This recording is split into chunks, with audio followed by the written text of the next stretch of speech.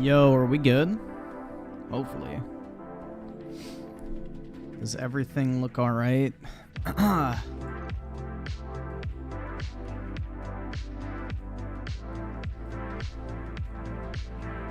Yeah, it kept saying like my chat was disconnected.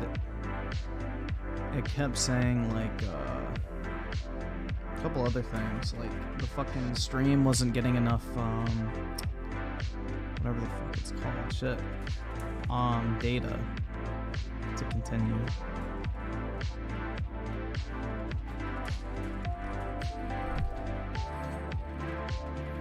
Yeah, I heard about the Alec Baldwin shit. I mean, that's not surprising in all honesty. I mean, that was just more so an accident than anything. I think that's pretty cut and dry.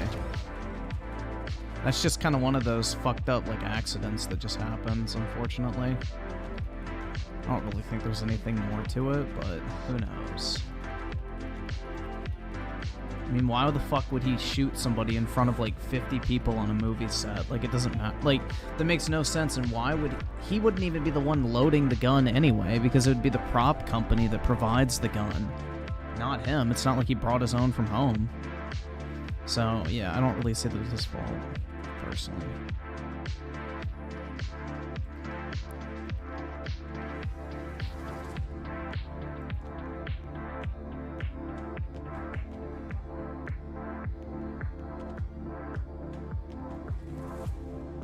Yeah, if anything, the prop company should be held accountable for whoever the fuck actually loaded the gun and brought it on set. Like, that's really fucking stupid. That shit's really fucking dumb. Why did you bring a loaded gun to a movie set? Like, that part makes no sense. Shit. But how's everybody doing today? Hopefully good. Yeah, the March sales numbers for Xbox came out. They sold a whopping 149 consoles in Japan.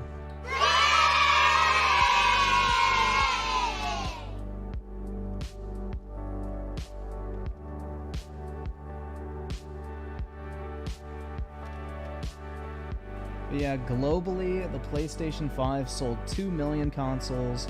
The Switch sold 1.1 million. The Xbox Series X and S sold 556,000. And PlayStation 4 sold 20,000.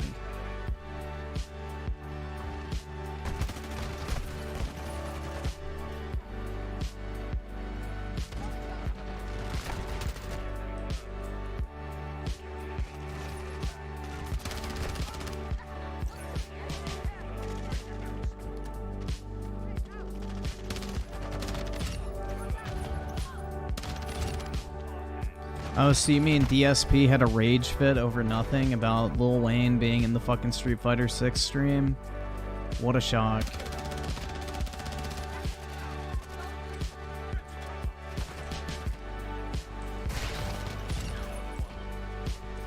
What a shock, man. DSP spurging out over nothing.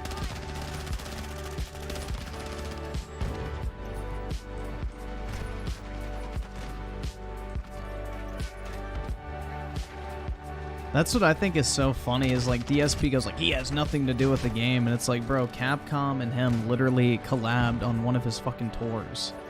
Like, he had an entire tour that was like Street Fighter themed with him and Drake. So it's like, bro, him and Capcom have already worked together in the past. Like, they have a working relationship, and Lil Wayne, I'm pretty sure, is like a big video game like fan. Just like how people said Soulja Boy has never actually been part of the gaming community, when it's like so fucking not true. Because Soulja Boy not only is a fucking Twitch streamer who plays video games on stream, but he also used to have a pro Gears of War team back in the day.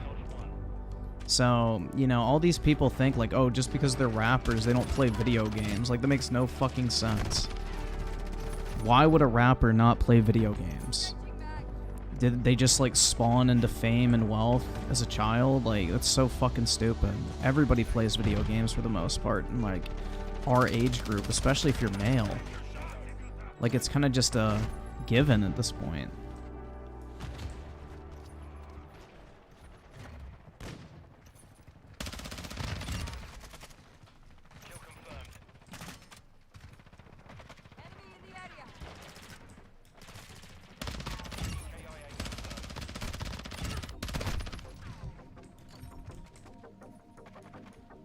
Is Xbox losing? Well, I just read off the sales numbers, man. PS4, or not PS4, PS5 sold 2 million consoles in the past month, and Xbox sold 560,000, basically. So, PlayStation is outselling them pretty much 4-1. If you want to count that as a loss, then you're in the same boat as me. Because that is fucking awful.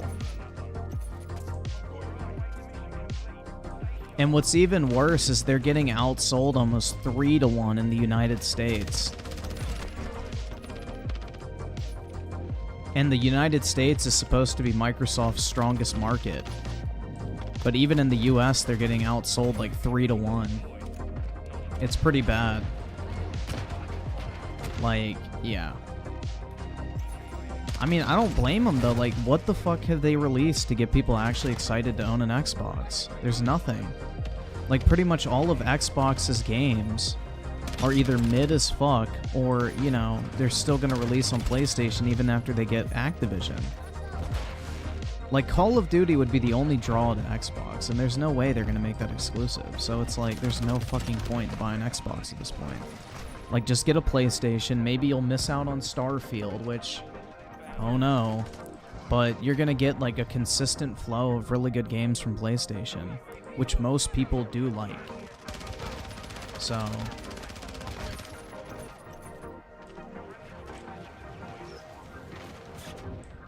yeah, I don't even know why Xbox sells in Japan, in all honesty, bro. Like, they sell like 100 consoles a month. Like, it's really sad.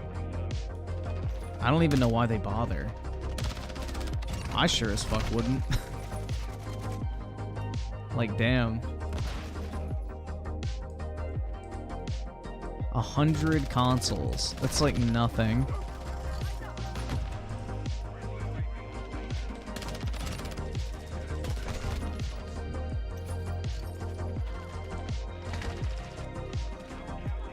Well, dude, what the fuck does Xbox have? If PlayStation puts out cinematic third-person lowest common denominator trash, what the fuck is Xbox putting out? Hi-Fi Rush, a glorified indie game that looks like it was ported from the PlayStation 2? Pentiment, a literal fucking book? Or what else? Fucking Halo Infinite, the most content-dry first-person shooter in recent history? Like, what the fuck is PlayStation, like, doing wrong that Xbox is doing right? Because at least in the genre that PlayStation is releasing games, they're considered to be the best in the industry. Like, if you like those fucking cinematic games, then you're not getting those anywhere better than PlayStation. Nobody makes those type of games better than Sony does. They identified a niche. Just like Nintendo with platformers and family games. Nintendo does that shit better than anybody else. Xbox just releases subpar garbage across the board. Like, there's nothing. There's absolutely no fucking reason to buy an Xbox because all of their games are just mid, bro. And their once great franchises are fucking shadows of their former self. Gears of War sucks now. Halo's mid as fuck. I mean, Forza is Forza. You can only, like, play the same racing game, you know, so many times in the same decade. And then all the games that look interesting either turn out to be really shit, or they're just like in development hell with no fucking release year in sight.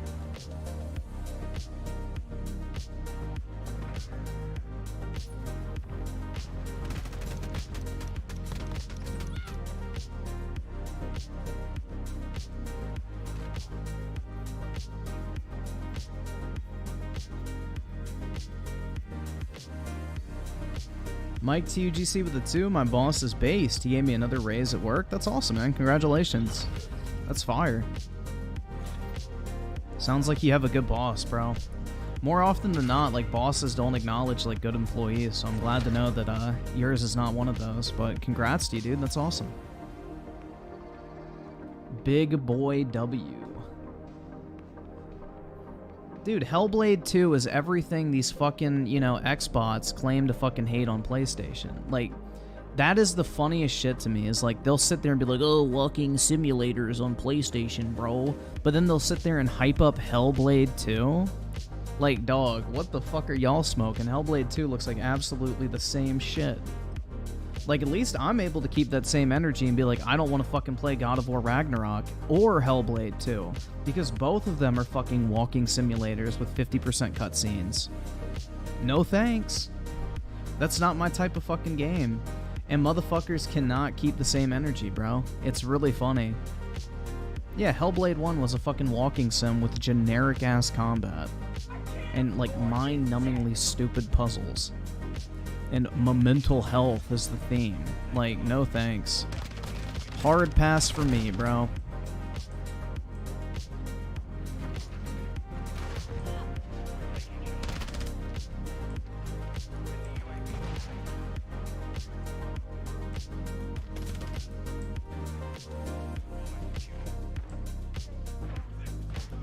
Yeah, like, I'm sorry, I'm not a literal fucking schizo. I can't relate to that story.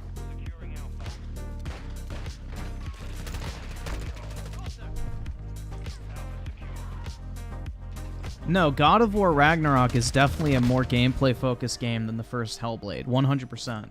But I'm just using the example of, like, if I'm gonna call out God of War Ragnarok for being 50% cutscenes, I'm not gonna sit here and pretend like Hellblade is some genre-defining gameplay experience, like a lot of Xbox fanboys do. Now, if Hellblade was looking like Final Fantasy 16, then that would be a different fucking story, and I'd probably be excited for it, but it's not. It looks like a generic third-person, over-the-shoulder walking sim with cinematic experiences. No thank you. Hard pass for me.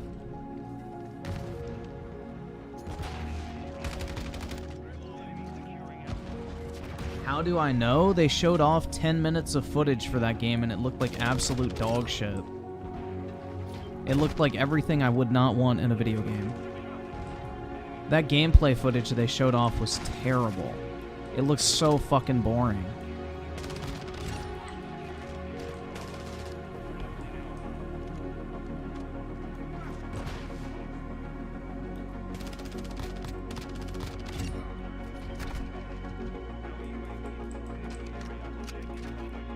Says me. Yeah, no shit, bro. Did I say anybody else said it?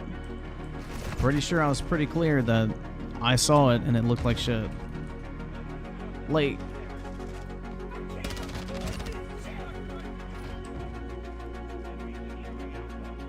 did I, like, quote someone?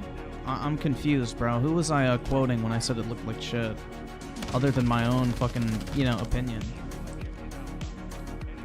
Sony games are all the same. Well, at least they're consistently good for what they are. You can't say the same about Microsoft. Sony has figured out their fucking formula for success, and they make those type of games better than anyone else. Same with Nintendo. Xbox just puts out mediocre trash in a bunch of different categories.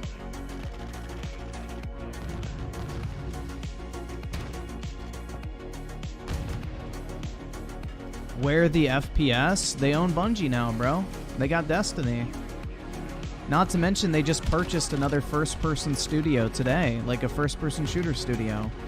The studio they acquired today was made by old Bungie developers that split off from Microsoft after they bought the Halo IP. So Sony just bought another first-person shooter studio to literally create new first-person shooters, so it's pretty promising in my opinion.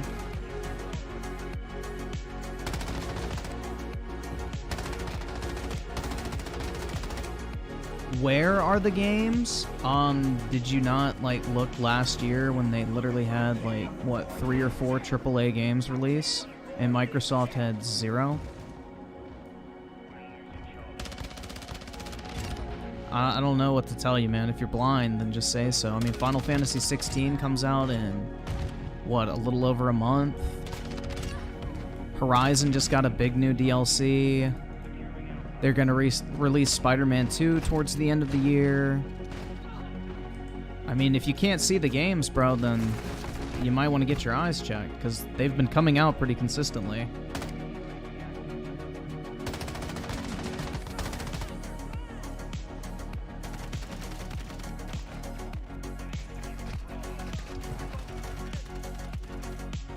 Like, I don't even like Sony's games, but I'm not going to sit here in a state of denial and be like, they aren't releasing stuff. That's just stupid. Like, I'm not going to put the fucking fanboy blinders on. Like, I don't give a fuck about Spider-Man. I don't give a fuck about Horizon. I really don't give a fuck about God of War. Final Fantasy 16 is the only game on PlayStation I'm looking forward to, but at least I can say I'm looking forward to something on PlayStation. I cannot say the same coming from Xbox. There's nothing I can point to at Xbox and be like, I am genuinely excited for this game because it looks great, is going to launch probably in a great state, and is something that I'm genuinely hyped for. I can't say that about any of Xbox's stuff because who fucking knows how their games are actually going to launch. Like, Starfield, I know is going to be a fucking disaster. I'm not a huge Fallout fan, and it's Fallout in space, so I'll probably play it, but I'm not hyped for it.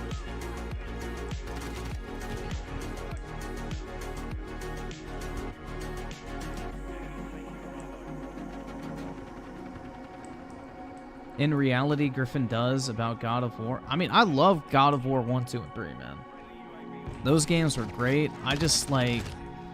I probably should try it again. But God of War 2018, when I tried to replay it on PC, just did not hit the same as when I initially played it on the PS4. I think my taste in gaming has changed way too much after switching to PC. Or just, you know, have become busier and have less time to sit around playing video games all day. That's my biggest issue when it comes to single player is, like, just the time you have to dedicate to playing them, and a lot of them feel like genuine chores to play at times. Because you got to do, like, fetch quests, sit through a bunch of dialogue, walk from point A to point B. Like, if it was just non-stop action, then I think it'd be a lot better. Like the older games were.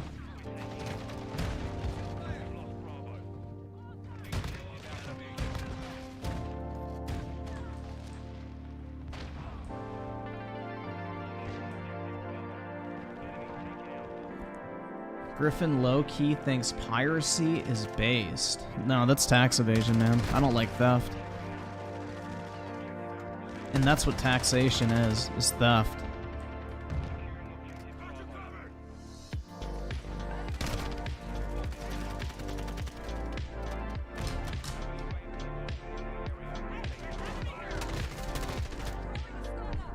If anyone's ever out there trying to evade taxes, they will 100% get my support. Fuck that.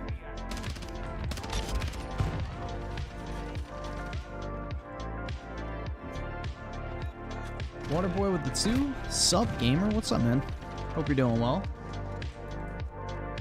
Bro, it was pretty crazy today. Like, I sat outside all day today, pretty much, working on, like, this website I have to redesign.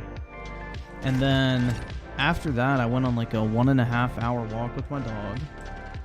And then I fixed some dinner, and then walked to the gym, worked out for about an hour, and then walked back, and here I am.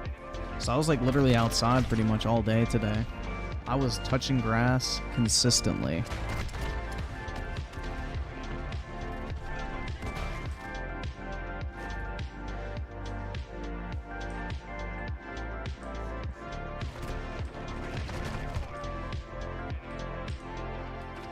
Fixed dinner means made a sandwich?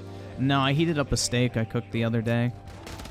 Like, I bought a 4-pack of steaks, and I, like, cooked all 4 of them at once. So I just heated one of those up, and then made some, like, vegetables or whatever the fuck. Some fucking green beans, and then Brussels sprouts.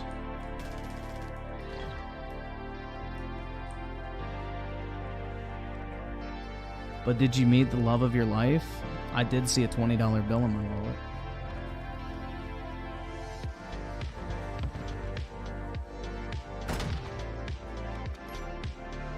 Griffin boils steak? Hell no.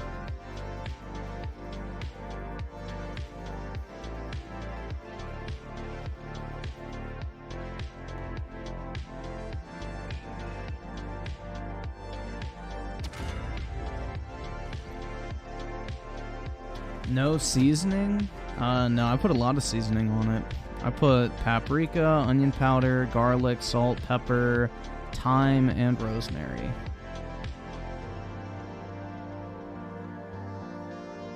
That's what I season my steak with.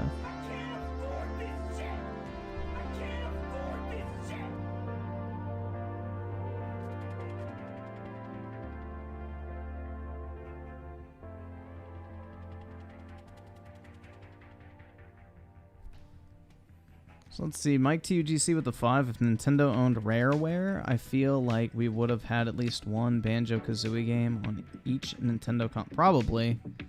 But that's Nintendo's bread and butter is like platformers, so they have this like system to sell it on.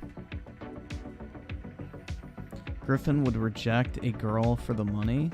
Depends on the girl. Like a common street hoe, you're right.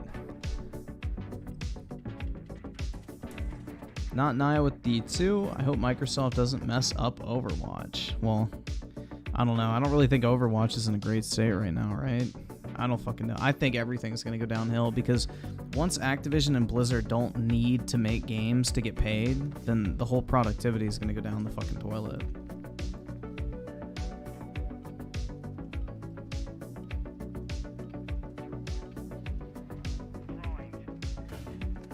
Waterboy with the 20 Warzone trolling episode 1. Alright, bet, man. Appreciate it. We'll check it out.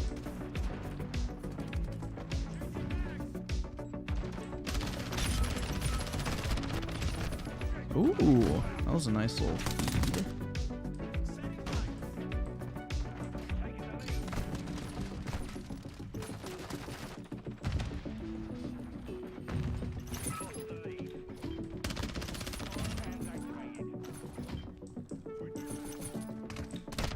Ah, shit.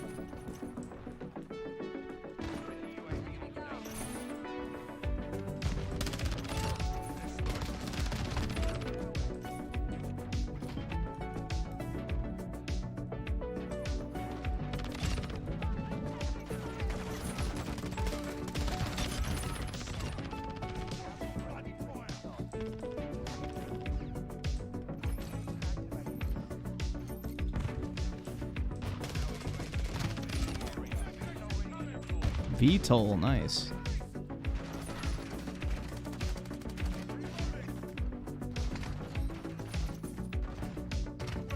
Ryan with the 2, watch the unrecorded gameplay. The unrecorded gameplay of what?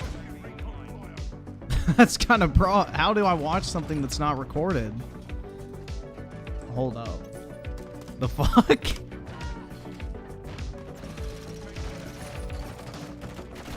Did I skip your donation? Maybe I just blanked your name out, you generation, because only pain is associated with that shit. Hold on, let me see. You generation with the 2, wish Hellblade was like Heaven's Blade. Agreed, man. Heaven's Blade was pretty good. I remember that game on PS3.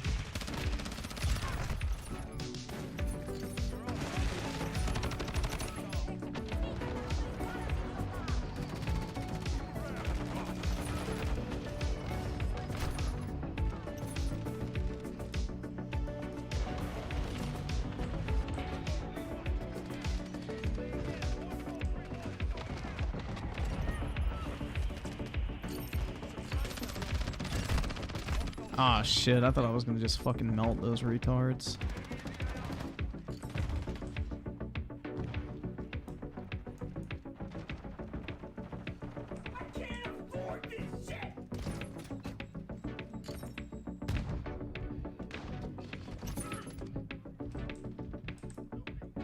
Acrylics with the 10 question. A lot of responses have been made on me over some drama.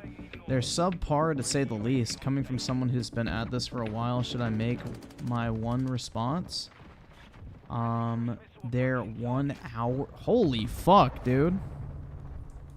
What fucking autistic individual did you piss off that made a fucking 1 hour video on you? And what the fuck is this shit over? I guess is the better question. Like, what is the subject matter that they're, like, responding to you over? Brian with the 2, the unrecorded game. Gameplay. Oh, so the game is called Unrecorded. Wait, is that body cam? You just said hyper realistic. Is that the body cam game? Yeah, I've seen that. We can look it up, though. Sure. I didn't know what the name was, but yeah, I've seen the body cam footage. That's that super realistic game. I've seen like Instagram reels on that shit. Be like, this is the realest game you've ever seen. Yeah, we can check it out.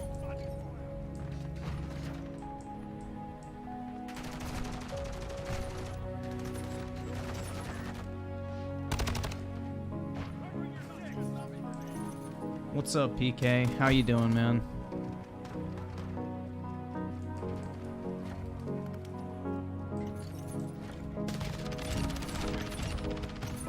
Yeah, apparently I looked at all like the sales numbers, and apparently Hogwarts Legacy is still the best-selling game a month after release. Like for the month of March, it's still the best-selling game. That's pretty fucking wild, man. That game is popular, dude. And now, whatever the fuck, HBO's making that Harry Potter TV show for like the next decade. Did you guys hear about that shit?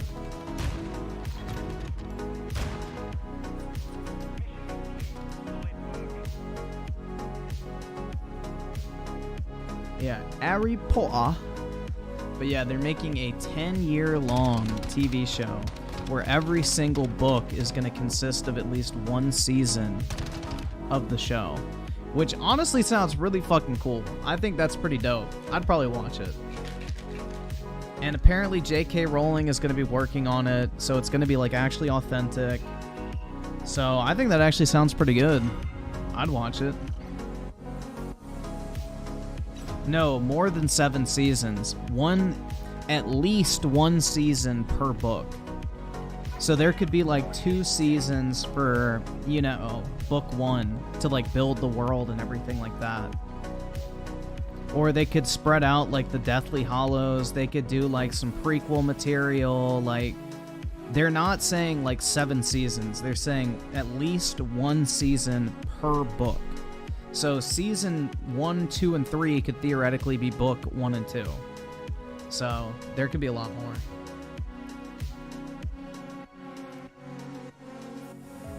And then they could delve into like the side material and things like that. So there's a lot of shit they could do with that series. So I think it actually sounds pretty cool, honestly.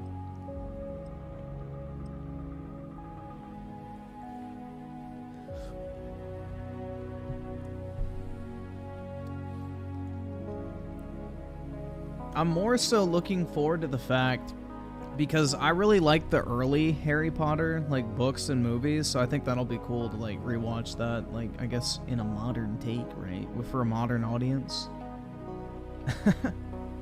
But, yeah. Oh, and Krillix, I'm not ignoring you. Let me see if you reply. Oh, wait, no, you just sent a super chat. Alright, I will get to it.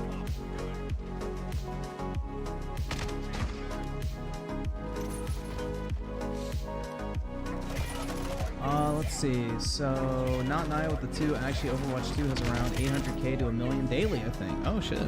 Damn. I guess South Korea, that makes sense. That game's really popular over there. JBT with the 10. Watch Amberlynn Reid. Alright, bro. We will check it out. Bro, here comes a big hot load of PlayStation 5s. Oh, man, it's so thick. This is giving hand jobs in an Olive Garden parking lot. Waterboy with the 5 talks about Hogwarts Legacy. LGBTQ harasses the fuck out of you. That's alright, man. I've dealt with the gay mafia before. Let them come for my kneecaps. Krillix with the 5, they're trying to call me a straw-manning liar over arena shooters. Bruh. Dog, if this is drama over your take on a video game, I wouldn't even fucking bother.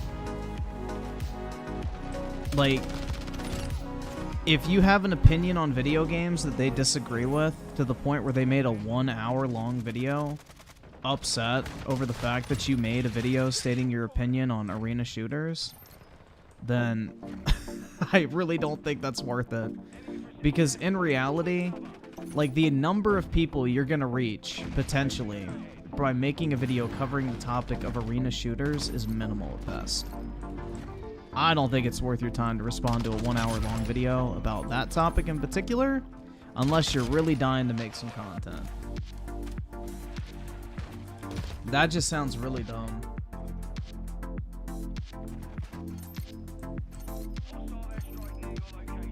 That is what I would call non-profitable drama.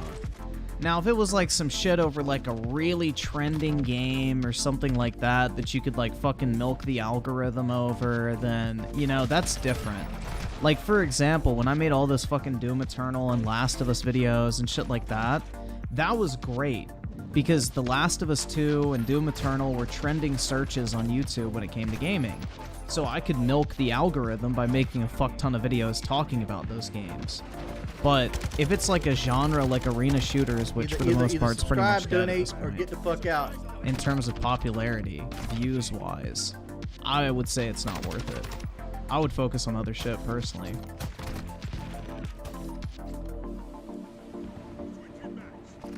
But, yeah, that's the way I would look at it. I don't know if you're monetized or not, but if you are, then... I mean, even if you're not, like, the potential views you're gonna get is minuscule compared to, like, an actual trending topic or something like that.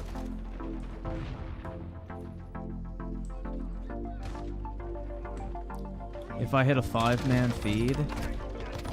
Oh, shit. Easier said than done. JBT with the gifted membership. Appreciate it, man. And Doom Boom with the 2. What the fuck am I Oh, somebody put a fucking turret there. Doom Boom with the 2. I like the mouse, but hate keyboard for movement. Yeah, you just have to get used to, like, just pressing W and moving with your mouse. Like, you never... Like, I never use, like, W or anything besides W for the most part when I'm playing a first-person shooter. Very rarely will I ever press, like, A and D and much less S. So...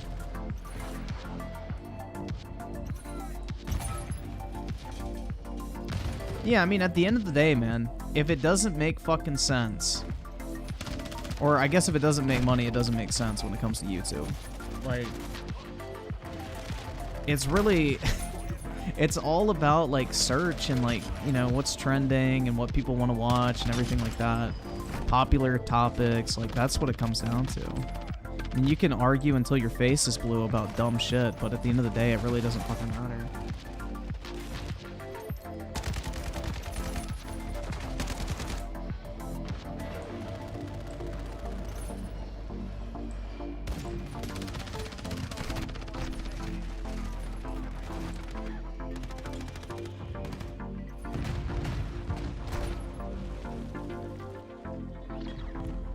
Are you more excited for Final Fantasy 16 or Space Marine 2? Definitely Final Fantasy 16. Like, don't get me wrong, I love Space Marine, but, bro, Final Fantasy is, like, literally the first game series I ever played as a wee young lad. So, yeah, I played Final Fantasy 7 and 8 on my dad's PS1, and that was, like, my introduction to, you know, gaming. So, yeah, Final Fantasy holds a special place in my heart, guys. Makes me feel all warm and fuzzy inside.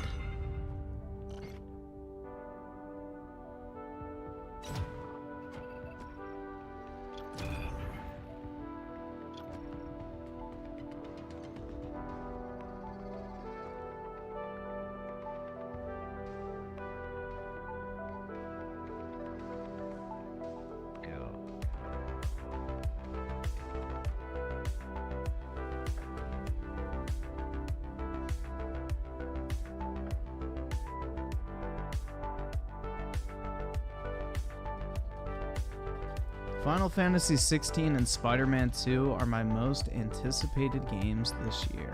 Nice, bro. Very nice.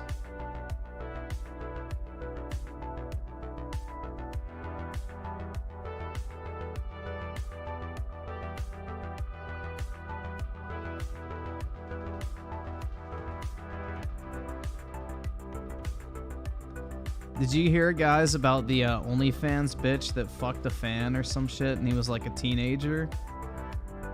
Y'all hear about that?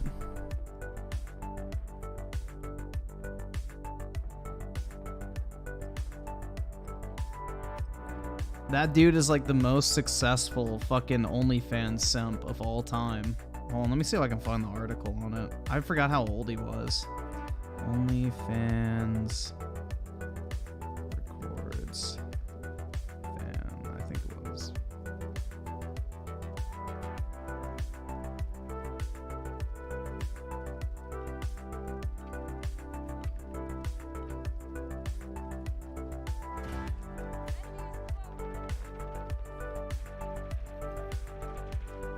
Let's see.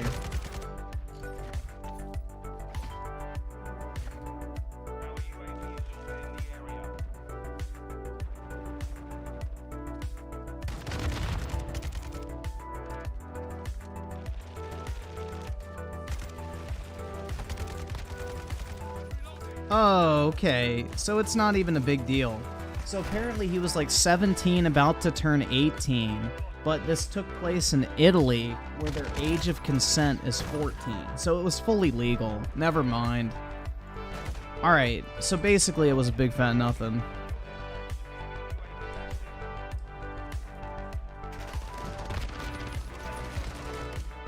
So it sounds like the man was the world's most successful OnlyFans simp of all time. He actually got the bag. Like, fuck. He actually got the bagger, bro. Like, I guess props to him. Yeah, so he was 17, about to turn 18, and he fucked some chick on OnlyFans. Sounds like the homie just took a W, if you ask me. I'm telling you, bro, Europe is wild. Like, France didn't even have an age of consent until like 7 years ago. Look that shit up.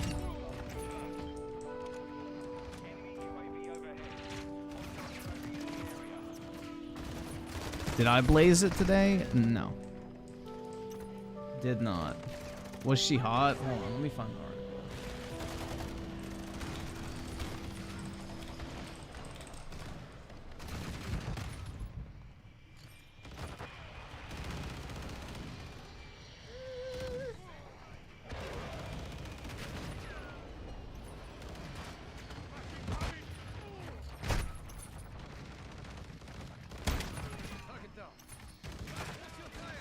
Let me go to her Instagram. Maybe that's just a bad picture. Looks like she's got nasty ass lip fillers, but...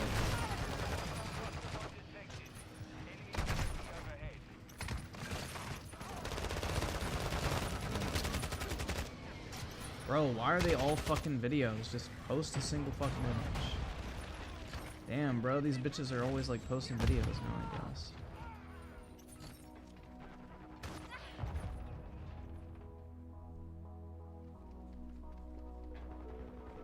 Is there not a single image on her fucking IG? It's all just shitty fucking reels.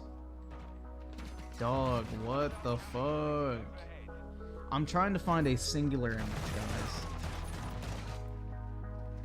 Bear with me.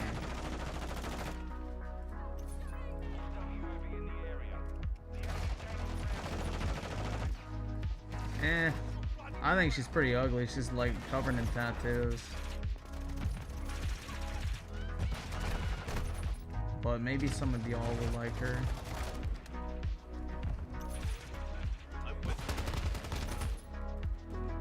Dog, there's not a single picture with her fucking like body in this. For an OnlyFans bitch, she sure is doing a shitty job of advertising.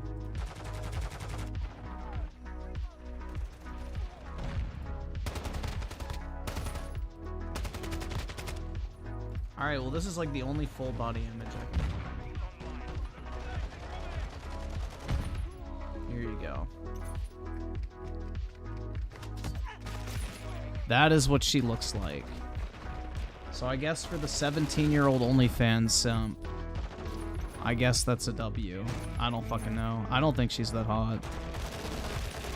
The fucking tattoos, the fake tits, the lip fillers, not for me. But I guess for like some horny 17-year-old OnlyFans simp, you know, good for him, bro. How old? I have no idea how old she is. I don't really give a fuck. She's a hard pass for me, bro. She's gross looking.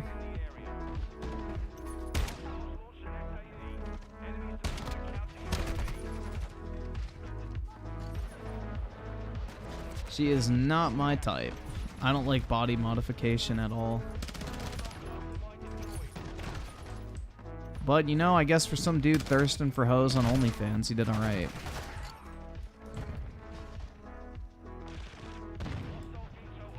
Because let's face it, guys, if you're paying for porn, you probably are pretty pathetic. So the fact that he even got laid at all after paying for porn is pretty impressive.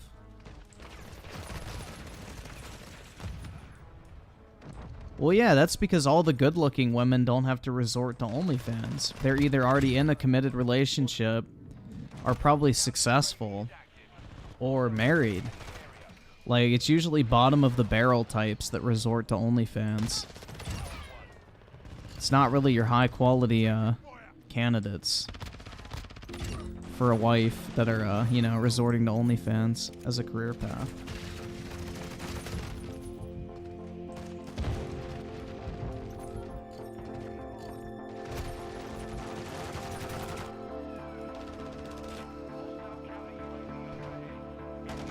Would you take that Italian woman on a date or Amberlynn? Oh, I don't know, Britt. The one that wouldn't pop my car tire. Or bankrupt me on appetizers.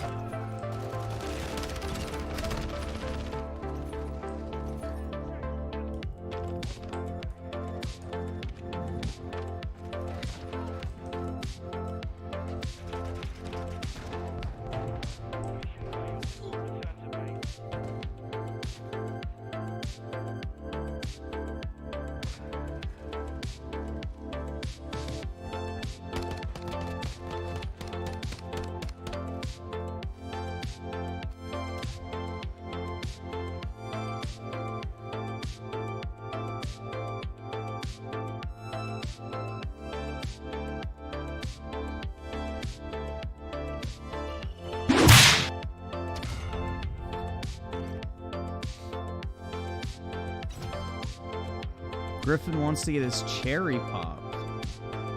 Too late. Unless it's, you know, we're talking about backdoor entry, but... No thank you. I'm saving that for marriage, guys.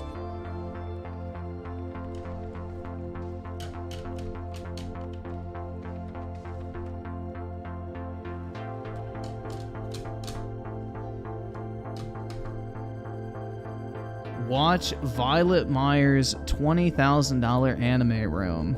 That's gonna be a no for me, dog. 20 grand ain't even a flex, bro. I got more than 20 grand on my desk right now. Fake ass fucking bitch.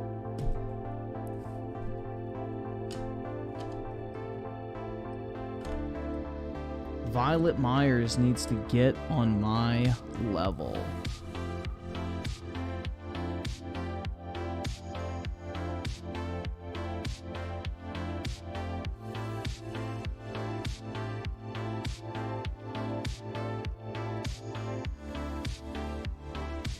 Cap? That is not cap, sir.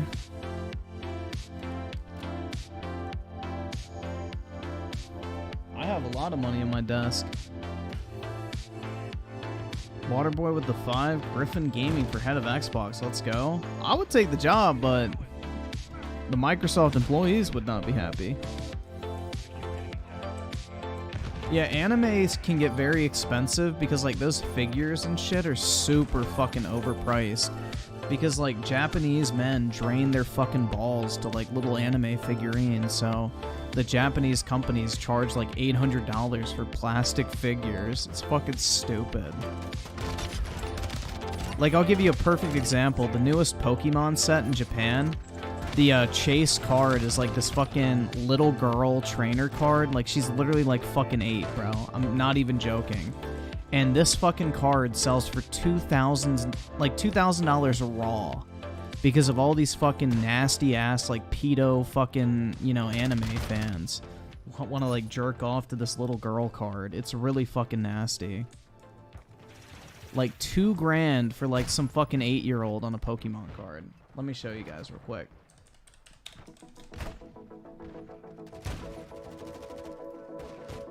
Like, there's no, like, defense for this shit. This is like a literal fucking kid, man. This card goes for $2,000. Tell me why anyone would want this shit other than you're a nasty-ass fucking pedophile. I mean, the only way you would actually buy this shit is if you're a fucking pedo. I don't give a fuck. That shit is ugly. Like, what the fuck am I gonna collect a little fucking 8-year-old for? Like, you already know they're beating their fucking meat vigorously to that child. They're sexually attracted to the cards. They're like, oh, $2,000, that's nothing.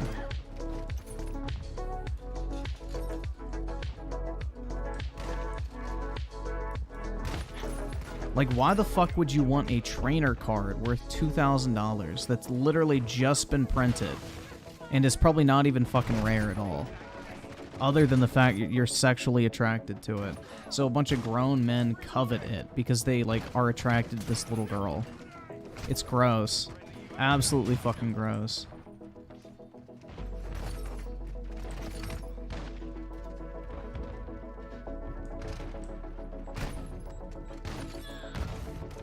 I don't even like the trainer cards. The only trainer cards I like is there's a set of trainer cards where it's like basically the original trainers, like red, green, and blue, and each one of them is posing with like a starter Pokemon.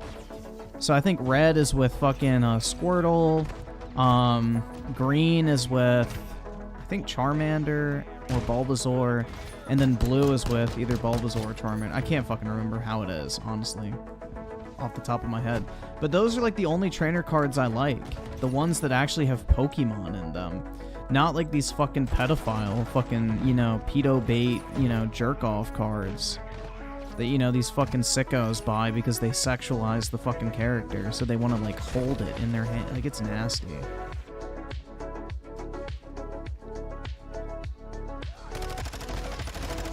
Like, hold on, let me see if I can find these real quick.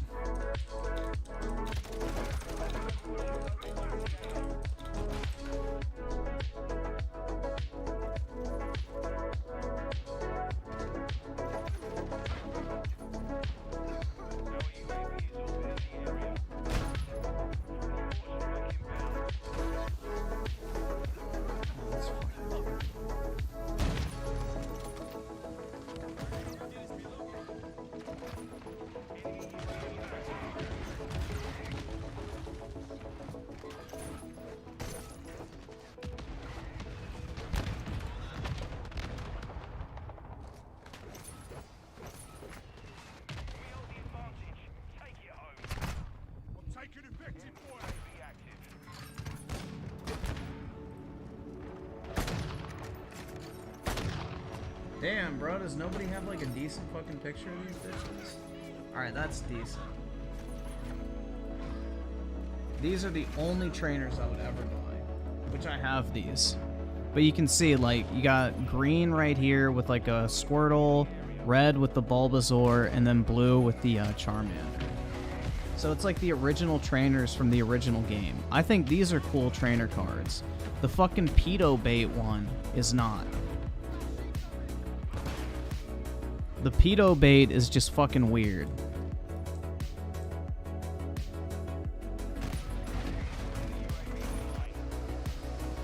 New generation with the 20? Oh my god. Bruh. React to Violet Myers' $20,000 anime rip. Alright, bro. Jesus Christ. You're gonna make I'm Key like fucking blast a hole in the front of his pants. Be careful. We gotta watch the fucking donkey.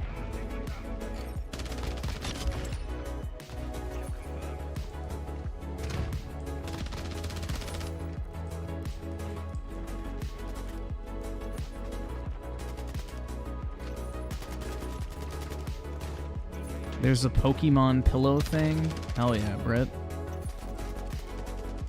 Based friend.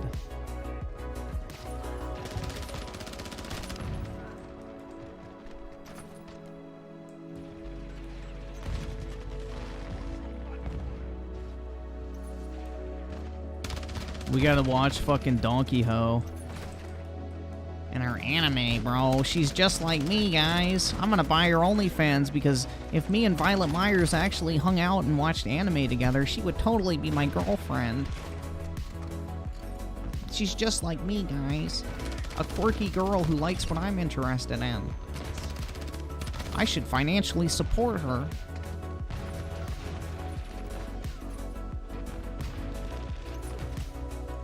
Yeah, she said I'm her first. You're the first one I ever actually wanted to do it with.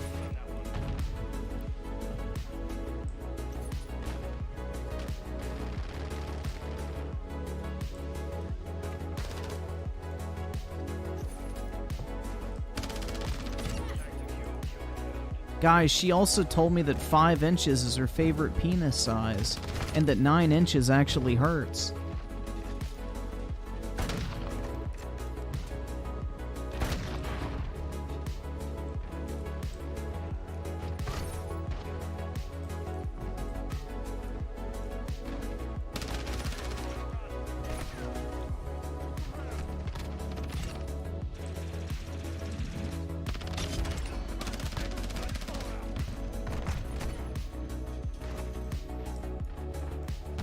Bro, I have seen so many of those fucking thirst trap videos on, like, Instagram. It'll be like these chicks be like, yeah, I'm an accountant.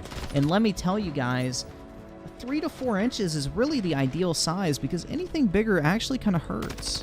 And it's like, oh my God. And then you have all these guys in the comments like, hey, that's what's up.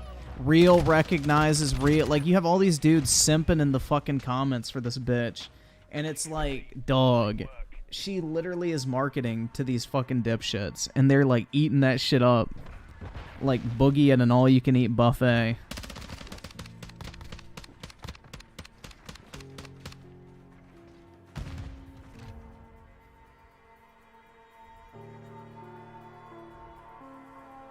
You have never been with a girl, have you? What's a girl, bro? Can you define what a woman is?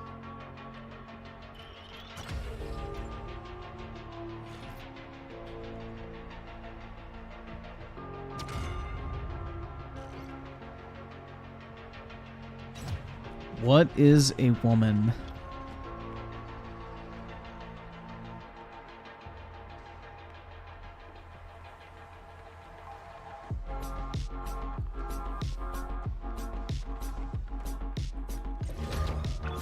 Whoa.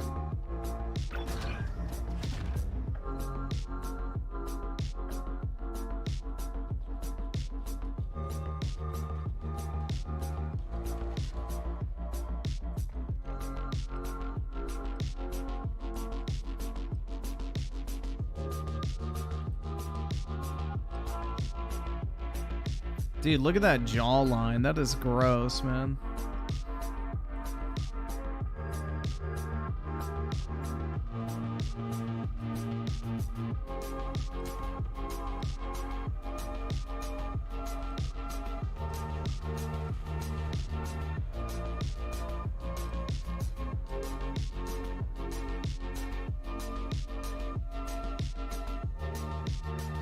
Girls have a penis, boys have a vagina.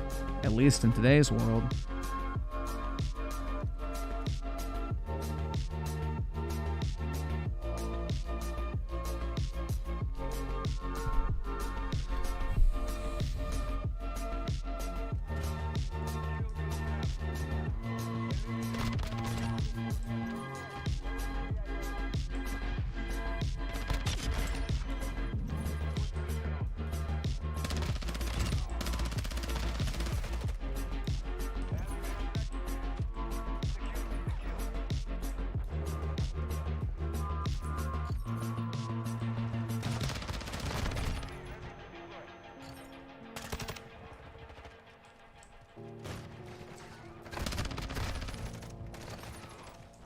I don't know if I want to watch a rant on transgenderism, bro. I don't really want to go down that rabbit hole as much as possible.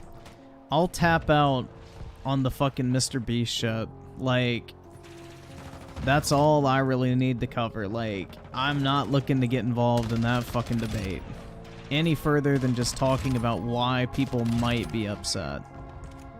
That is a fucking just massive fucking death wish. Especially on YouTube, bro. Y'all are gonna try to get me fucking banned.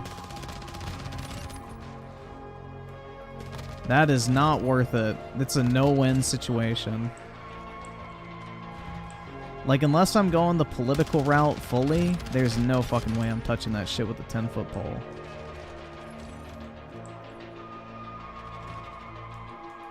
Shit, they got a fucking VTOL up.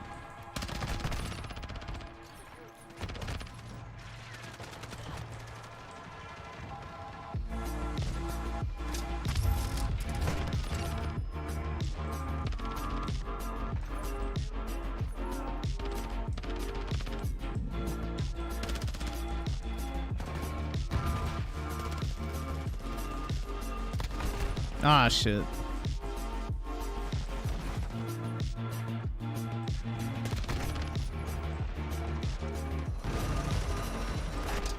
Yeah, I saw the thing with LeBron where he goes, I guess I'm not gonna keep my check mark then, because I ain't paying $5. And then he still has his check mark because he pays $5.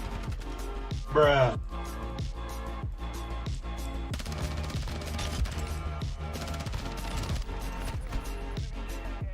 Another certified LaFraud moment.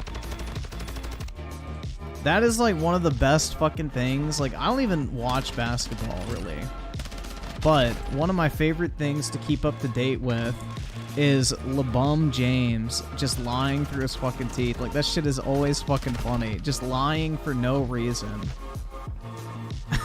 Like, that dude literally just lies on the dumbest fucking reasons. Like, he's been caught holding books upside down. They've asked him, what's your favorite part of this book you read? He can't fucking name anything. Yeah, he just lies about so much dumb shit, and it's just really funny. It's like one of the most, I guess, wholesome things on the internet to keep track of. Because it's like these stupid little, like, innocent fucking lies that nobody would actually give a fuck if he just said no. But he has to lie for some reason. And it's just so fucking unnecessary. Michael Jordan wasn't as polarizing. So everybody likes Michael Jordan. Most people don't like LeBron, who fall outside of like leftist ideologies, which a lot of fans of sports do not fall into. LeBron's too political. Michael Jordan never delved into that. He was smart. He was all about just making money.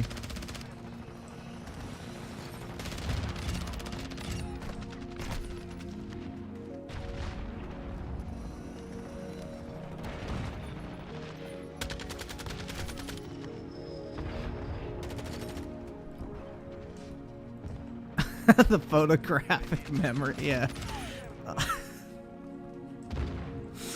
Oh man, I don't fucking know. It's just like, he lies about the most unnecessary shit. Yeah, I remember that too. He tried to incite violence against a cop who literally saved like this black girl's life from getting fucking stabbed. And then he quickly deleted the tweet when it was brought to his attention that the cop actually saved the other person's life, and he looked like a fucking dipshit. He like literally was saying, we need to get this guy, like basically putting out a fucking, you know, call to like fucking harm him, basically.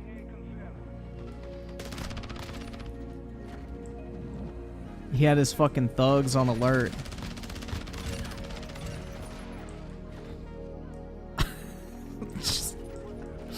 Yeah, LeBron is not very intelligent. Like, he's a very good basketball player, but holy fuck, dude. He is not intelligent.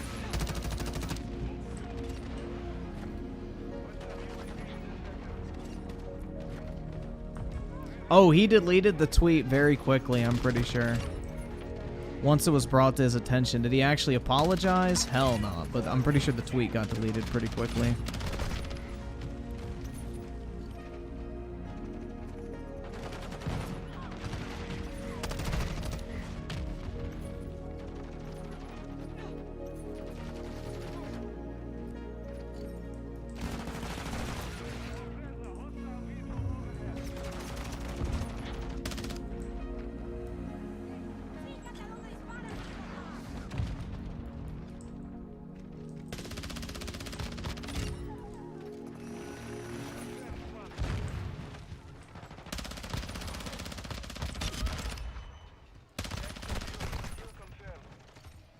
Mr. Kill Jr. with the 5. Yo, Griffin. Tyler, the Great Warrior, is being put to auction. Place your 6 figures, my man.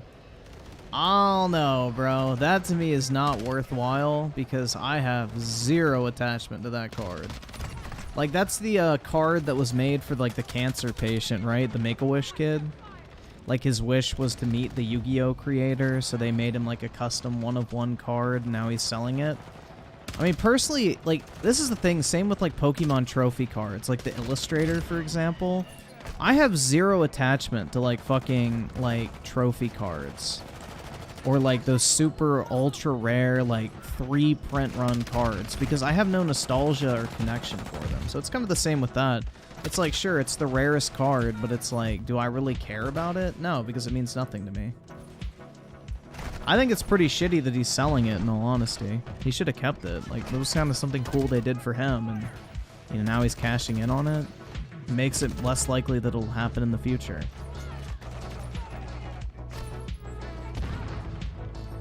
Grifster pays for Wendy Girk. I don't know who that is. Is that some trans?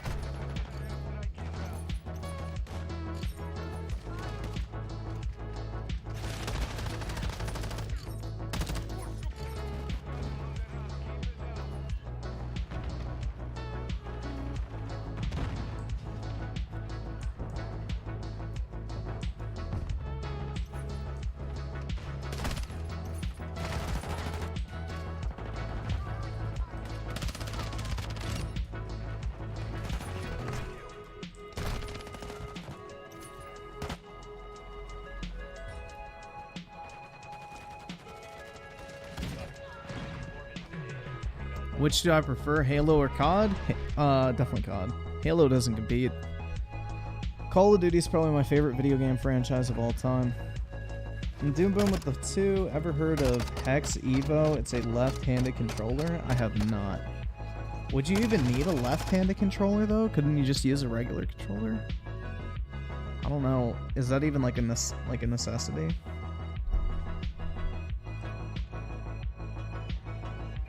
Well, dude, Stephen King writes about little kids getting raped and shit in his books. That dude's pretty sus.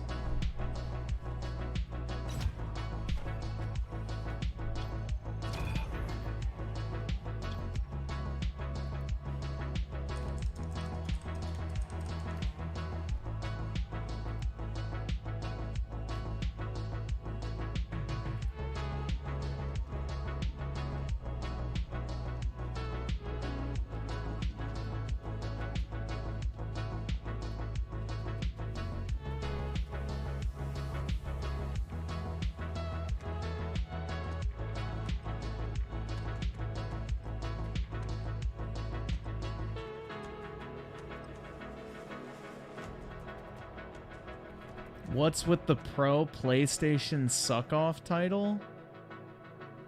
What is Pro PlayStation about the title? It's literally a statement of fact. They just bought a studio that was made up of ex-Halo developers who left Bungie when Microsoft bought Halo. So that's a factual statement. And Xbox being outsold by PS5 4-1 globally.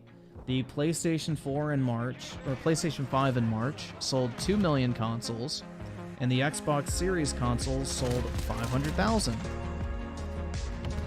Where is the suck-off, bro? Like, that is a statement of fucking fact. I don't really understand why you think that's a PlayStation suck-off title. Like, sorry that they have better news than Xbox, but the news is the news.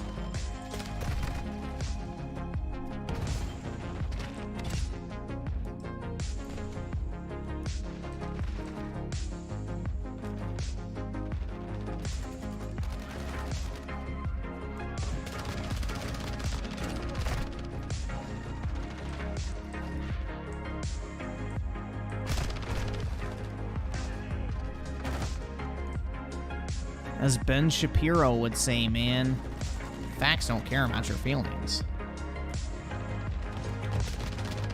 Get wrecked, libtard. Yeah, men lie, women lie, numbers don't lie. And those are the numbers, so...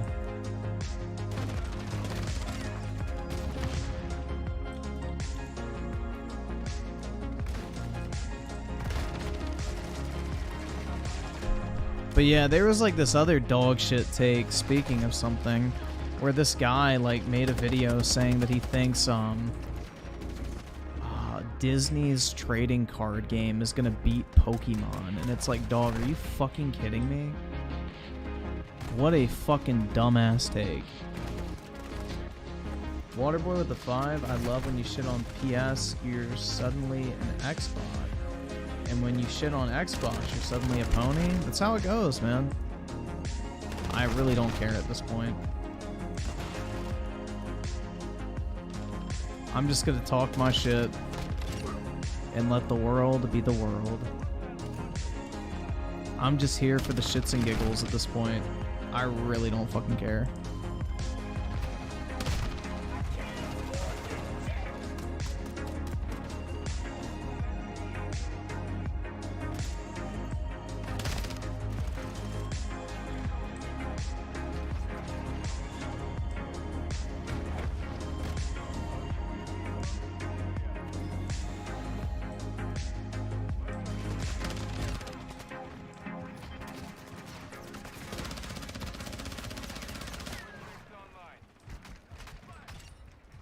Finally.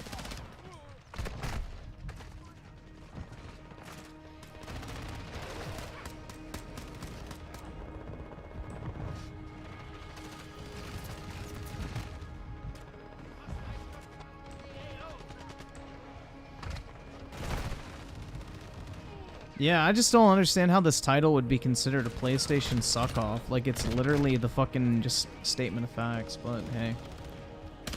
The truth hurts, I guess, for very sensitive little boys. Yeah, the Intellivision Amico is the only console I fanboy over.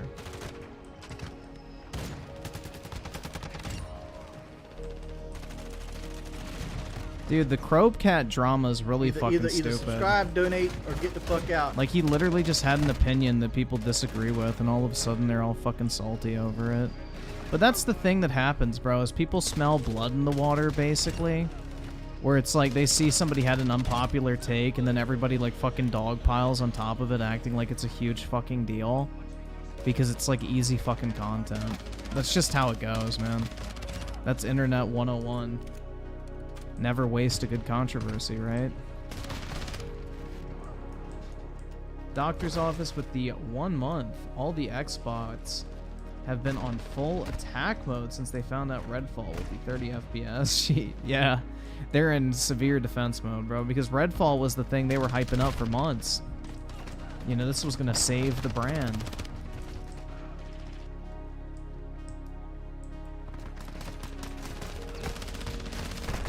Yeah, I mean, throughout the years, because I shat on Sony for so long, because Sony was the main company fucking up and doing shit that I didn't like, you know, a lot of Xbots got really fucking comfortable with this channel. And, you know, now that I'm putting Xbox in my crossfire more so than PlayStation these days, you know, their fifis are hurt. And, you know, if your pussy's bleeding, I don't give a fuck. Go waddle on over to the women's room.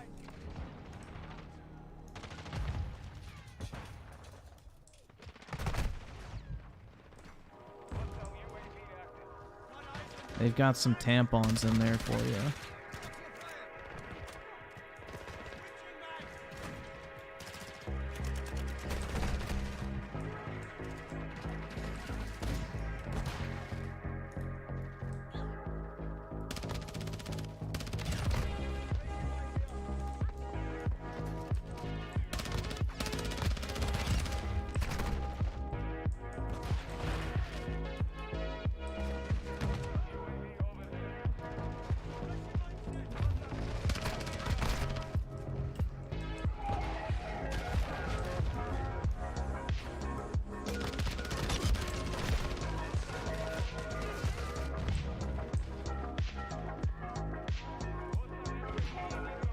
But yeah, it's a no-win situation on the internet, man. If you have any sort of controversial opinion, it is what it is. At this point, I really don't give a fuck. You all can safely assume that whatever opinion I state is one I actually hold, whether you agree or not. I don't really care.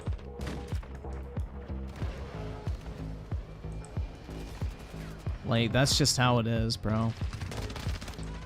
I'd rather be honest and piss people off, because then nobody can say I'm, like, lying. Because it really ain't that fucking deep at the end of the day. If you have to lie about your opinions on fucking video games and game consoles, then you're just a fucking dork.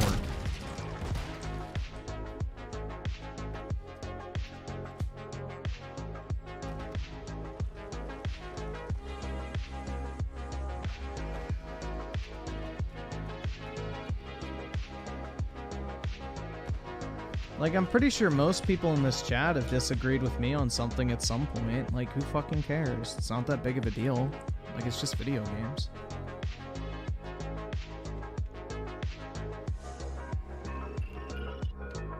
Alright, real quick, guys, just because this has been like 3 days coming, I gotta go take a shit real quick.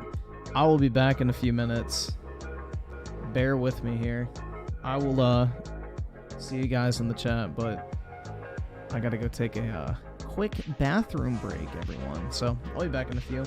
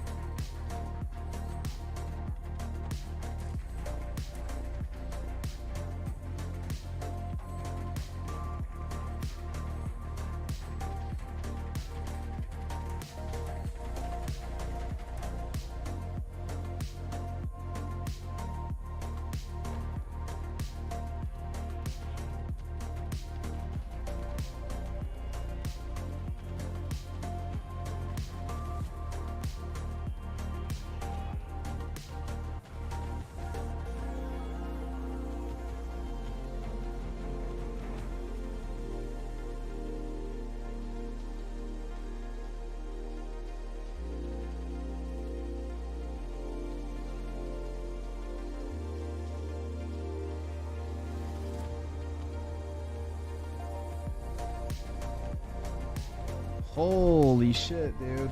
Alright, I'm back. Bro. That was an experience. That's all I'm gonna say. Jesus. That was a fucking experience.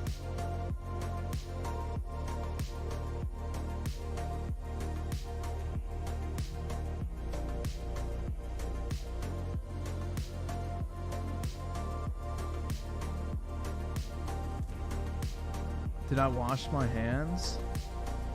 Hell no, bro. I'm already forced to wipe. Do you think I'm actually gonna wash my hands as well? Come on, bro. I'm a gamer. That's not what we do.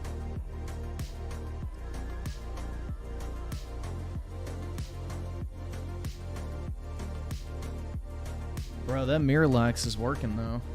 I probably should keep taking it.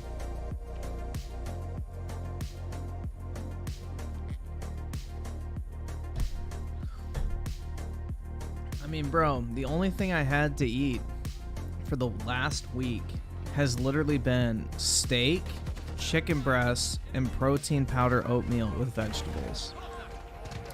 Like, that's literally it, man. Like, that is what my diet has consisted of. So, I'm thinking it's just too much protein, man. I don't know.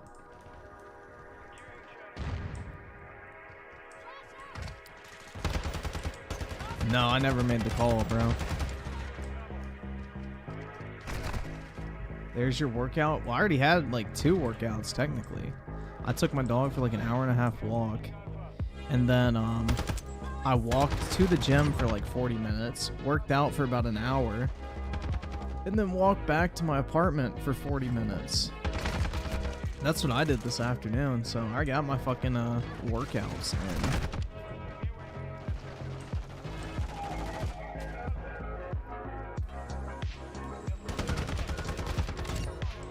Hey. You heard correctly, Britt. I got a physical copy. You know, I figured with all this weird shit you've been saying in the streams and stuff, I better make sure no women can breach my walls. So, the wall of virginity needs to be reinforced. Oh, I drink a ton of water, bro. Like, I drink at least like 100 ounces of like fluid a day. Like, for instance, today I had 2 large shaker cups full of G Fuel, which is 48 fluid ounces. Then I had 3 cups of 16 ounces of water, which is another 48 ounces. I've been drinking out of a 32-ounce cup, which is about halfway empty, of water tonight. And then I have my 24-ounce shaker cup full again of creatine and lemon juice and water. So, I definitely am hydrated. Like, I piss like a fucking horse now. Like, back in the day, I could go like the entire day without peeing once. Like, not even joking. Like, I would pee once when I wake up, and then I'd be good for the rest of the day. Now I have to pee like 4 or 5 times throughout the day because I drink so much water.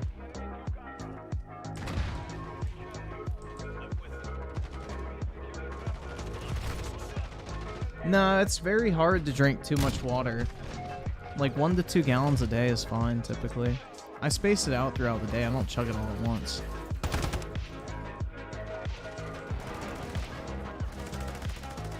It's the diabetes. That's right. It's the gout.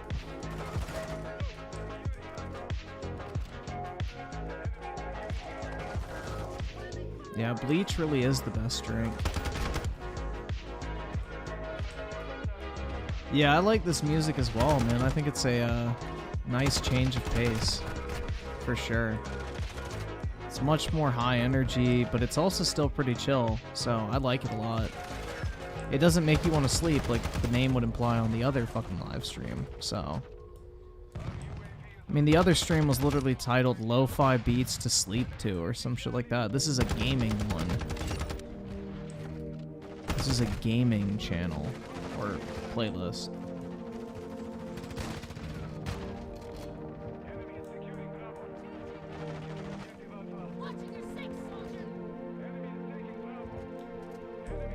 No, 2 gallons of water is actually pretty decent for you. The only thing is you have to work yourself up. I don't drink 2 gallons of water most days. Usually about 100 ounces is what I'll have. Today I've drank particularly a lot because I was outside all day in like the 85-degree heat, so I was like sweating like a dog for a while. Especially working out and everything, you know. You lose a lot of water sweating just being out in the heat.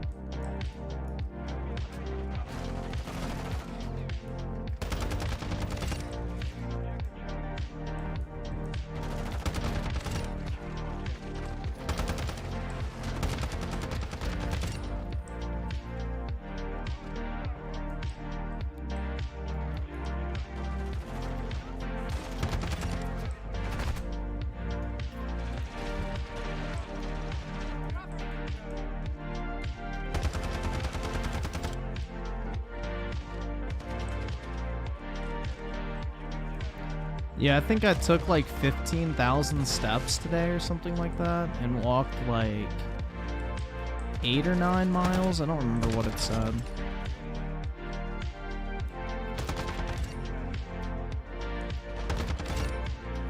But yeah, I walked quite a bit today.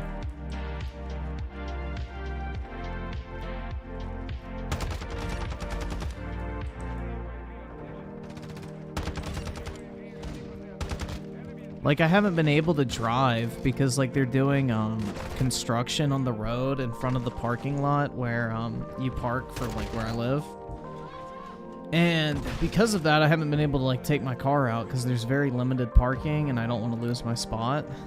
And, yeah, I've just been walking to the gym, and I think I'm going to continue doing that even after I can drive.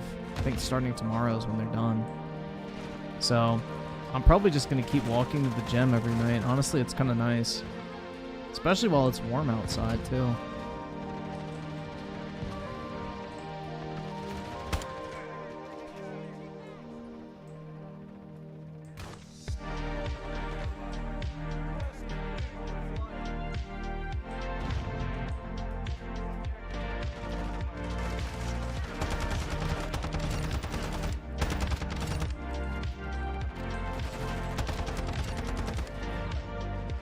Ah, shit.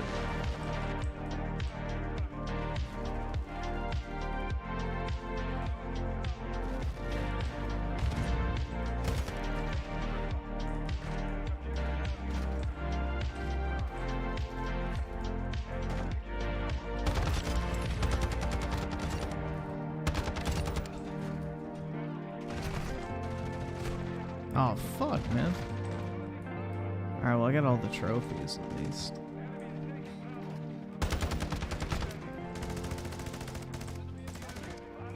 How's the dog doing? He's good. He was tired after the walk today. It's hot out for him. Are I richer than all the nerds, Griffin? I don't know, bro. There's a lot of nerds who are broke. There's a lot of nerds that are very wealthy. So it depends.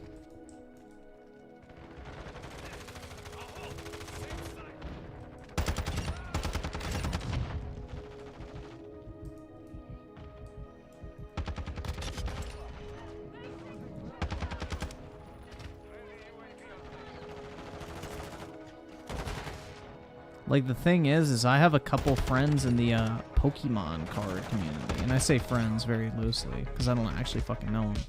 But, anyway, I say that to say this, is I know, like, some people with, like, $4 million collections, and they're pretty fucking nerdy, so they're pretty wealthy.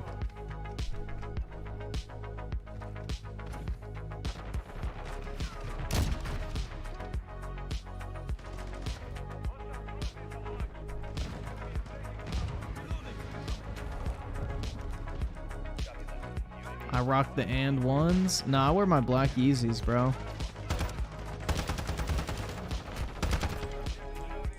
My black Yeezys have been my workout shoe since basically as long as I've had them. I don't really like wearing black shoes out, so I just wear them to the gym. But I can't be showing up in no pleb shit, you know? Can't have people knowing I'm poor, so I have to look wealthy. Yeah, I don't understand Funko Pops, bro. Like, that whole collectible bullshit, I don't get it. They're so undetailed and boring looking.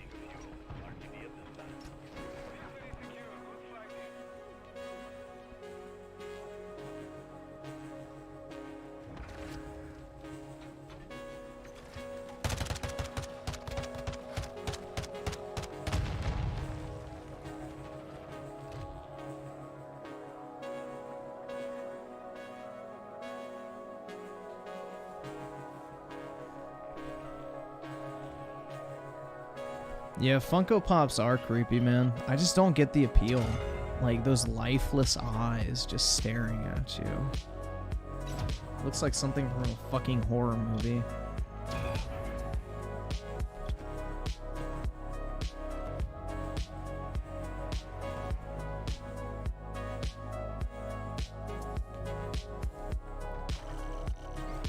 I'm getting close, bro. I can almost buy the calling card.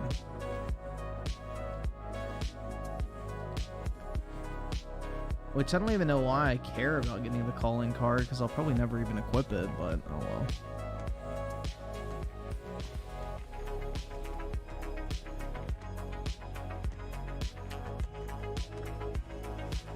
Waterboy with the 5, what brand of shoes would you recommend in terms of everyday wear and going out on whatever occasion? Air Force Ones. White Air Force Ones are pretty much, you know, the go-to for pretty much anybody. They go with make sure they're lows, but yeah, they go with everything. You can wear them with shorts, you can wear them with pants, dark colors, light colors. They literally are probably the most universally just good-looking shoe for anybody. And they're not even expensive either, so that's the thing. But yeah, white Air Force Ones, the lows, I don't think you can go wrong with.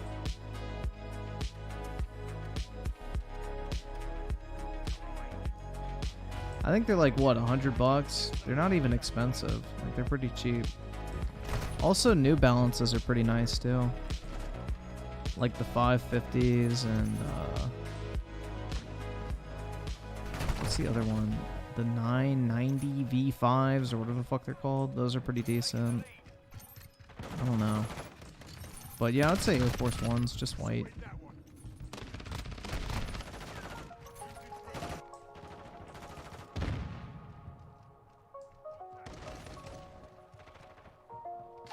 Dude, Funko Pops are just junk. Absolute fucking junk. And they take up so much fucking space, too. Bro, New Balances are in right now. Y'all are like, certain models of the New Balances sell out now, and they resell. Like New Balance 550s, they resell. If you buy a pair at retail, you can sell them for more.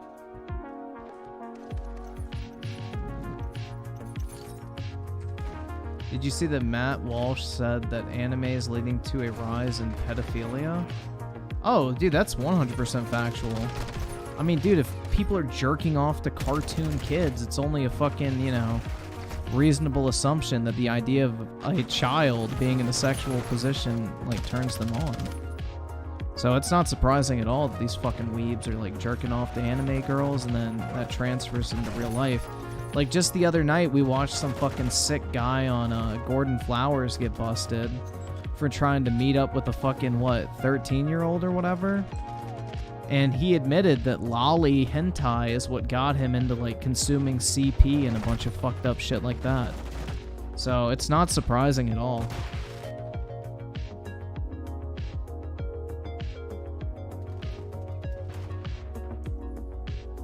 Gotta add figures to the Wall of Virginity. Yeah, I need to get some anime figures, guys. Maybe I should take my Tifa figure out of the box.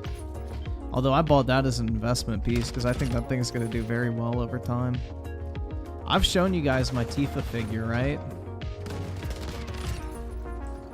It's in the box. It's in my storage unit, but I don't have it with me.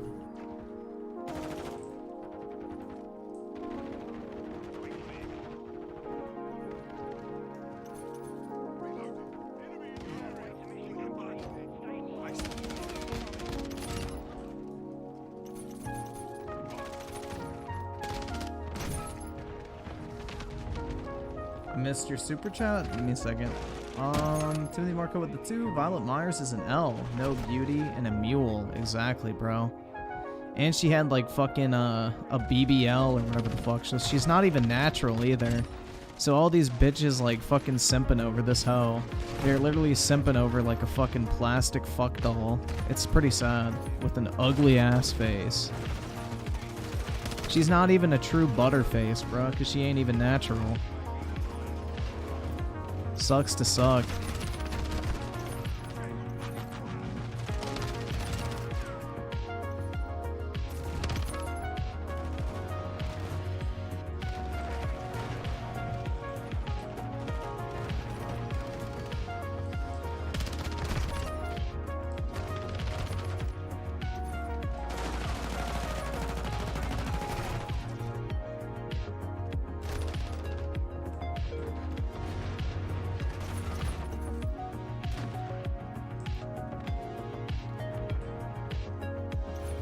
I will never take my Tifa figure out of the box. That would kill the value. But no, I bought it to sell at some point. I got it for like $100. I think they sell for close to 200 right now. So it's Tifa in a slutty dress, basically.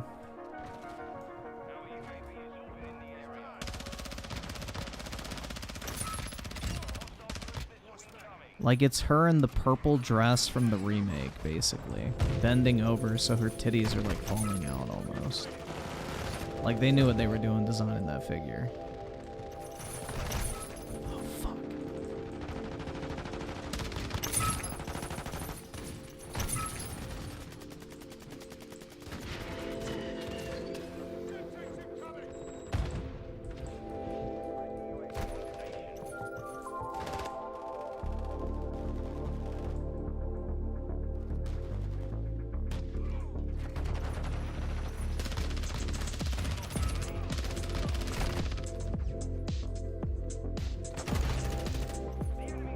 The jar? It's too big for a jar. I already tried.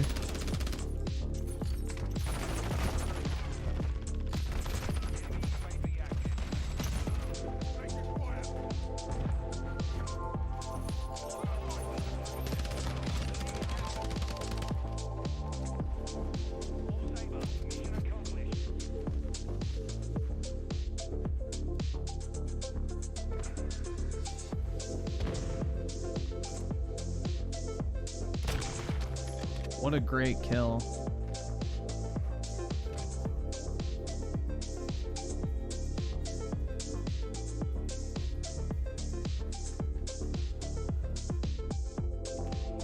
Oh, for sure, Britt. I would do everything possible to remove them from as much money as I possibly could. And I would consider it to be a public service.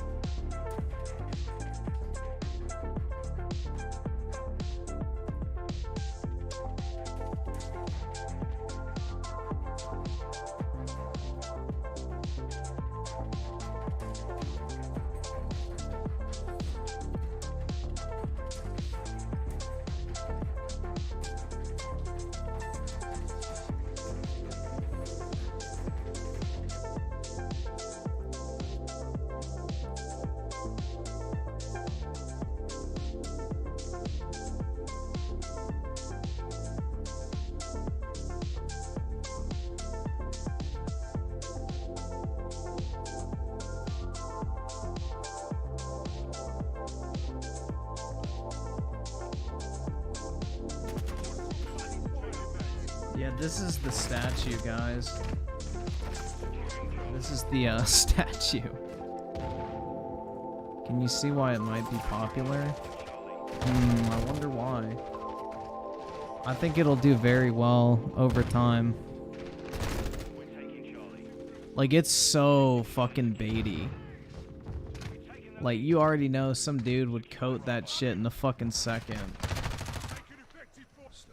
So, yeah, I have that I'm gonna keep on ice for a couple years and see what it does. It was purely experimental to see how the value goes. I've never actually bought, like, figurines before from Japan, so we'll see how it goes.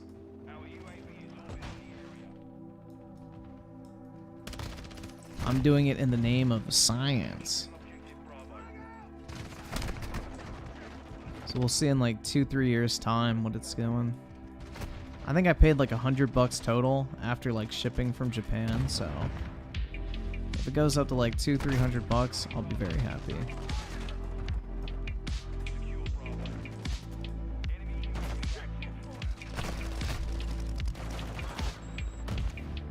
I added it on to my like order because like I ordered a bunch. There's like this service called Buy-E where you can order shit from like Yahoo Japan and like Japanese retailers and shit like that, and they ship it to a warehouse. And I already had a bunch of shit waiting to like ship over in my like storage unit at the warehouse, and they package all your orders up together and ship it to you. So I was like, fuck it, I'll buy one of these figures and see how it does. So that's the reason why I have it. Figured, why not? Waterboy with the 5, I'd absolutely bet some sick motherfuckers would put that figure in a jar and splooge it. Oh, definitely, man. Somebody would give that shit a new paint job, 100%. I don't get it. One with the, one? You're broke! You're fucking poor! Ultra Res of the 2, how much hot glue have you covered her in? So, well, she's still in a double boxed package from Japan, so I haven't actually taken it out.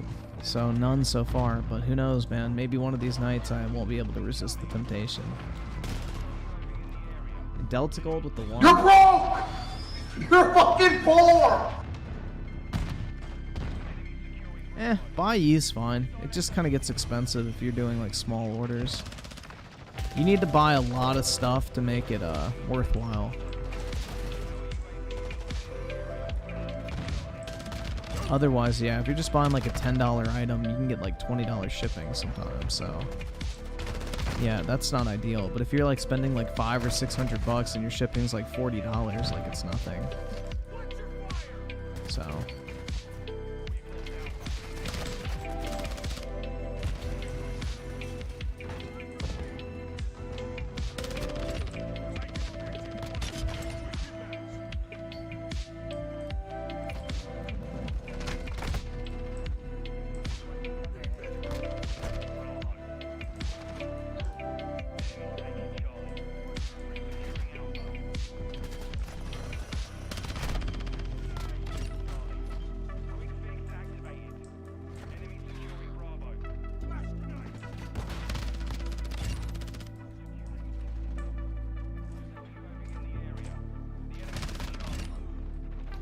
yeah, I would be very reluctant to buy a used anime figure.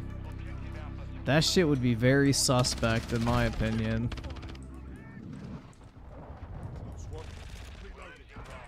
A used anime figurine. You'd be risking a lot on that one.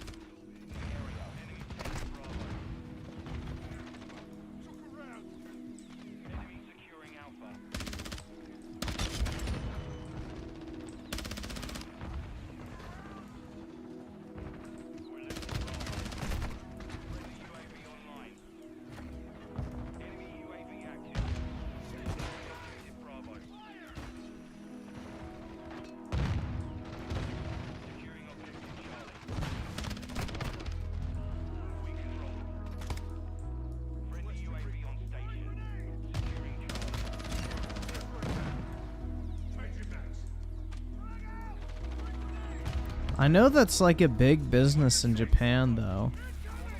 is like buying and selling like anime figurines and that type of shit. Like, I know you can get like good deals on anime figures in Japan pre-owned, bring them back to the US and make a lot of money from that. I know that's like a whole business model people do, because like they don't release the figurines over in the US. So a lot of people will go over there, literally rent out like a fucking shipping container, buy a fuck ton of figurines, load it up, and then ship them back to the US. Now you have to have like a super specialized shop in order to sell them, but you know. How do you use an anime figure? As either a cum receptacle or you like suck on it and lick it and grope it. I don't fucking know, man. I don't sexually interact with figurines. I couldn't tell you. But all I can know is fucking pedo bait, like horny material, any of that type of shit I wouldn't want to touch. Unless I took it under multiple black lights. Oh, it's got a little residue on it. Better scrape that off with my fingernail.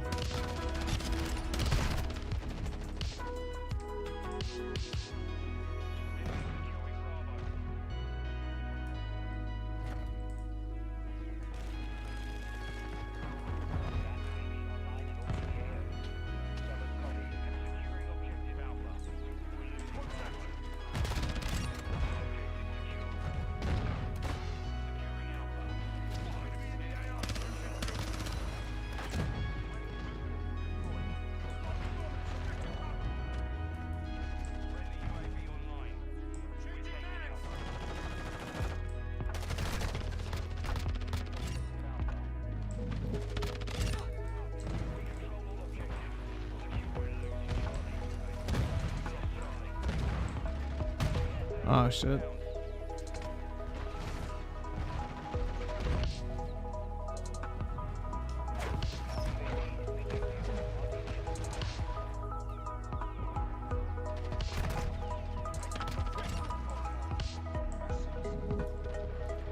Yeah, they probably rub their anime figurines like you're supposed to rub the Buddha statue for good luck.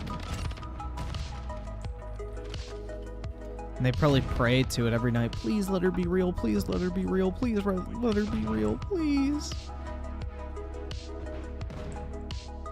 They like sacrifice their loads to it as well. I bring you a new offering, Hatsune Miku. 1 million of my future children at your disposal, goddess.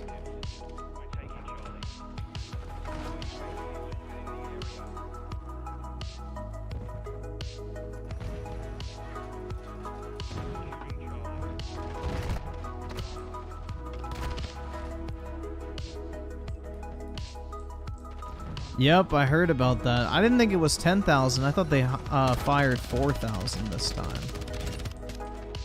I thought it was only 4,000, not 10,000. I think they did 10,000, 10,000, then 4,000.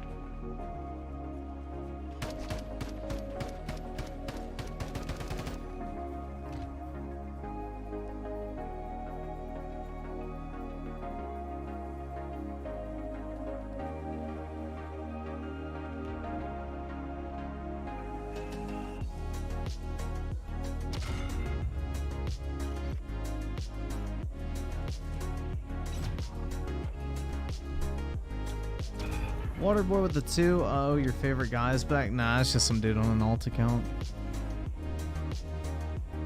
That's just some dude on an alt account.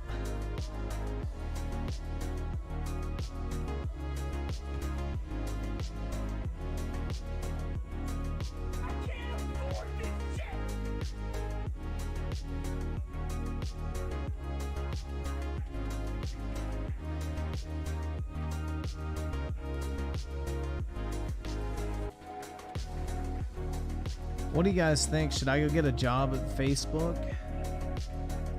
and go work for the Zuck?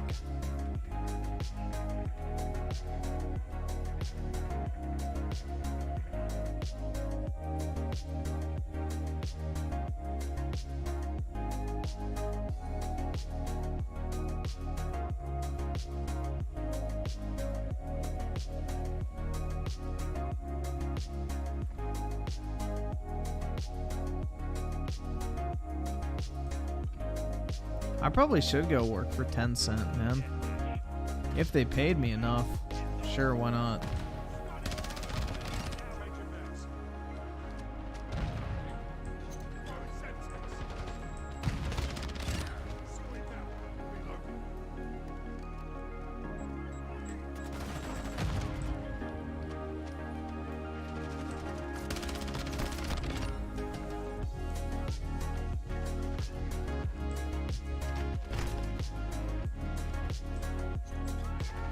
Work at your local Walmart? That's right.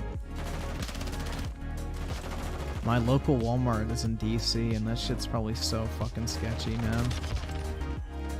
I ain't even gonna lie, like, going to a DC Walmart sounds really fucking, sketchy.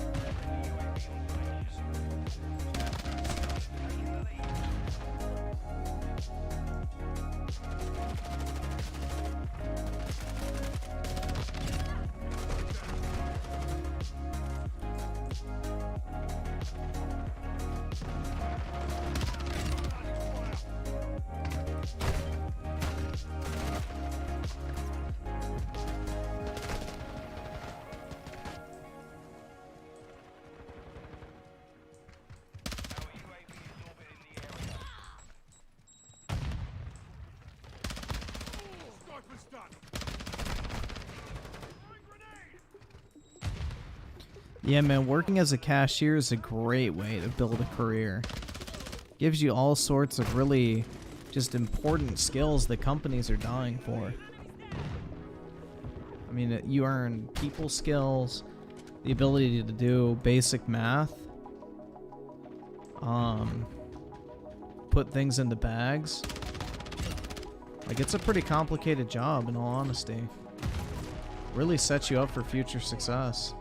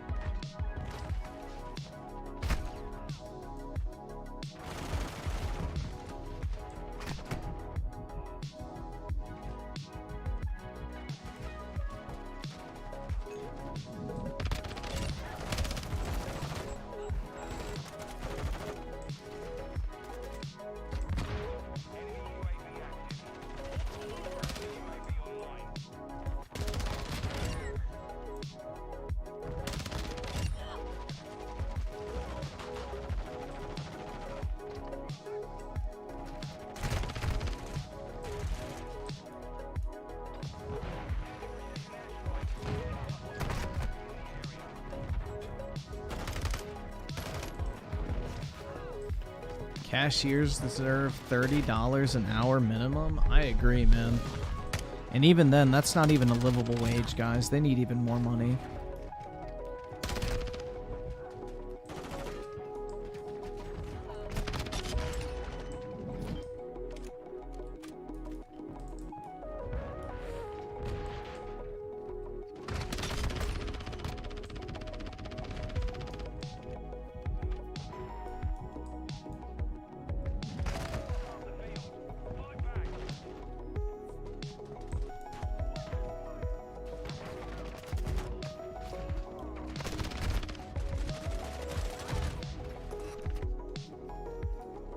Dude, $60 an hour is barely a livable wage. What are you talking about?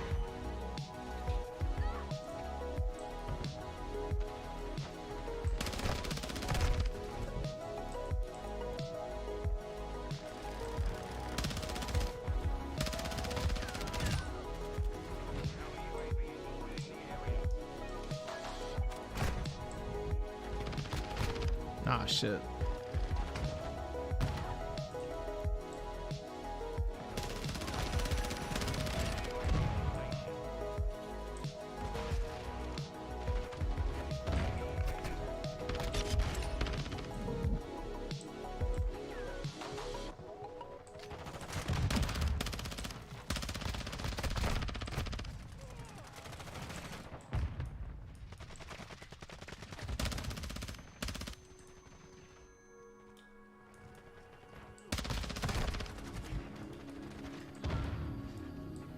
Yep, teachers want higher pay but only work 9 months. Sucks to suck. Go live in France.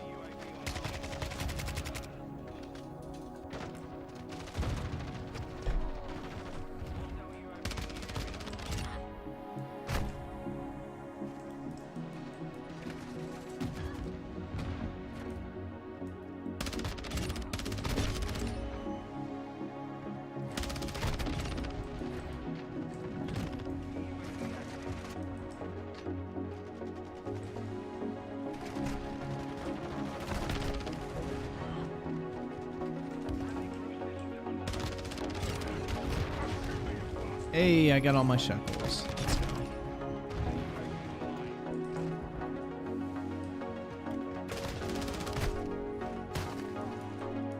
Bro, I was just like thinking about this shit today. Like I was watching a video on like fucking BlackRock and how like fucked up that company is.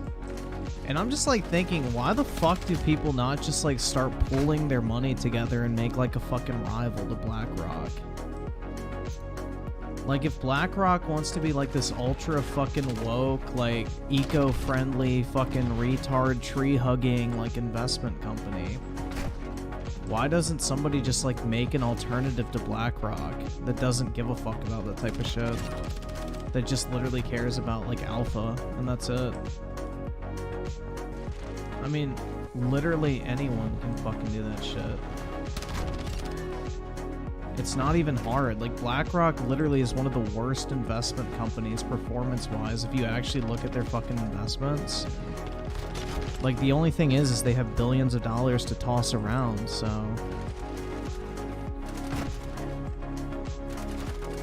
BlackRock is basically a wealth management company, and basically they manage the wealth for, like, most retirement funds and 401ks in the US. So they have like trillions of dollars to throw around. And basically they're like pushing this whole like fucking green energy, environmentally conscious, ESG, diversity is our strength bullshit. You mean that moon video about BlackRock? What moon video about BlackRock?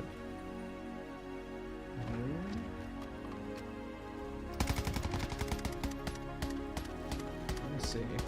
BlackRock.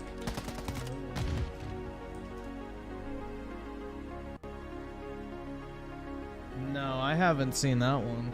This is a different one that I watched. I mean, we can watch that if you guys want. I feel like that'd be probably interesting. Most people don't even know what the fuck BlackRock is. It wasn't that video.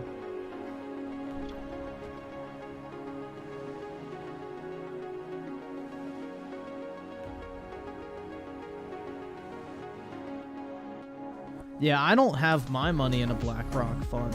I'm not giving them any of my fucking money. They can eat my ass, bro. I manage my 401k myself.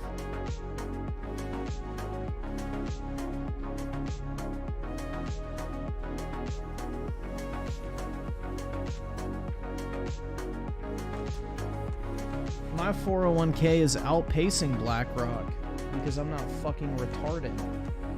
Crazy, right?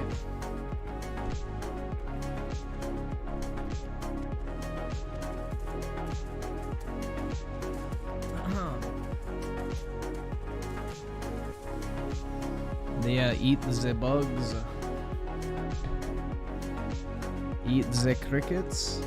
Eat the worms. Eat the grasshoppers. The maggots.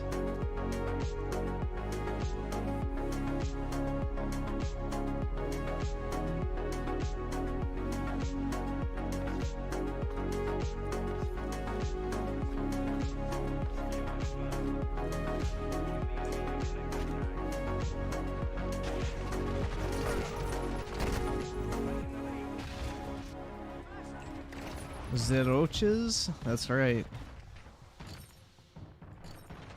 I still think it's fucking weak as shit that Klaus Schwab is like literally an unironic fucking Nazi. And like all these fucking dipshit world leaders like actually follow him. Like it's fucking hilarious, bro. Like I forgot what it was, but his dad was like literally one of the top like Nazi collaborators. Forgot what his family's business was, but yeah, Klaus Schwab's like fucking father was like this high-ranking fucking Nazi party official, basically. It's pretty fucking wild. Like he was literally born in Nazi Germany in 1938, and you're gonna tell me that that dude's not a fucking like Nazi? Hell no, he 100% is.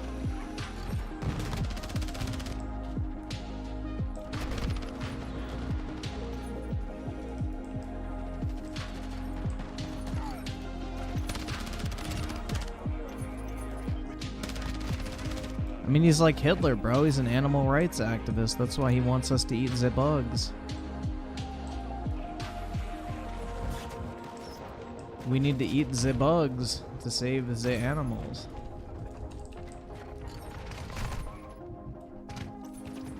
Weaponized autism with the two. You will eat the bugs and you will live in the pod. That's right.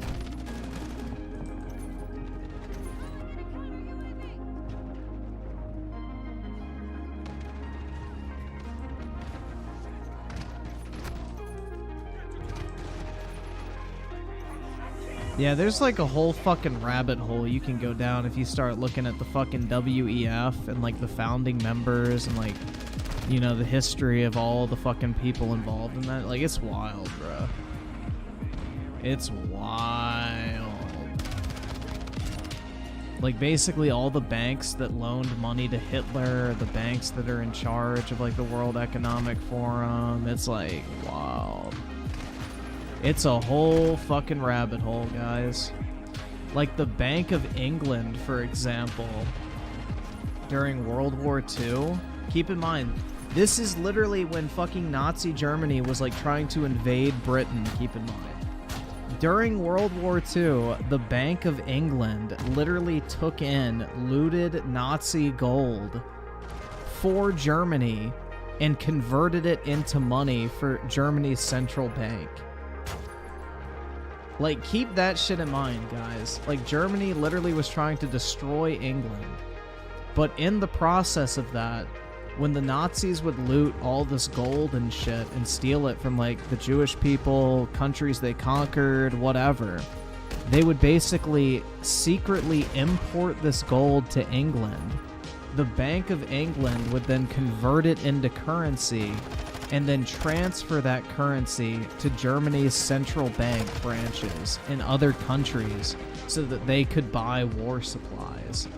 So, like, the entire time the fucking Brits are, like, fighting the Germans, their fucking central bank is basically funding the Germans at the same time. Like, it's fucking crazy, dude. There's this whole fucking, like, just bottomless pit of just crazy fucking shit you can find on that whole wonderful group of individuals. But yeah, they're like the ones who made up the World Economic Forum and all that type of shit. That's pretty wild.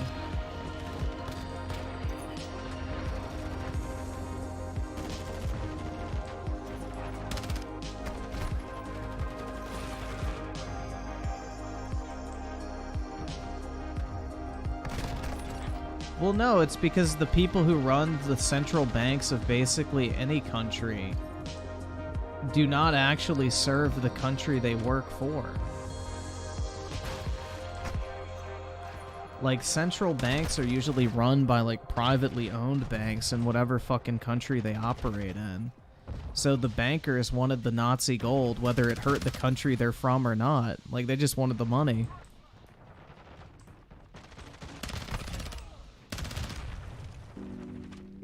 They didn't give a fuck if it costed their people's own lives or not, like...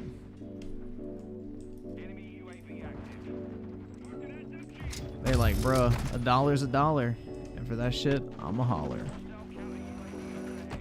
I don't know, man, that's pretty fucked up. Pretty fucked up.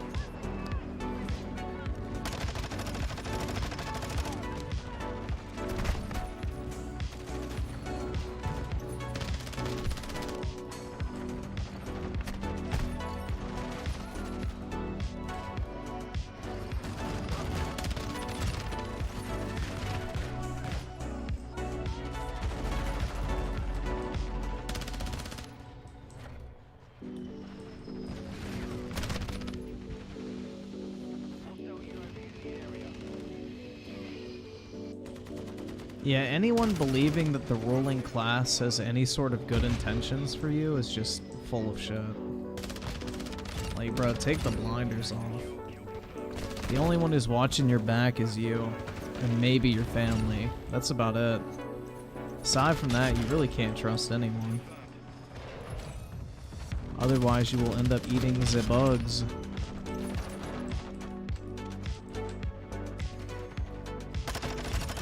Ew, what the fuck is this?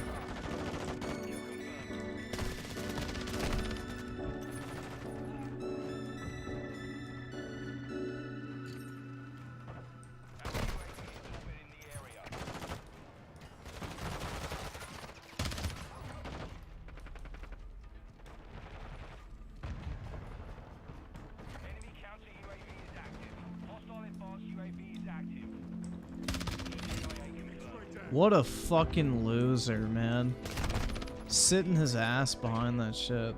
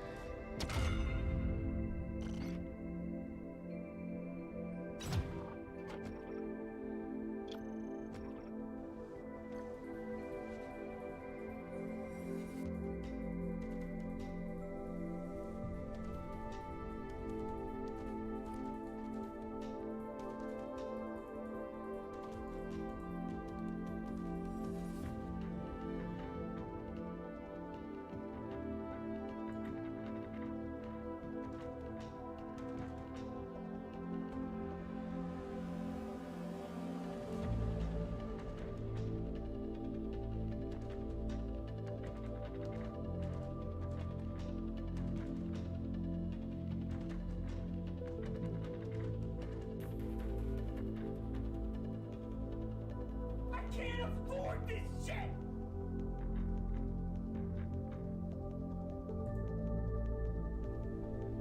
Weaponized autism with the 2. Careful, Griffin, your socialist is showing. Uh-oh. Where is it, man? I gotta hide it. Yeah, I don't know. I think it'd be pretty tough to confuse me for a socialist.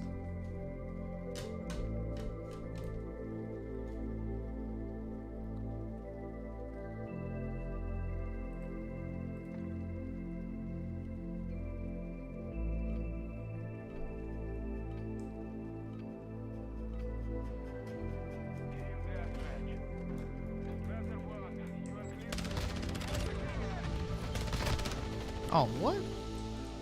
Bruh.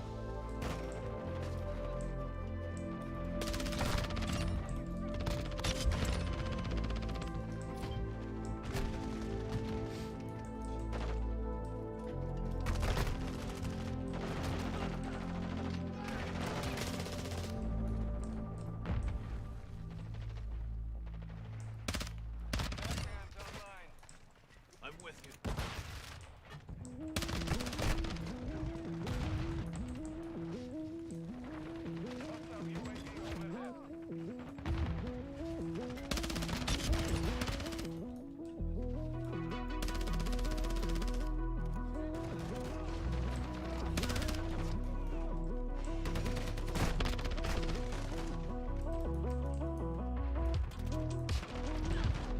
I'll support the current thing. That's right. The current thing is very important to support, guys. Without the current thing to support, we're not even human beings.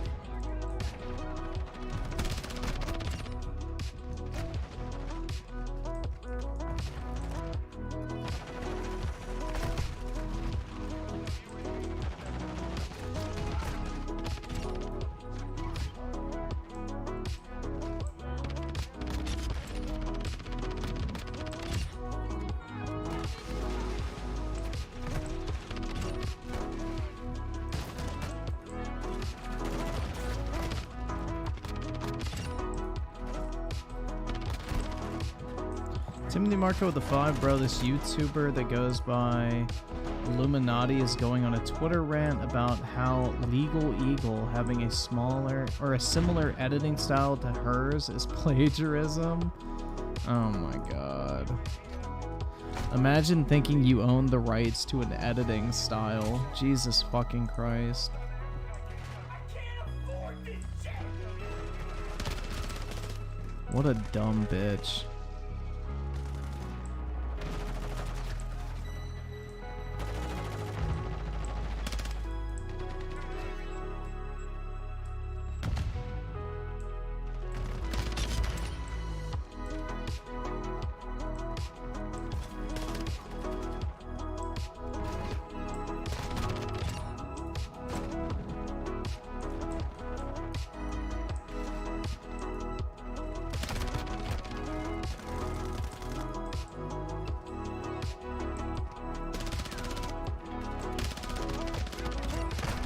Oh shit.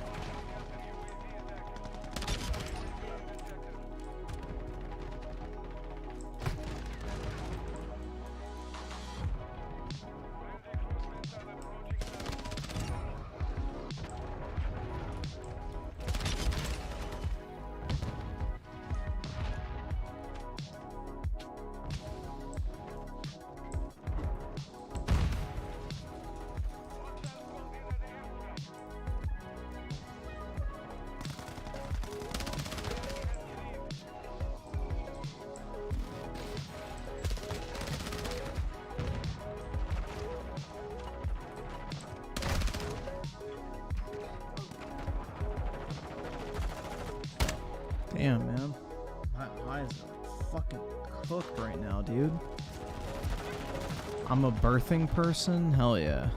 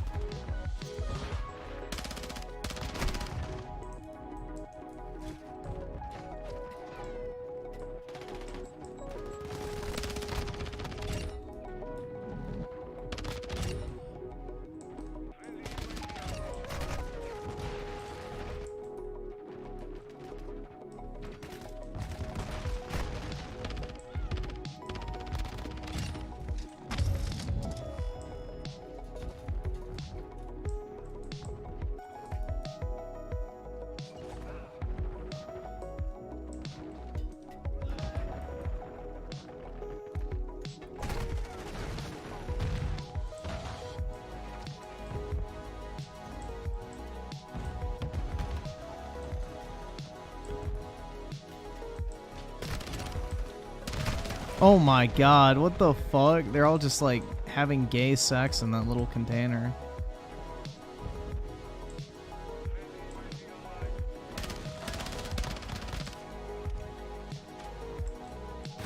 Oh shit.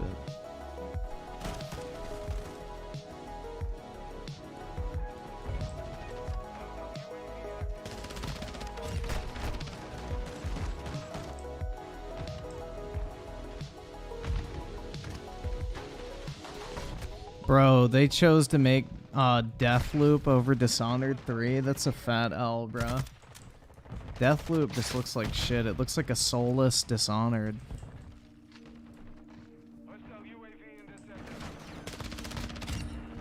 Yo, to quote Crowcat, soul versus soulless, Dishonored and Deathloop.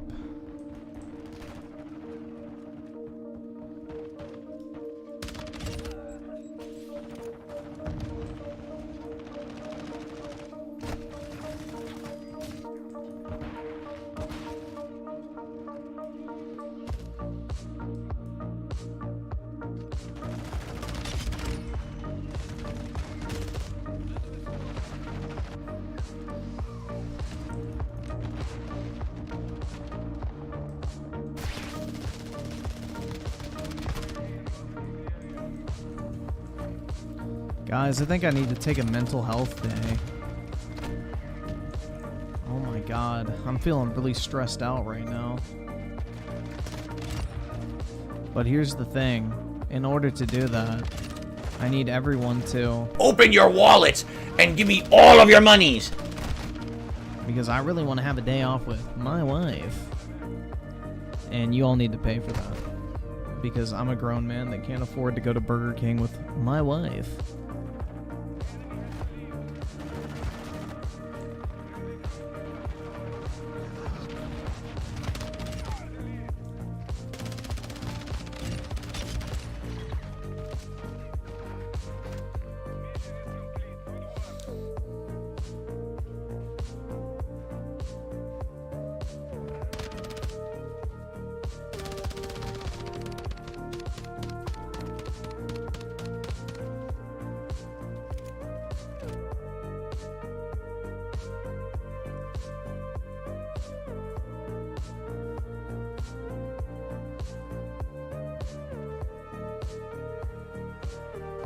Give me money, give me money, give me money, give me money, give me money, give me money, give me money, give me money, give me money, give me money.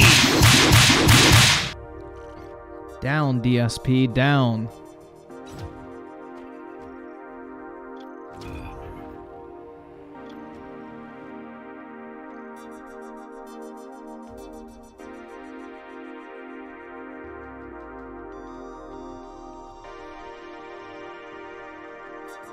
My wife. That's right, guys.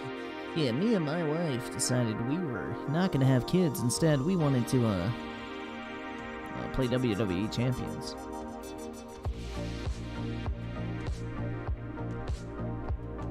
Bro, imagine financially crippling yourself to the point where you literally can't have kids because you can't afford to. Bruh.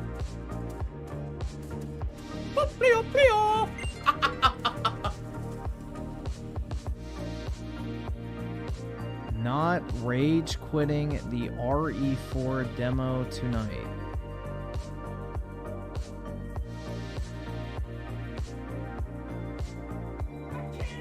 I'm guessing that was supposed to be funny. I don't even remember when the fuck I played the Resident Evil 4 demo. Like, what, 3 months ago? You're a little late to that party, man.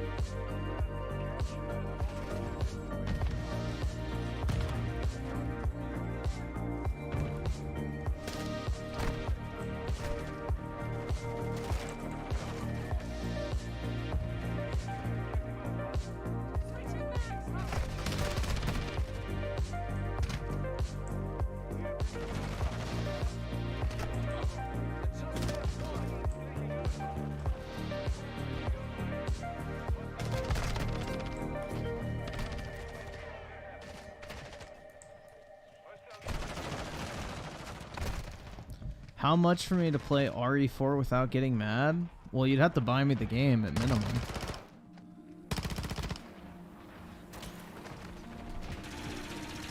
Like, the thing is, I'm not buying that game until it's like 20 bucks, bro. I got burned on the Resident Evil 2 remake when I wanted to try that out. And I bought it for 40 bucks. I thought I got a great deal. Then a month later, it was like 15. And I was like, motherfucker. And I hadn't even played it yet at that point.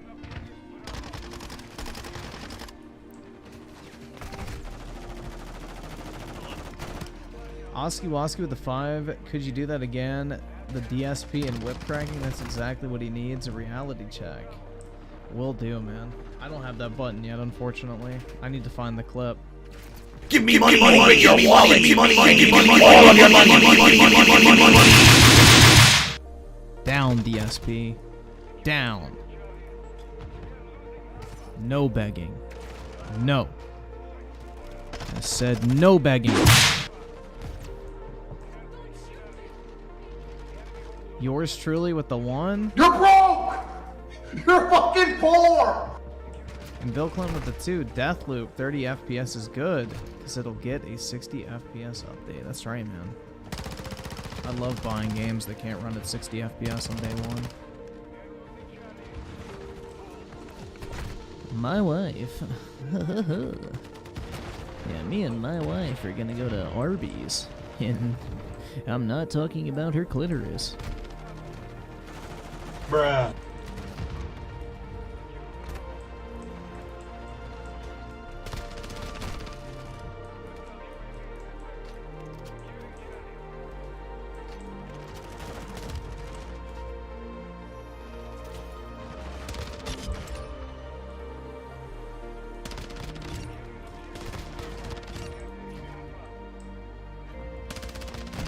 Ah, shit.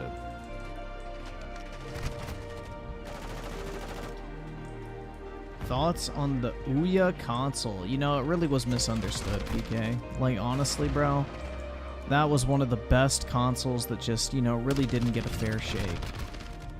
If people would have just given it a chance and seen past the negativity, they probably would have really liked it. Because why wouldn't you want to play Android phone games on your TV? I mean, who was not just dying for that? I know I was.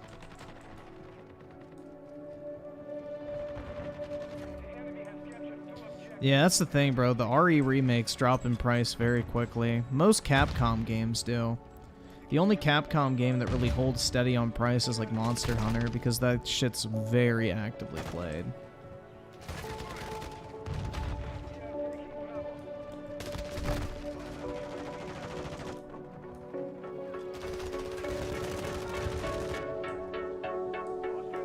Just saw the Xbox sales. Yeah, they're pretty bad, man. There ain't no twist in that. They're getting outsold 3-1 in the United States. That's fucking rough. That's very rough.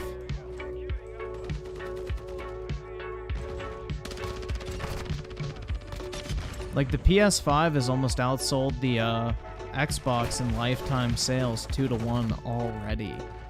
And that gap is only going to keep widening because the PS5 is outpacing the PlayStation 4 in terms of sales at this point in its life cycle. And the Xbox One and Xbox Series X are like on par with each other. Which the overall gaming industry has grown since those two consoles released 10 years ago. So at this point, Microsoft and Sony should be outpacing their last generation consoles. And that's happening for Sony, it's not happening for Microsoft. So in real terms, Microsoft's market share is actually going down. So, pretty bad.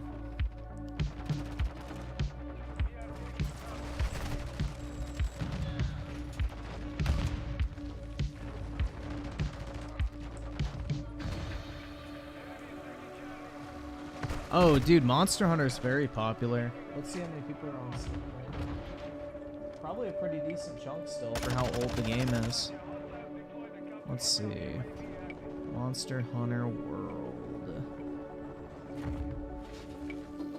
Oh, that's Monster Hunter Rise.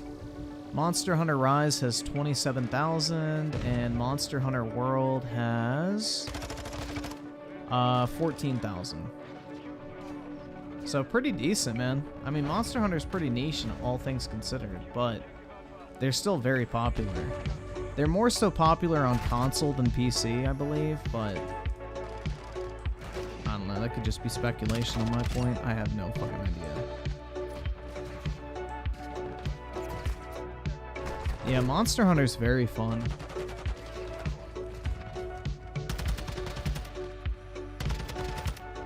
I need to play Monster Hunter Rise at some point, honestly. I really do. I want to play it. I just always forget about it.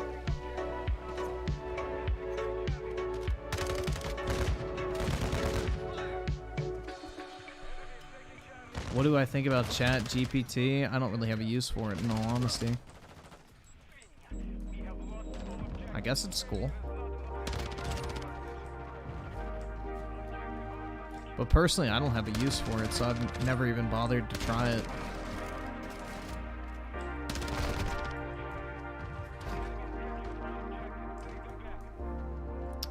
No, I didn't get an email about the free code for Final Fantasy Pixel Remaster. We'll see. Monster Hunter World is actually Capcom's best-selling game of all time. Yeah, that doesn't surprise me at all. That game was huge. Like, all of my friends bought it. I was like, yo, what the fuck? Y'all are playing Monster Hunter? They were like, yeah, bro, this game looks sick. You get to kill T-Rexes and shit.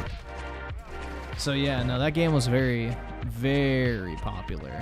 Because, like, all my normie friends bought it, and I was like, oh shit, what the fuck? Y'all are playing Monster Hunter now? And it's like, yep. Because I had Monster Hunter on my 3DS, and I think that's the reason why Monster Hunter was so niche for a while, is because you had to play it on Nintendo's handhelds for the most part, which was a super limited experience. Like, you had to really be able to overlook graphics. But Monster Hunter World was such a beautiful and fun game that it just did a really good job of bringing people in. I should do a dick reveal? Just ask your sister, bro. She can tell you what it looked like and felt like.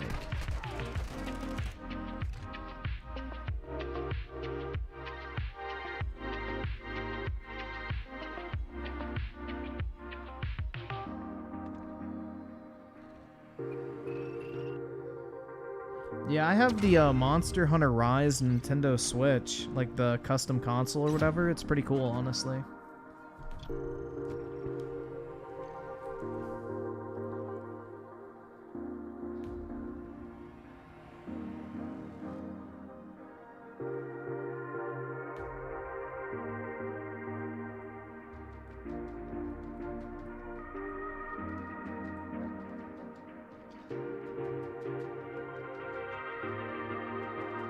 Is Oski still carrying? Let's see. Nope. We both did shit.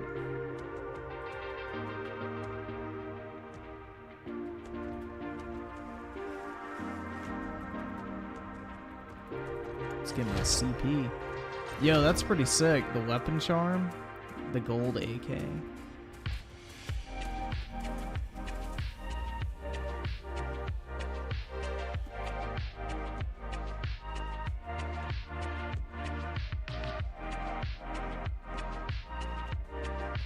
I I don't have G Fuel with me right now. I just have water and creatine.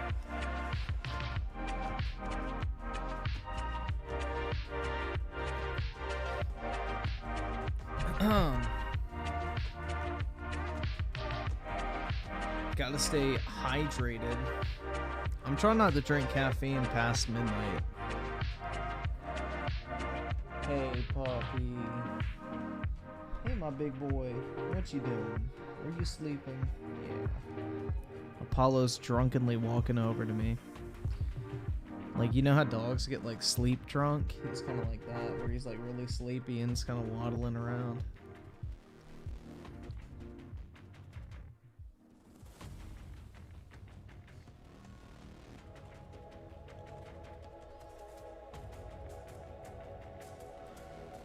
I may be me. Well, I hope you're, you, Britt. Since I don't hang out with gamers. But I never knew about Final Fantasy or Monster Hunter until recently. Oh, that's true. I mean, they're both kind of niche, I guess.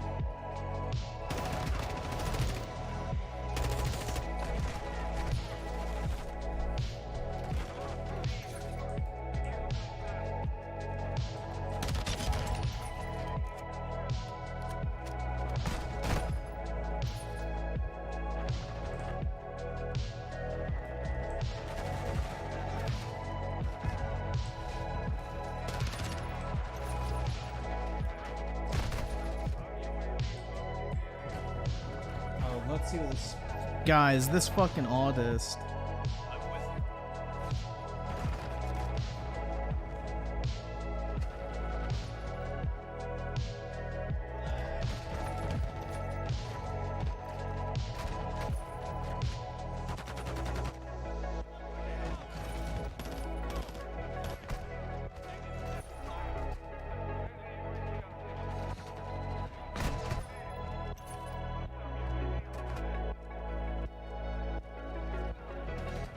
Listen to this shit, man. So this fucking guy, it's been 10 days and he still hasn't shipped my order out. So I said, any update? He goes, never shipped with UPS or FedEx, so not sure how the process is. Haven't visited USPS this week yet because I have a few deals to be made, so I want to go in one trip. Still added something in your package so far as an extra. I said, dude, it's been 10 days. Just walk to the counter and give them my address at either FedEx or UPS, and they'll ship it. He goes, I've never even been to either place, though. Don't know where they are. If I was like 30 with experience, this stuff would be very easy. I wish you'd be fine with a stamped bubble mailer. That's how I do 99% of my deals. I said, just Google it. I guarantee you have one somewhere. What a fucking retard, bro.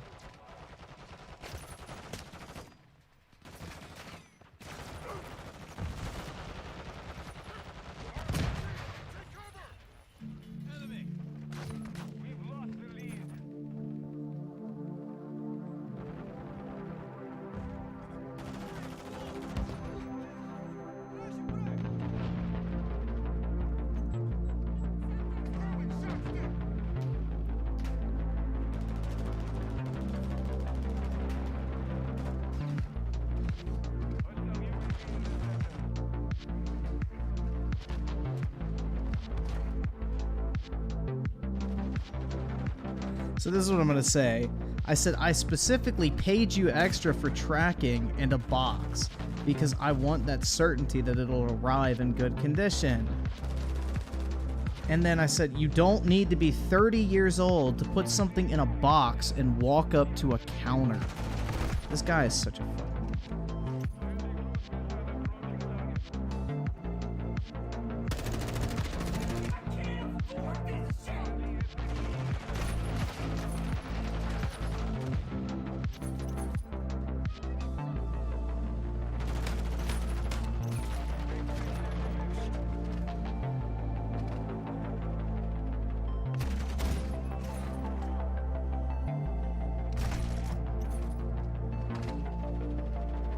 What a fucking dipshit. His social anxiety, I know, bro. He's afraid. Like, this is like so fucking irritating.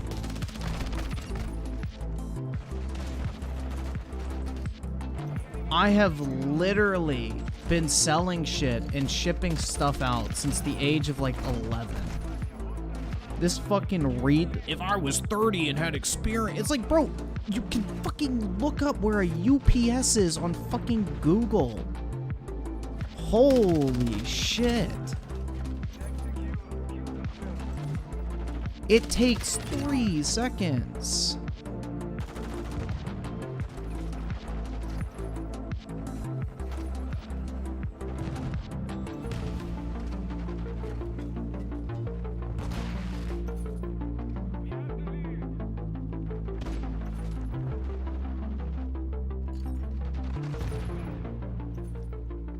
He goes like, I've never had experience with shipping something with tracking before. I'm much younger than you expect. So I just said, bro, I've been reselling since I was like fucking 10. I don't care. Like, holy fuck, dude. I don't need your life story.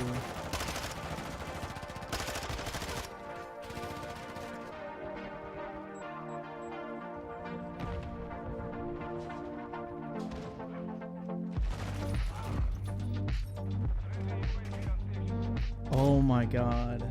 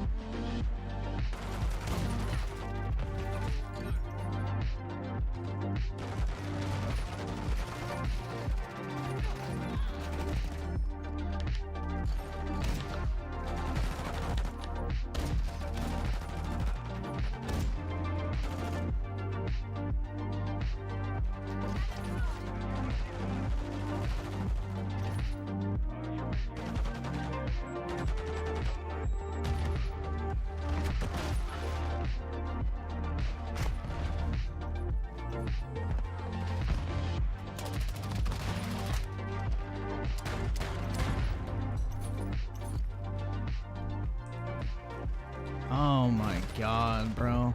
I'll read you guys this shit in a fucking second. This guy is like such a fucking dipshit.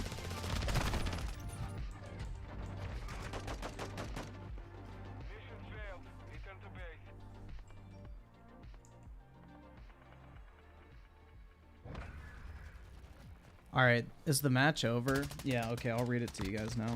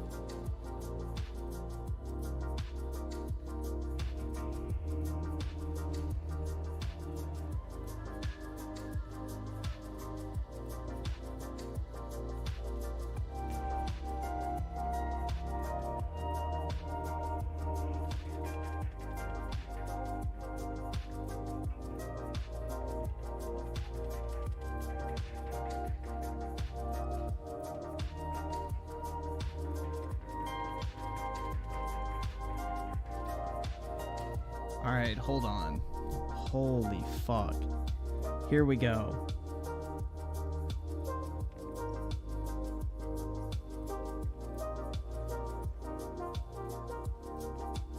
Let's see.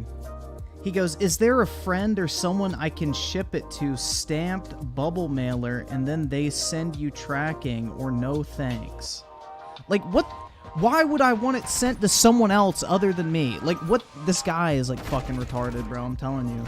And I said, I was reselling at 10. It's not hard. He goes, yeah, with the assistance of parents. Not everyone has such luxury.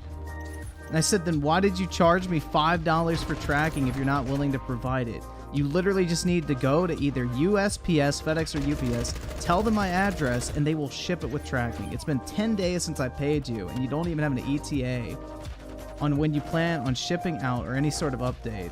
Terrible way to conduct business. Don't accept money from people if you can't deliver. He goes, well, that's exactly why I added what I've added to your package. I told you that days ago. I said, dude, you don't get to take money and then hold the item hostage until you decide to ship out. It's going on 2 weeks. He goes, you understand I'm trying to get it to you, and you denied a stamped bubble mailer 3 times for me. And that's with me saying I will add $5 in value to the package to compensate for shipping. I don't fucking care about the added value.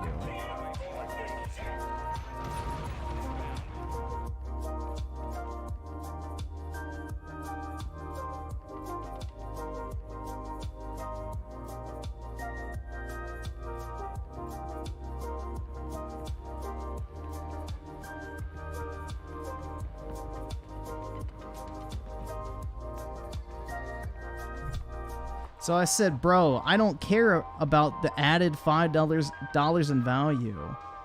Keep it. I just want what I paid for.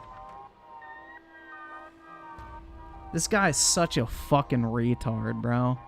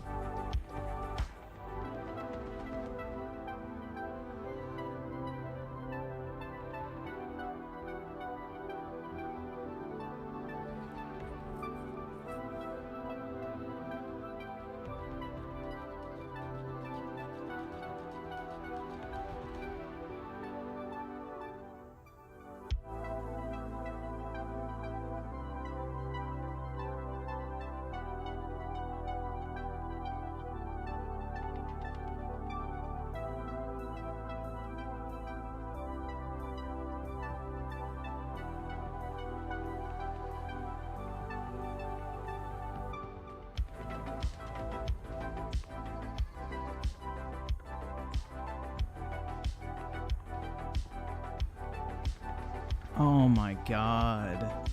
This guy is such a fucking dipshit.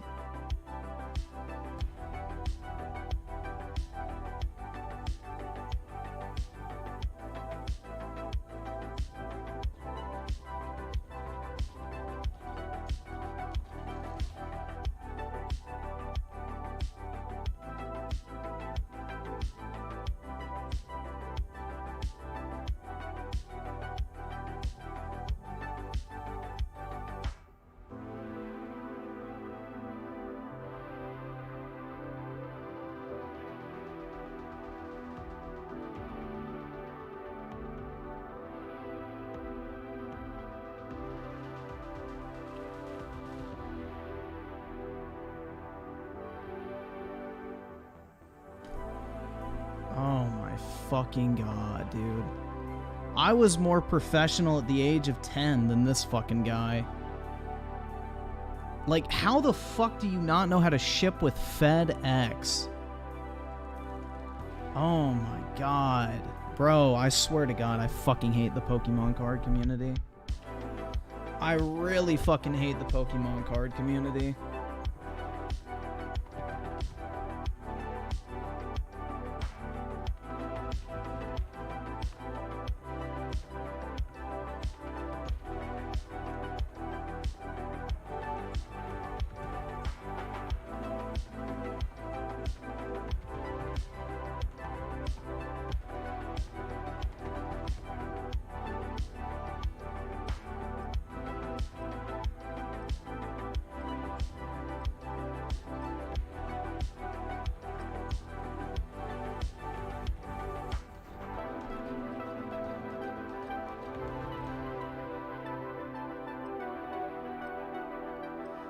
Oh my god. He keeps sending me fucking messages.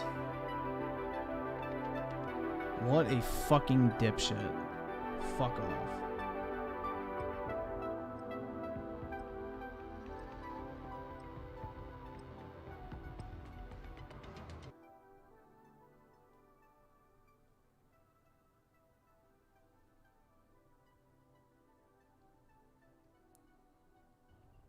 Waterboy with the 2, can they not ask employees there for help?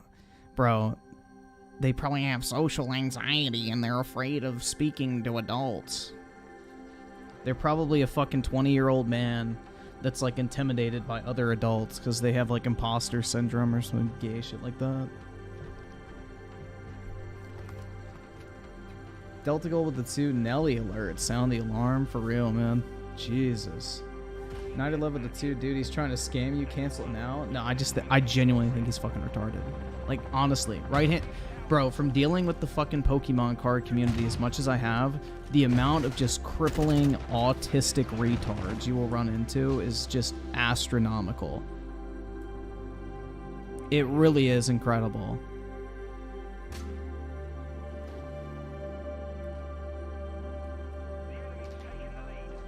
I'm telling you, bro, like, there's some of the most just mentally retarded people you'll ever meet in any community, in the card community.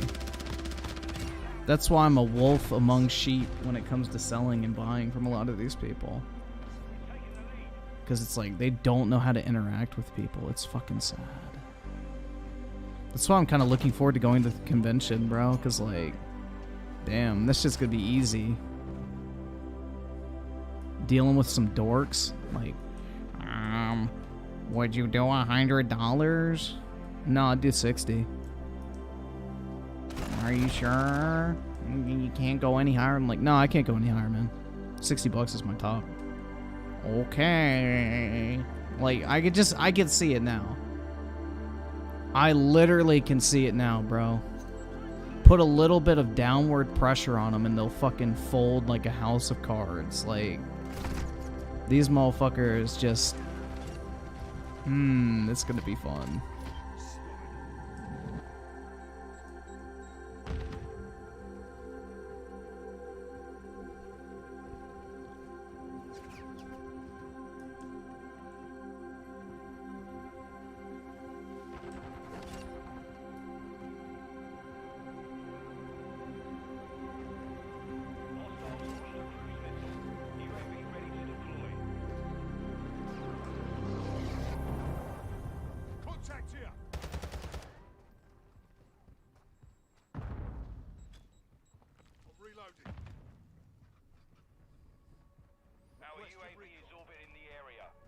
Dude, the thing is, like, as soon as you know this is like for anything.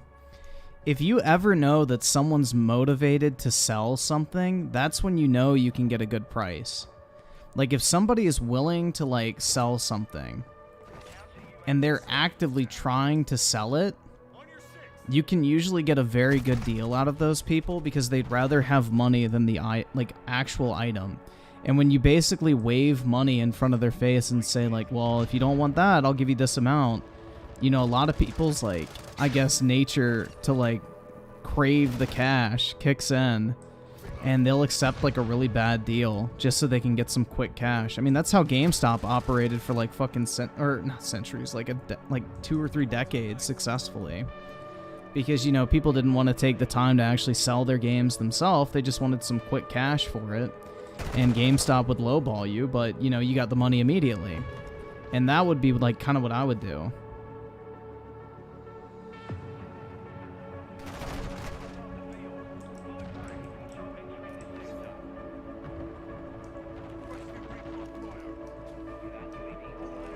That's how I've gotten a lot of really good deals. It's like people who've overspent, people who like need money to pay their fucking mortgage, shit like that. It's like great. It's like literally fucking taking candy from a baby. It's wonderful. Like I literally bought out some dude's like fucking 30 slab PSA return for like pennies on the fucking dollar almost. Because he way overspent. Like, he paid 18 bucks a card to get them graded, and I paid, I think, like $1,200 total for the 30 card submission. So, about $600 of that was in grading fees alone, and most of his cards were, like, you know, worth about 50, 60 bucks a piece. So, you know, 30 cards times 60, you know, that's 1,800. So, not bad for 1,200 bucks. And then you just sell them on eBay over time, and then, you know, you cash in off of somebody else's misfortune. Unlucky. Or like this one guy, he had this really rare card he sold me. He needed money for a apartment.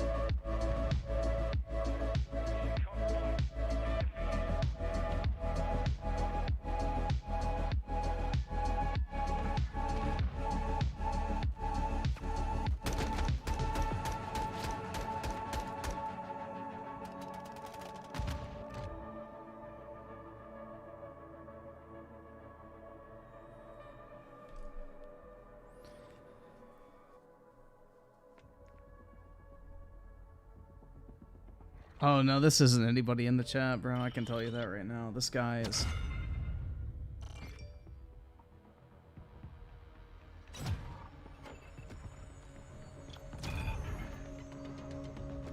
So this is what I said. Hold on. He goes like, well, at least I'm not scamming. I've offered to compensate, but I'll give you the card as is. I said, whatever, dude. I just want the card. Send it however at this point. He goes, you'll get it. It will be okay. taping over the pen so it doesn't smudge, expected in 3 to 7 days. He goes, I apologize. I said, I mean, next time, dude, just be straight up with me instead of, like, lying and saying that you'll offer tracked shipping when you won't. I said, communication goes a long way, but it's been 10 days, bro. You can't hold someone's money. He goes, like, you had every right. Now he's, like, backpedaling. I'm telling you, man, apply the pressure. And I guarantee you he'll put, like, a bunch of shit in the package for free. Because that's how these people operate.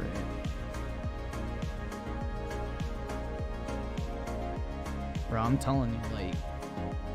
I mean, I got a really good deal on the card, so I'm not really pissed. Because if I grade it and it gets a 9, then it'll be worth, like, $500. And I paid $20 for it, so... Bruh. Griffin Gaming just did a super chat, said, Gaming! Gaming!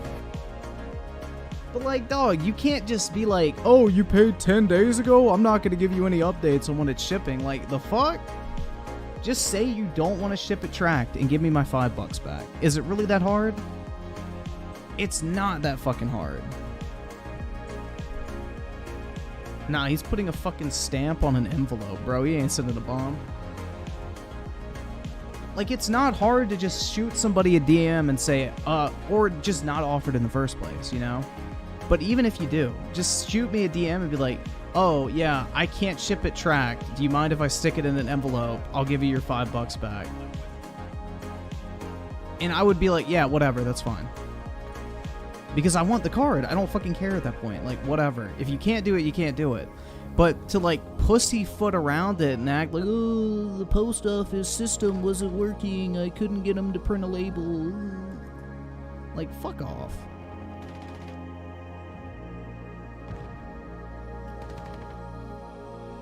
Like, dude's going through more trouble than just saying, I can't ship it tracked. Do you care if I put it in an envelope? And I'd be like, no, I don't care. But you offered me the option between a box with tracking or a fucking envelope. I chose the box with tracking. But if you can't offer the box with tracking, stick it in a fucking envelope and refund me the $5.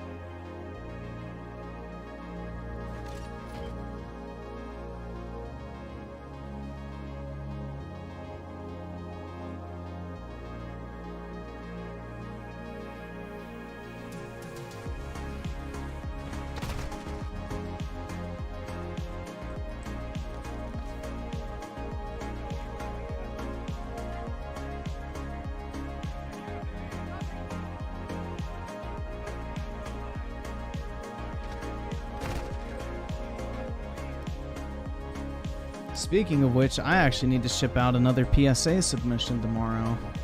Oops. I forgot to do that today. I gotta go walk down to the post office. Or actually, I'll probably drive. It's like 3 fucking miles.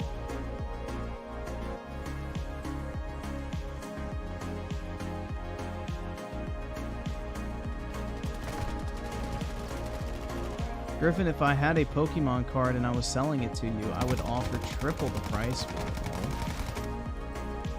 Really, Brett? You do that for me? It's so nice.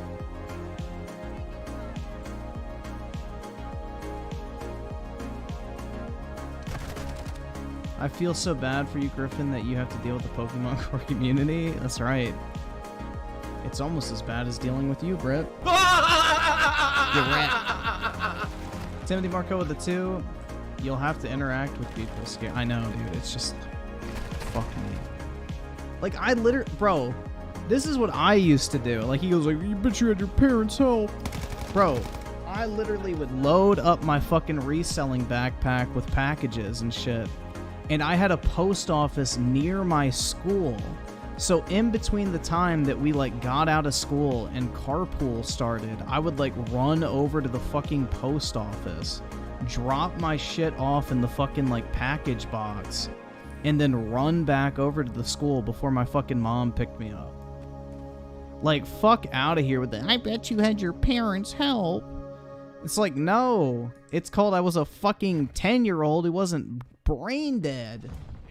Shit's so stupid, man. It wasn't even hard. It took like 3 seconds to go drop shit in a fucking box. Oh my god, dude. I'm telling you. Kids these days, guys. Back in my day, we weren't afraid of getting our hands dirty.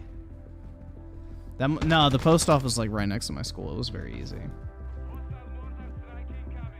Well, it wasn't right. It was like a block over, basically. There was also a strip club next to it, too. One time I sold... No, I'm just kidding. They had blacked out windows.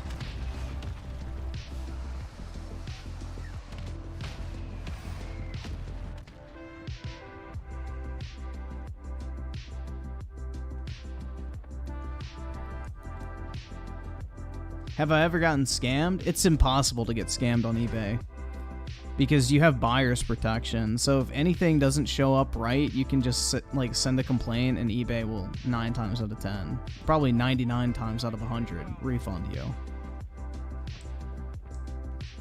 Griff, remember when you debated the amazing Lucas? Pretty funny. Yeah, him and his 9 butt buddies.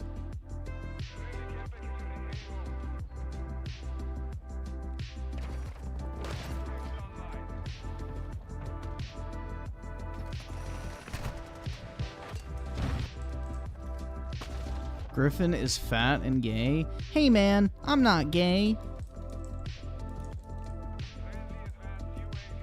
Did you go to the strip club? No, I've never been to a strip club. Right hand to God. Yo, there was this strip club where I used to live at my previous apartment near the fucking McDonald's that I would drive to at 5 a.m. after I finished streaming. Because my sleep schedule was completely fucking destroyed back then. Literally, I would wake up at 4 p.m., do my college classes until 10, stream until 4 in the fucking morning, and then I would go and get food, and then go to sleep until fucking 4 p.m. again. Bruh. But yeah. Anyway, there used to be this fucking well, it's still there, but there was this strip club that I would drive by. Really fucking shitty, man. It was next to a 7-Eleven, to give you guys an idea of the quality you could expect. And every single night, that place was fucking packed, bro. Line out the fucking door of these dudes just standing outside waiting to get into the strip club at fucking 4 a.m., bro. It's dog, what the fuck? Bruh. What are you, I don't know. That shit's really sad.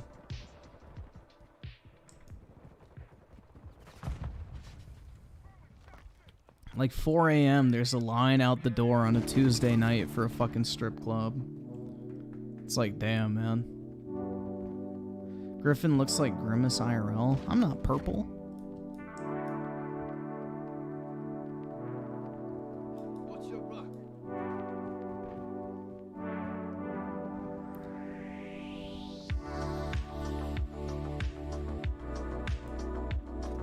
Yeah, I don't understand being that desperate to go into a fucking strip club, man.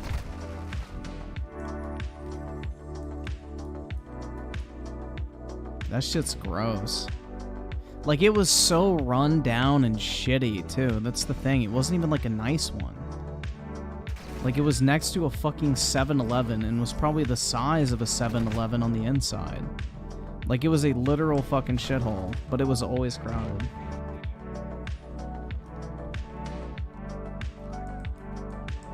I guess those lap dances be hitting different, right?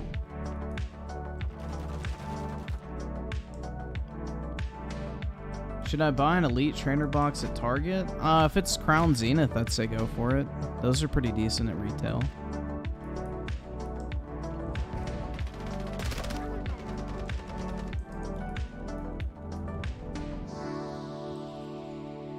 Otherwise, I wouldn't. Just buy booster boxes if you really want to open packs. That's the best pack to price ratio if you want to get the most for your money, pack-wise.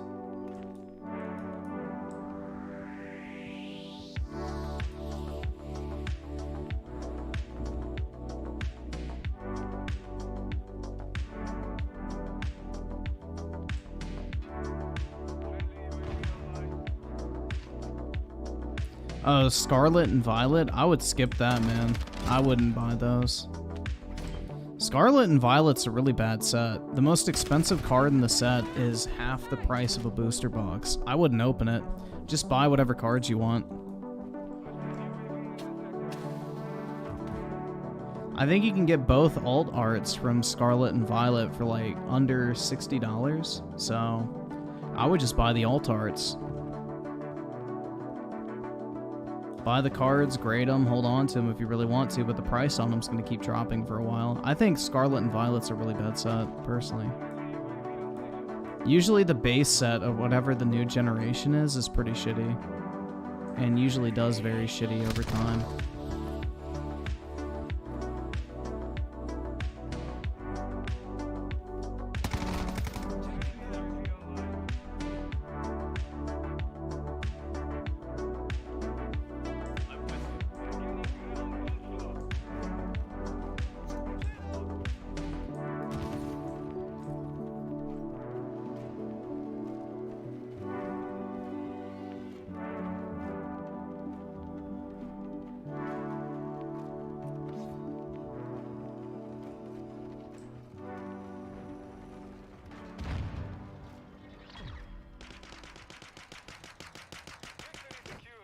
No, I didn't kill him.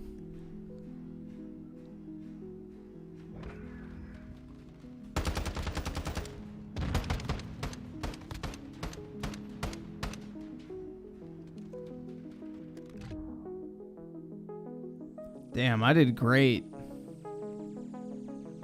I'm not even really paying attention to the fucking game at this point.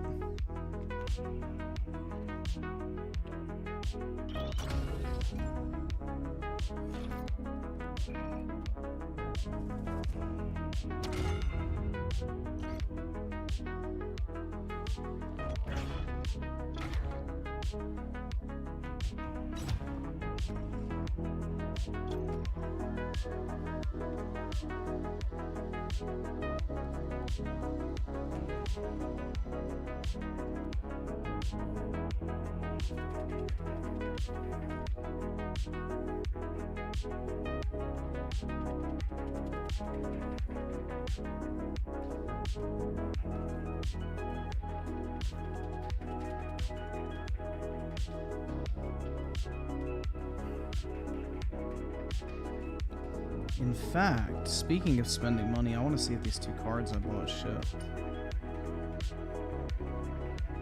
One of them has. Cool. It'll be here Monday. Nice.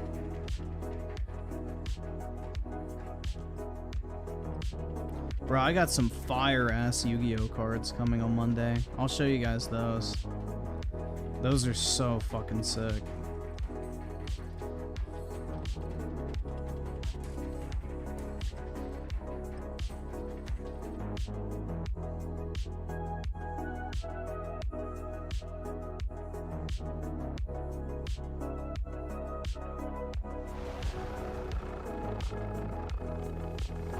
Oh, but my copies of Darksiders for the Switch are coming too. Nice. Lord Daniel-san with the 5. I'm trying to get into reselling cards and need some advice. Well, this is the best advice in the book, man, and these are words to live by. Tested time, and I would say like time over time. Older, rarer, minter, better. So the older your card, the more rare it is, and the better condition it's in, the more valuable it is. Now, this is what I'm buying right now if you want a... So this is the #1 tip, too, to make sure you don't overpay for stuff. Always check sold listings on eBay for whatever card you're buying. Never look at something at the buy it now price and be like, oh, this is the cheapest buy it now. I'm going to buy that card. You need to make sure you're actually getting a good price on it. Go look at the sold items on eBay for like whatever card it is you're buying, because that'll give you an accurate reflection of market price.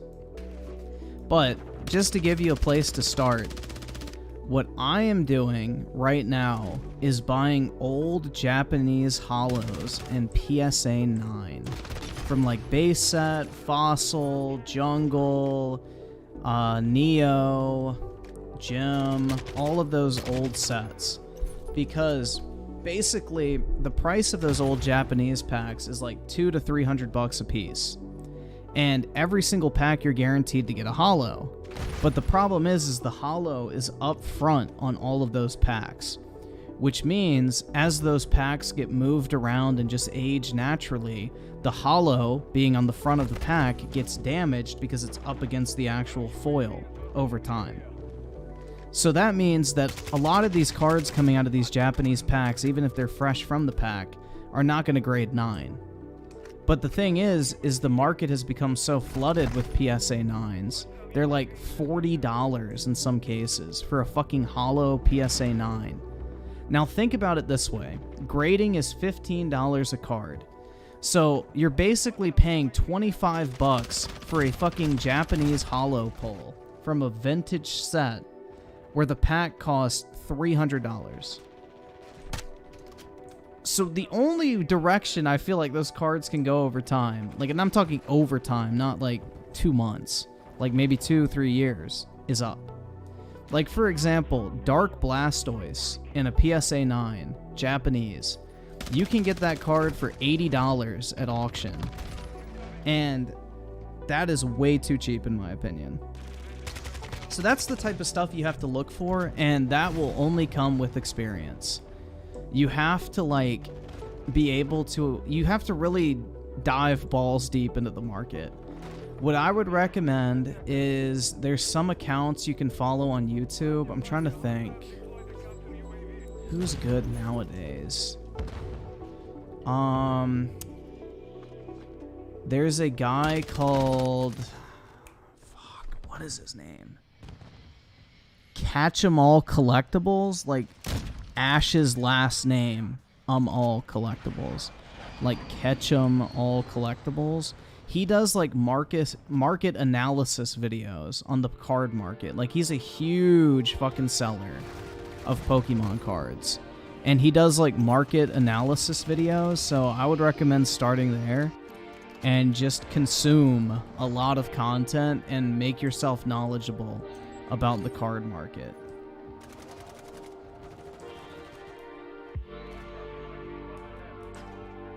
So I think that's probably the best starting point. But you really have to, like, get involved with it. You have to get experience. You have to learn how to evaluate cards before you send them off for grading. I mean, 9 times out of 10, if you buy sealed product in the form of a booster box for around the $100 to $120 price point, in a few years you're going to make money on it. But I mean, it really depends.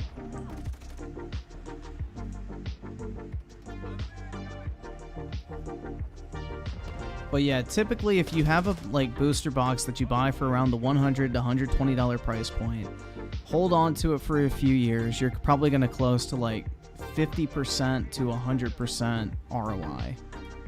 Typically they appreciate once they go out of print.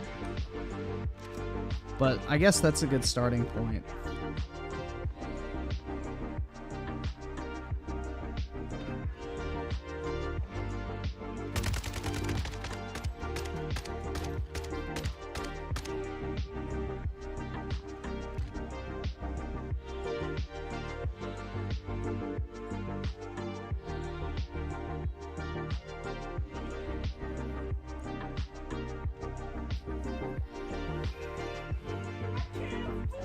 Lord Danielson with the 2, thanks for the advice, bro. Appreciate it. Yeah, it's one of the... I'm like 3 years in at this point. So I've had time to learn the market. Like, if I see certain cards for a certain price, I buy it without a moment's hesitation because I know for a fact it's undervalued. And just spending time interacting with the community, the market, buying, selling, checking the value of your stuff, just tracking it over time, you'll start to pick up on all the trends. I mean, sure, I wish I could tell you, like, the thing, like, oh, buy this, it'll go up in price, but it's tough. Although, hold on. I may be able to. Give me 1 second. I don't know if this is still up. Let me check. If this is still up, then this is a go-to thing, I would say.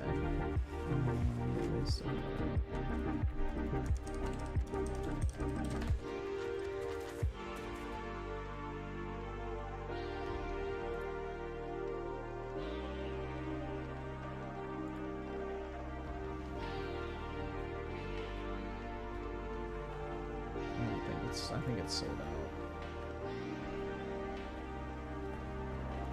I bought a shit ton of this the other day. They had these celebration boxes on Pokemon Center for like 20 bucks, and I bought like... Yeah, it's sold out. Shit, never mind. Oh well. I tried.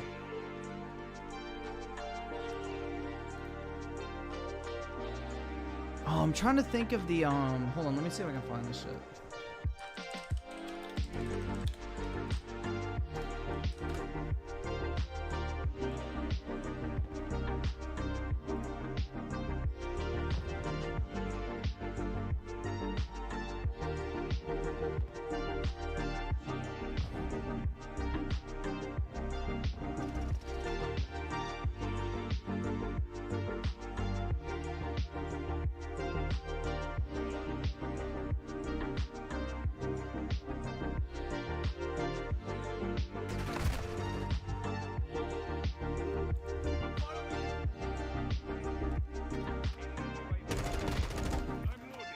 Hold on, I'm trying to find this account for you guys real quick.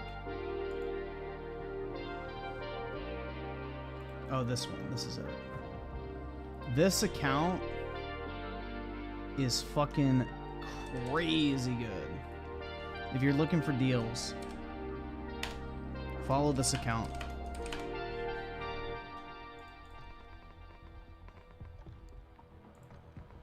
They like tweet out, like, follow that account, put on post notifications. They tweet out whenever there's a really good price on like Pokemon related products. And usually if you just buy for whatever you see the lowest price is on whatever product you're looking for, you'll make some good money. Oh my god, is that the real Griffin Gaming in the chat? I don't think so. I heard he's a fake and a fraud.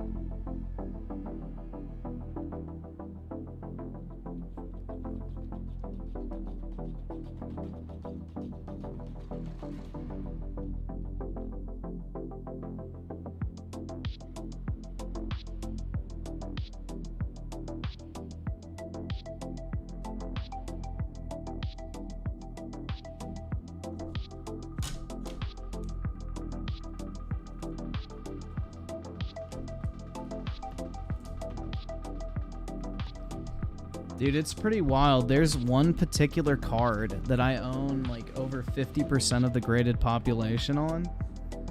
And I literally have, I think, 150 graded copies at this point.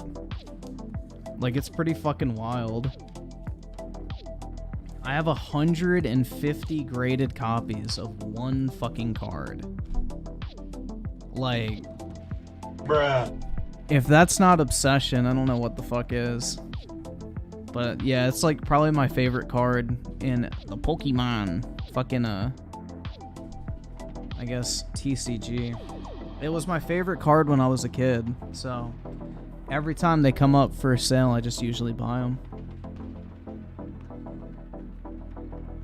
Still haven't managed to get a 10 in it yet. It's a really hard card to grade, so I'm gonna send in all my 9s at one point for cross grade to see if I can get a 10.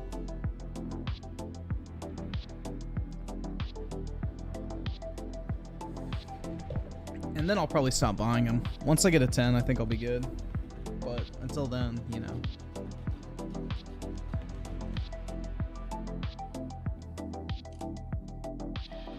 Until that day, I'm gonna keep buying them.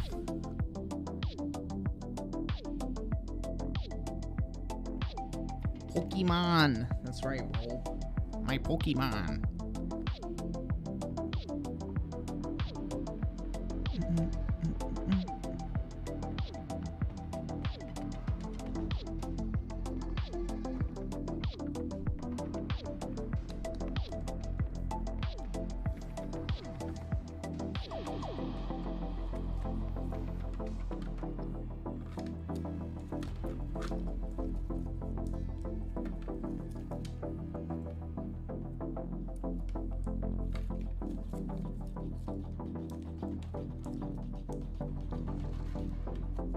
Hey man, stop laughing at my Pokemon card collection, you fucking whore.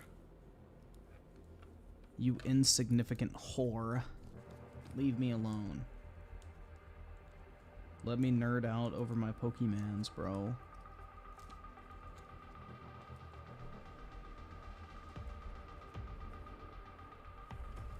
Let me have fun, guys. Stop making fun of me. I'll have you know that I have 17 cards on my desk that are worth more than your mom's virginity.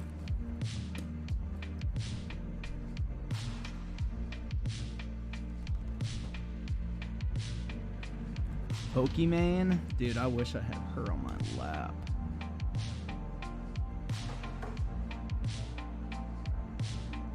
Yeah, that stupid fucking heart emoji is like if you spam it, it makes like fucking hearts pop up over the stream if you're on mobile. It's kind of stupid. It's like what Instagram does.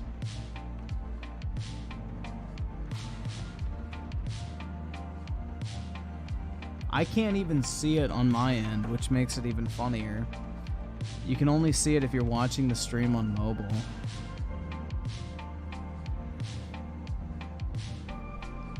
Alright, I don't know why the fuck it's not finding match.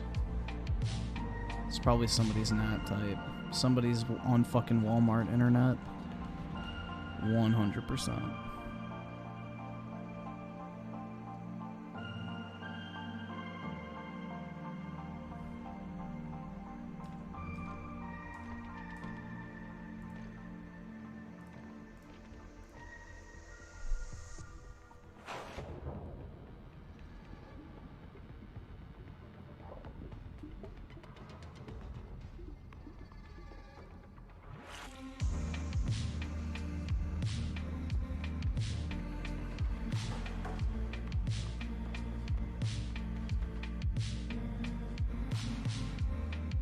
I don't know much about Pokemon cards, but I have these cool holos from 1998 or 99. Maybe you know if any. If they're that old, I would just get them graded at that point. Like, they're worth more than 15 bucks a piece. So what I would do, order some penny sleeves, and you could probably just get top loaders in all honesty.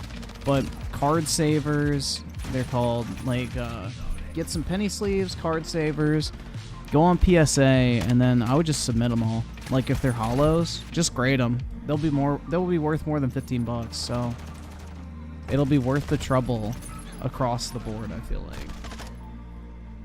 But yeah, if they're that old, typically they're worth grading.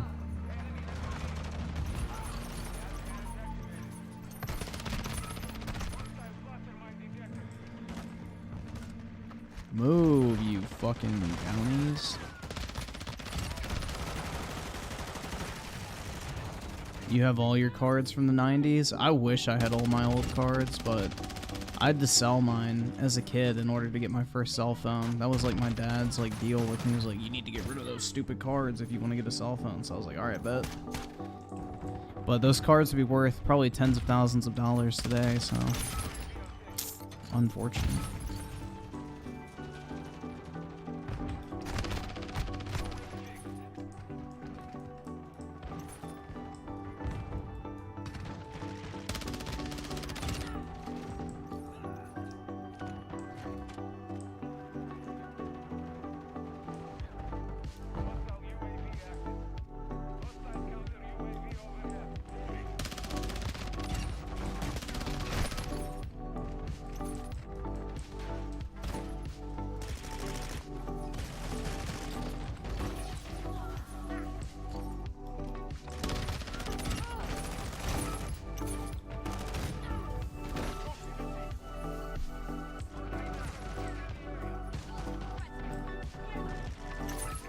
Alright, after this match, we'll do videos.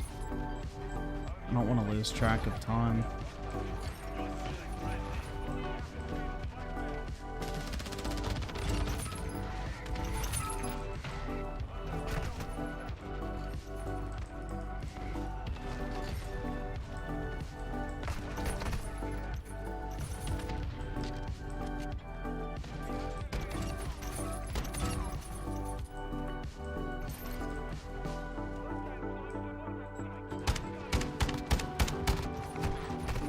Oh shit, the weed gun failed me.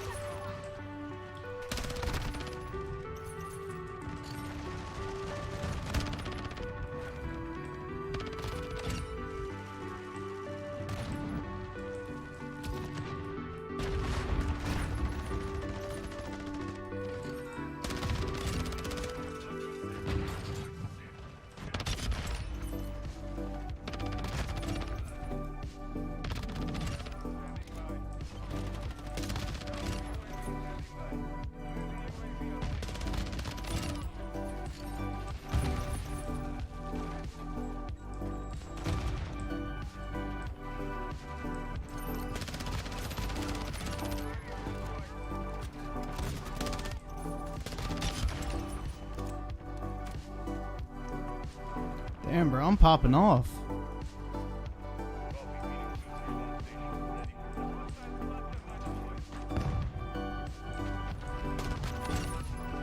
Shit.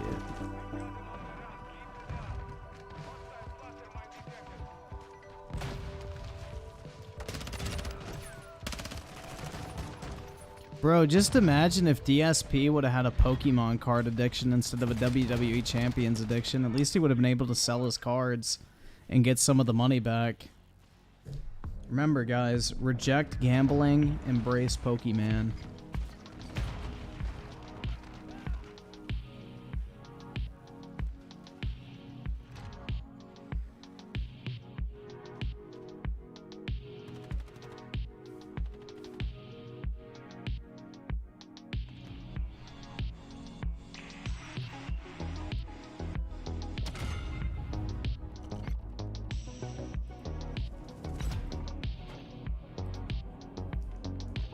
All right.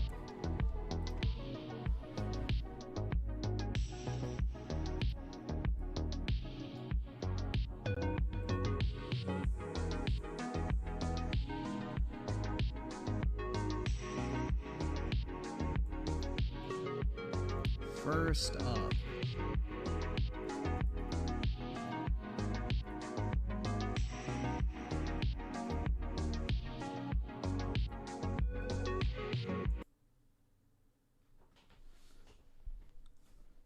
Alright, Waterboy, so this is your video that you recommended. I wish I could embrace Pokemon.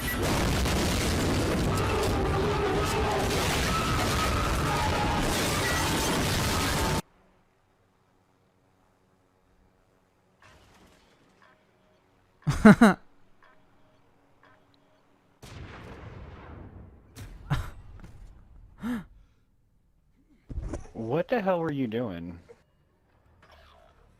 Bruh, go fucking kill yourself, dude. I know it wasn't you who was talking. Go fucking kill yourself. Say your rest tonight. Hey, like, what the fuck was that? Hey, I'll buy you back. You are literally a fucking failed abortion. I mean, if reporting somebody for being a cocksucker was a thing, I'd report you, but... Why, hello there. Go. Go. Go, bro. Go. Oh. Oh.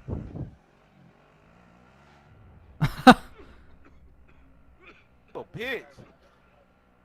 God damn it. Fuck you take me in a storm for, bro. I'm sorry.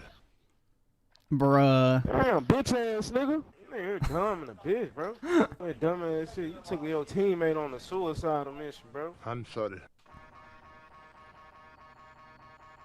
Watch out. Move, move, move. Go, go, go, go, Purple. Go. Bro, what the fuck is Purple doing, bro? Not gonna lie, I think Purple's half retarded. You gotta get away from Purple, bro. You gotta get away from him, bro. He took me in a fucking storm, bro. I'm sorry. Away from Purple, bro. He coming making his way to me, bro. I'm gone. I'm leaving Purple bitch ass, bro. He chasing me, bro. What type of shit he on, bro? Get away from us! He chasing me, bro. Can't trust you, Kobe's pilot. You're crazy. Oh, here come Purple, bro. Literally, here he come. This nigga here crazy, bro.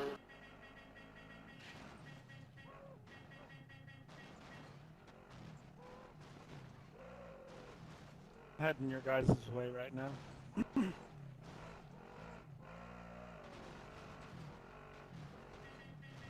He going up there. He crazy. Let's go, fool. Come on, get in. So retarded, Kobe. You're so annoying, man. This guy is something else, I swear. I hate him, bro. It's like fucking like a 12-year-old or something. He giving us up, bro. I can't even Holy hear shit. you over the fucking horn. I can barely understand you. Oh, Jesus, he got on a truck. Get in truck, get on truck, get on truck, get on truck. Go, go, go. Dude, hurry up, man, down. Get in the truck, man. Drive, nigga, drive. Drive. Doggo, that way you going this way. What are you doing? Oh, hell no. This nigga trying to kill us. Nigga, go, girls. He got me killed. This dumbass. Waterboy with the 2 named his PSN Kobe's pilot. Jesus. He's living up to the name. The fuck he was doing? Stop being so obnoxious with that fucking thing. Dude. Alright. I ain't doing shit with you acting like that, dude. I'm fucking leaving. I'll fucking back out right now with all this money, dude.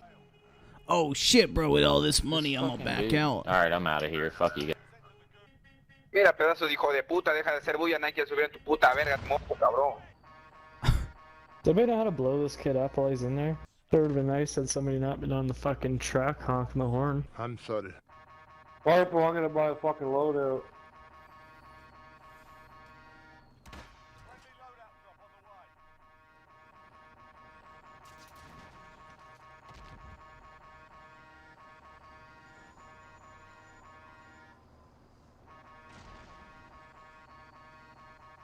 You would be a fucking fag, bro.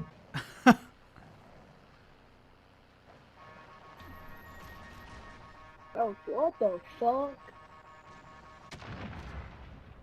Of course! I hate you, Kobe. Ugly bitch. Kobe's pirate. Oh, you're fucking... Oh, hell no. Now I know why you put your name as Kobe's pirate. So you're a fucking bitch. I should kill you. I will come to your house and fucking injure you, bitch ass. Oh shit! He's gonna pull up. Location. You pick your ass up with a helicopter and kill your ass. Bro, what? Nigga, stop beeping the horn. Bitch, I was injured, bitch ass.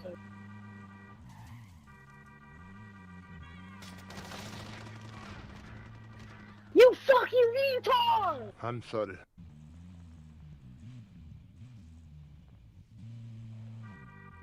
No, you're fucking a lunatic. Just go away from me. Oh my god. You drive us out of bounds, I swear to God, you're a fucking... Just go. You're a terrible person, I hope you get AIDS. Go away.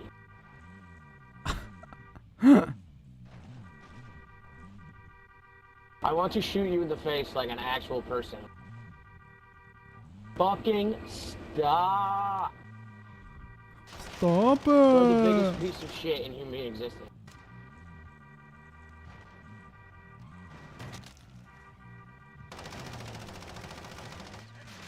Thank you! You fucking piece of ass garbage. Why the fuck are you the way you are?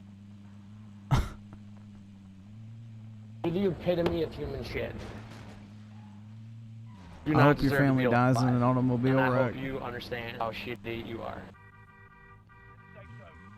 All you gotta do is fucking honk once. Shut the Bruh. fuck up! Yeah, shut the fuck up now. God damn.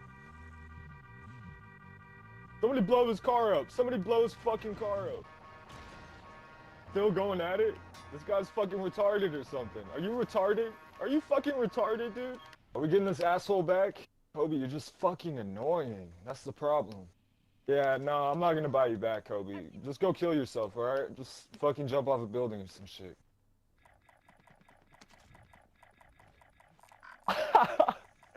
Damn, Kobe, what are you, 3 years old? I'm actually playing with no sound right now, Kobe, so you're doing all this shit for nothing. Can we pollute first? We can't get no stuff? Is that what you said? We can't get no stuff. Oh, you better have some knockoff goods up here.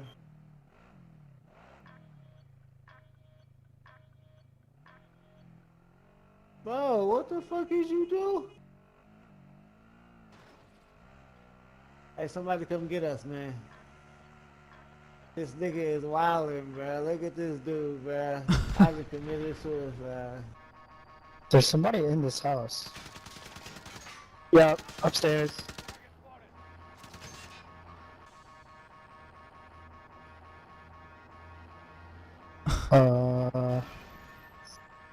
Top floor. Oh my god. Bro, revive me. Oh, am I gonna bleed out or Oh, okay. Okay.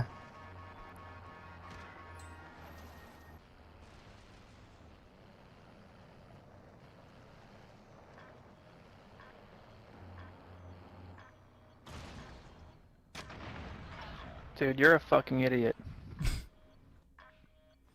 Dumb motherfucker. If Real Griff edgy was in name, Britt's Kobe's pilot. car, huh? Fucking dumb cunt. The fuck? Oh my god, with the horn, stop. I just still honking. It's getting annoying. Fuck off with the horn, though.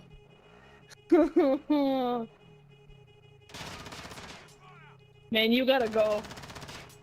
Like, I'm sick of this.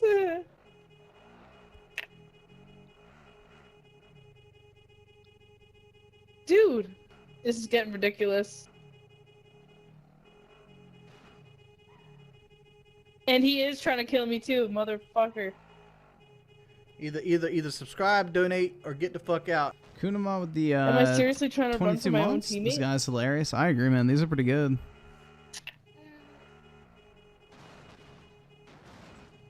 Oh my god, dude, you're freaking me out. Stop. Oh my god. Oh, he got me too.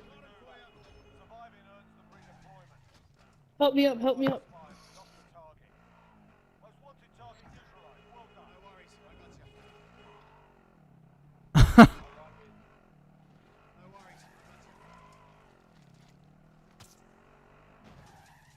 This guy's really being a prick right now.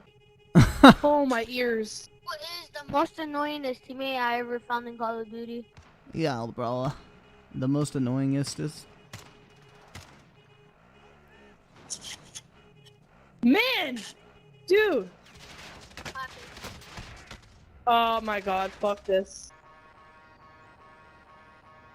Stop honking the horn! I can't get on! You gotta save me! You gotta save me! Save me! I'm dying! I'm dying! Bruh. Leave it to the little kid to screech like a fucking tard. Typical.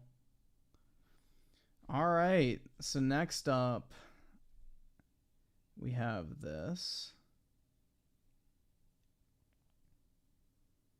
We have JBT's Dream Girl. For some reason, he keeps paying to have this fat hog on stream, so yeah.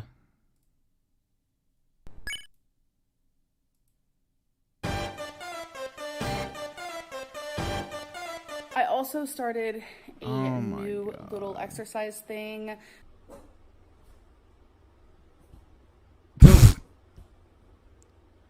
Exercise.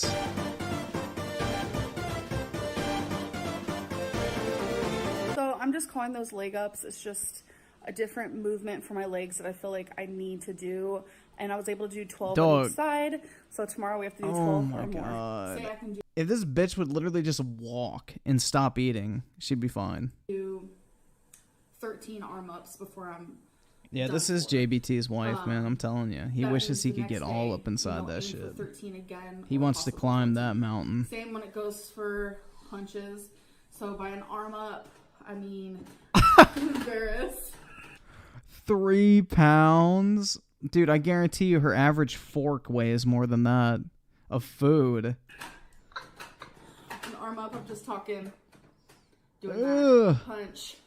You know, I'm just trying to keep it like simple for now, and then eventually add in some more arm situations and more body situations. I do these things sitting down because I just starting off. All right, so arm ups. I usually do this with music, but I don't want to get copyrighted, so let's do this.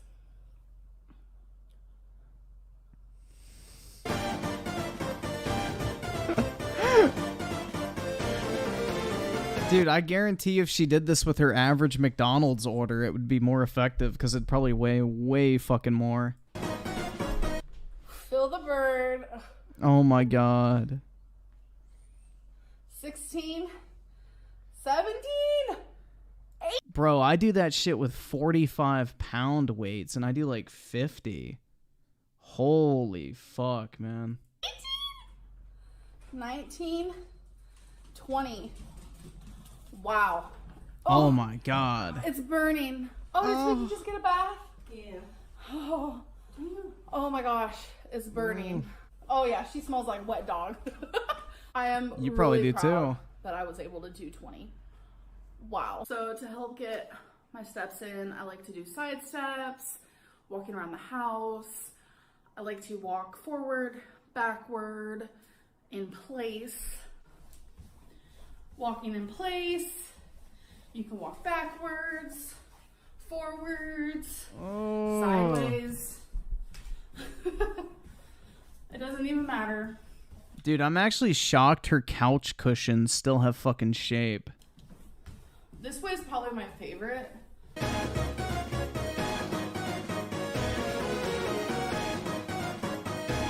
Outfit of the day. So I'm actually about to do some steps, and I wanted to show, can you guys even see my face?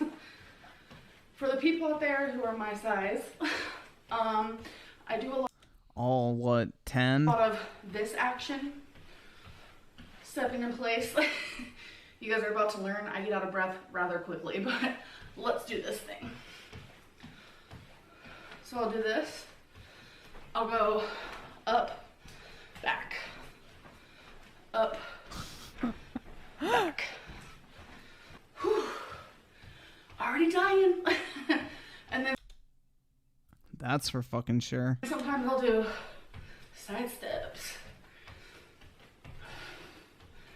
And if I want to get really risky, I'll do 2. God. Yeah, I'm dying already. Truth is in the cards. And then sometimes I'll just walk. Here, babe.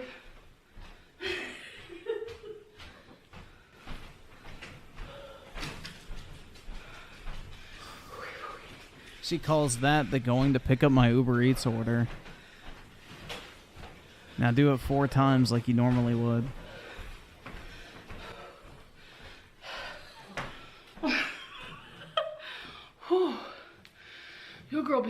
You could be out of breath.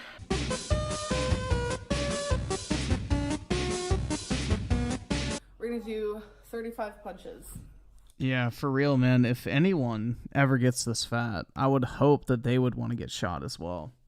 I mean, shit, bro. If I ever get like over 300 even, I would say put a fucking bullet in my brain, because the amount of effort it takes to get that fucking fat and the amount of food you have to eat on a daily basis is fucking insane, bro. Just to maintain 300 pounds, you have to eat like an absolute fucking slob every single day.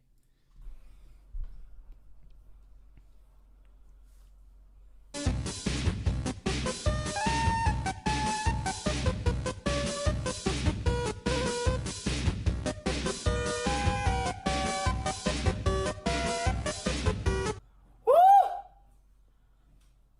32. Bruh. 34, 35, 36, 37, 38, 39, 40. Oh my god, I'm goo. Oh! Oh my god, I'm goo. Yeah, she's like a garbage bag filled with soft serve. You guys, you really freaking feel it. You really do. Oh my gosh. Okay.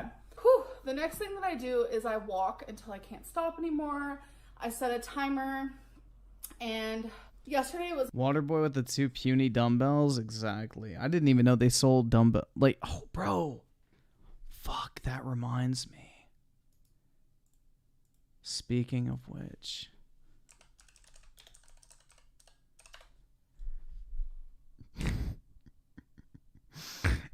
Have you guys ever seen this shit? Okay, did you see this video? President Obama working out in a gym. Not a big deal, but kind of a big deal. We don't really get to see this. And apparently the video Look at those weights. was taken, Rosanna, a little bit on the sly, surreptitiously. Well, I had nothing to do with it. This happened at a hotel in Poland, by the way. The video shows the president lifting weights at the hotel gym in Warsaw.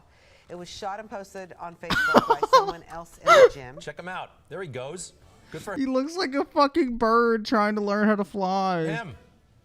Secret Service insists that the president was never in any jeopardy. Very- No kidding. He looks like He's not even going down, bro. oblivious. Look, he's not even lowering him. He's not even doing a full like. He's in the zone. He's working out. 30-minute. He did a 30-minute workout, by the way. Wasn't there for 90 minutes, but got a quick workout in. Very impressive form. He did a little P90X No.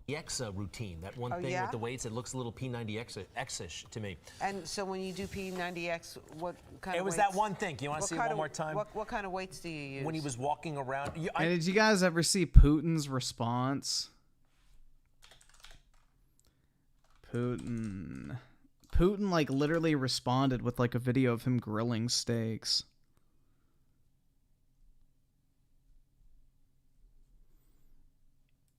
Hold on. It just reminded me of this. If he's not horseback riding topless, fishing topless, or shooting, well, topless, Russia's action man president is working out down the gym. President Vladimir Putin was seen working out alongside his Prime Minister Dmitry Medvedev at And then Putin's it's him gym in grilling Sochi. steaks and shit. Because, like, bro, this is back when Obama was president, obviously. So the video got leaked of Obama, like, lifting fucking 3-pound weights and shit like that. And Michelle's whole thing was, like, the White House garden and eating vegetables and fruits and all that type of shit. So then what Putin does after that video gets leaked is he records this video of him working out for real and then grilling steaks. Like... Bruh. Dude's an absolute fucking pro troll, man. After all that working out, the pair enjoyed breakfast and tea on the porch. How quaint. Both the Russian president and prime minister are always keen to show off their sporting prowess, particularly Vladimir Putin.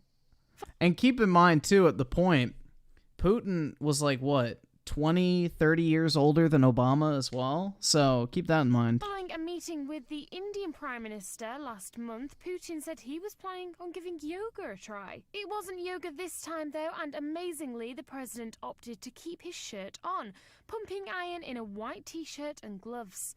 Putin even had some words of wisdom for the Prime Minister. Yeah, Putin's worth, like, I think 2 trillion or something insane. He owns the majority of most of Russia's, like, biggest businesses and shit. So, dude is absolutely fucking loaded. Before calling it a day, He's a and heading to the trillionaire. barbecue. I think he's almost 80. Putin's old, bro. He's very old. Let's see. Putin age. Oh, no, he is 70. Shit. I thought he was older. Interesting. But yeah, that just made me remember that. It was a minute and that whole 22 little seconds. Yeah, when I walk presidential like beef. normal, I do waddling. So I don't really bend my legs as much as I should. So I decided to bend my legs more than usual. I am going to walk in place because how I am walking here, not only am I lifting my legs more than I usually would, but I am bending my legs more than I usually would.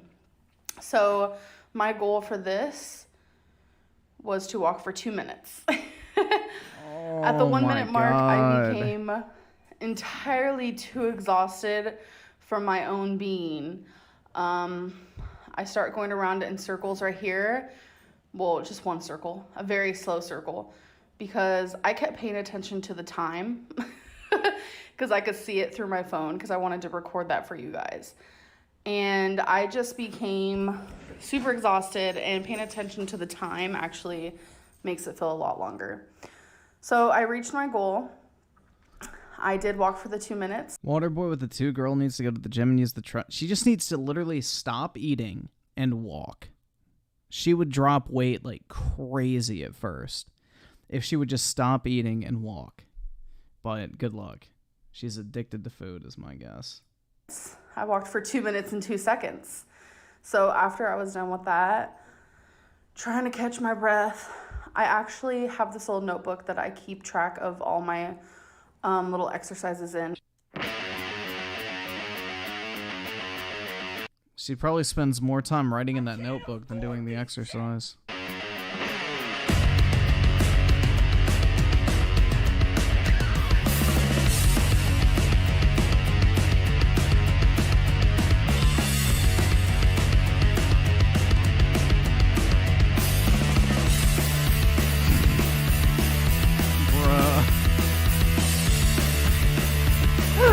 Do 15 reps of the arm ups. It was burning. I probably could have done 20. I don't want to push myself too hard. Oh my god, it's like, I sound so stupid, but still. I was able to do 28 of the punches. Ugh, dude, gross. I did not need to see that. The dog. Even their fucking dog is obese. First one, I'm feeling okay. Yes, I'm out of breath. I know I'm not wearing shoes and I probably should, but that's okay.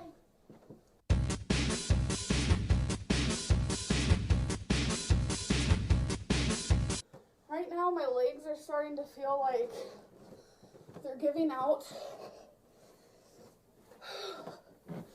You can hear my breathing. It's pretty horrible. My chest burns a little bit. So this is the last one. Imagine not being able to walk up your own fucking stairs in your house without getting heartburn. I did it. I'm really out of breath. Whew. My heart rate's at I'm gonna go celebrate with a milkshake. Or what 3. you see right now is Oh. me walking up and down a flight of stairs 6 times. It's crazy. That's half a flight of stairs. To be doing that. And it is such a surreal feeling for me because just a couple years ago, I documented me walking for only a minute and like 13 seconds.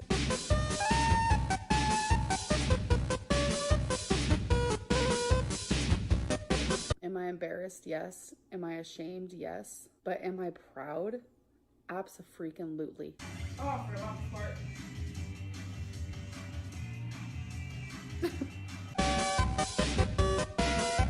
Oh my god.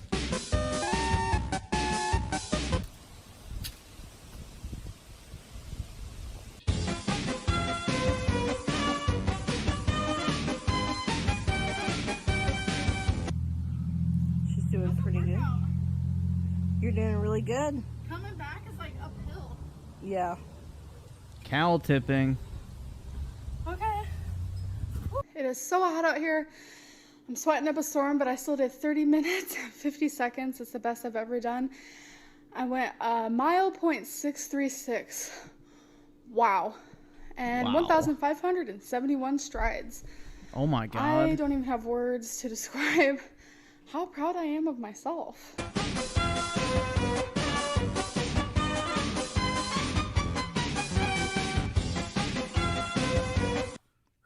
Can we stop now? This hurts. Me reaching the top shelf for some hot Cheetos. I'm just kidding. Yeah, right. Stop for 7 minutes. Like, honestly, all of that mixed in together is hard. That angle, bro. I'm exhausted. I know people are gonna be, oh my god, that's it. I'm proud of my accomplishment. It feels so good to get your endorphins up a little bit there. Ugh. It really does.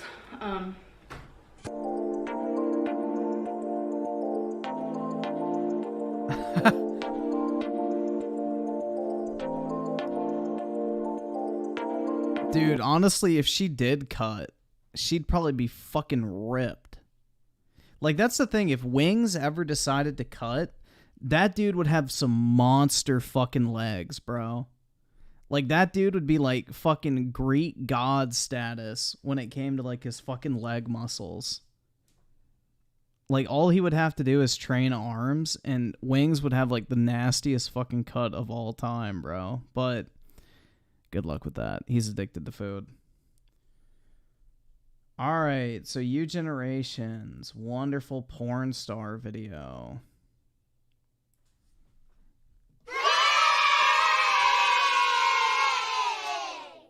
Get excited, guys. We get to watch a fucking donkey bitch. My $20,000 anime room tour. Oh my god.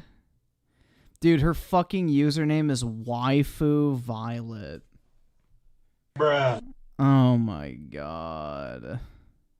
You can actually... you can actually squeeze the titties. Yep.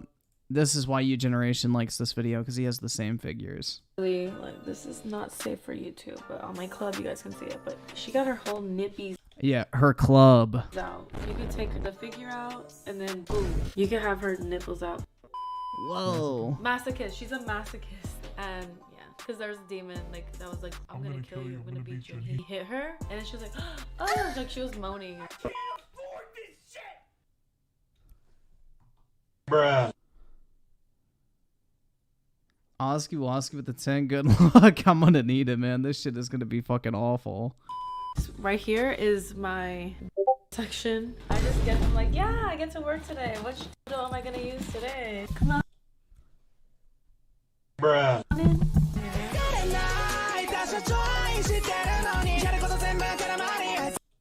Dog, what the fuck is this gay ass music? Yo, I'm Key. I think you dropped something, bro. You dropped something, I'm Key. I think she picked this up. I think you need that shit back.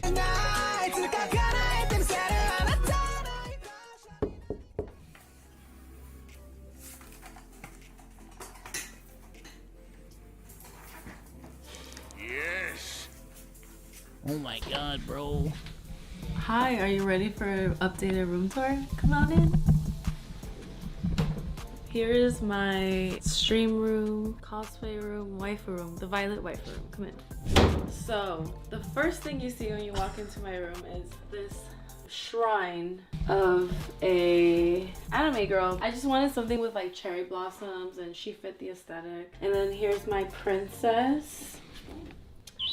I love her, Kana. She's my baby girl. And then I just like really like, this is, I don't know, I haven't taken any pictures here. I probably should take some photos, but I just really... Yeah, that's a missed business opportunity. Just take pictures in front of anime to hit two birds with one stone, you know? I wanted it not to be like a basic door. You'll see when you see the room, it's very pink. And then also, I just wanted to say this is my first ever figure. My best friend, Marcus, shout out to Marcus. He gave me my first ever figure, and it's my waifu. And then He probably also gave her something else. here's the waifu wall with the casting couch. So I know a lot of you guys are familiar with this couch. I film a lot of my YouTube videos, a lot of content on this couch. I know a lot of my friends come over. Never mind, she does actually film in the anime room. I was about to say, there's no way she passed up that opportunity. This room would not exist if she wasn't making money from baiting weebs. They hang out and we sit here. And then a lot of fans are like, where do you get this pillow? Where do you get this pillow? This is actually an insider. Like, my mom actually gave me this on Valentine's Day. And she knows that I love Shrek, so she gave me my own Shrek pillow. But I actually went to Universal Studios. That vlog, you guys can watch it. It should be somewhere around here. So this pillow is very special. It's not for sale. It's just for me. It's one of one. Let's get to the figures. I know a lot of people want to see my figures.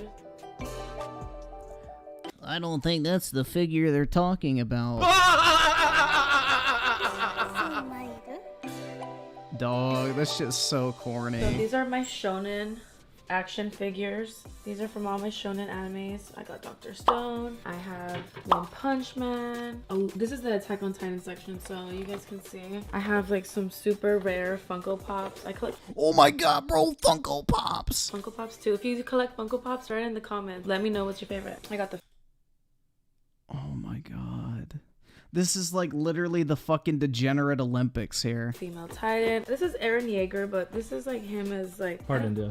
Yeah, Hardened. This one's more rare actually. I didn't even know, but it's the Colossal Titan, but it's in black and white. Here's Levi and then Mikasa. This is a very like this is like $200 Mikasa figure. Look at this the classroom assassination. I never see this figure, so I'm very lucky that I was able to get him as a figure. He's such an icon, right?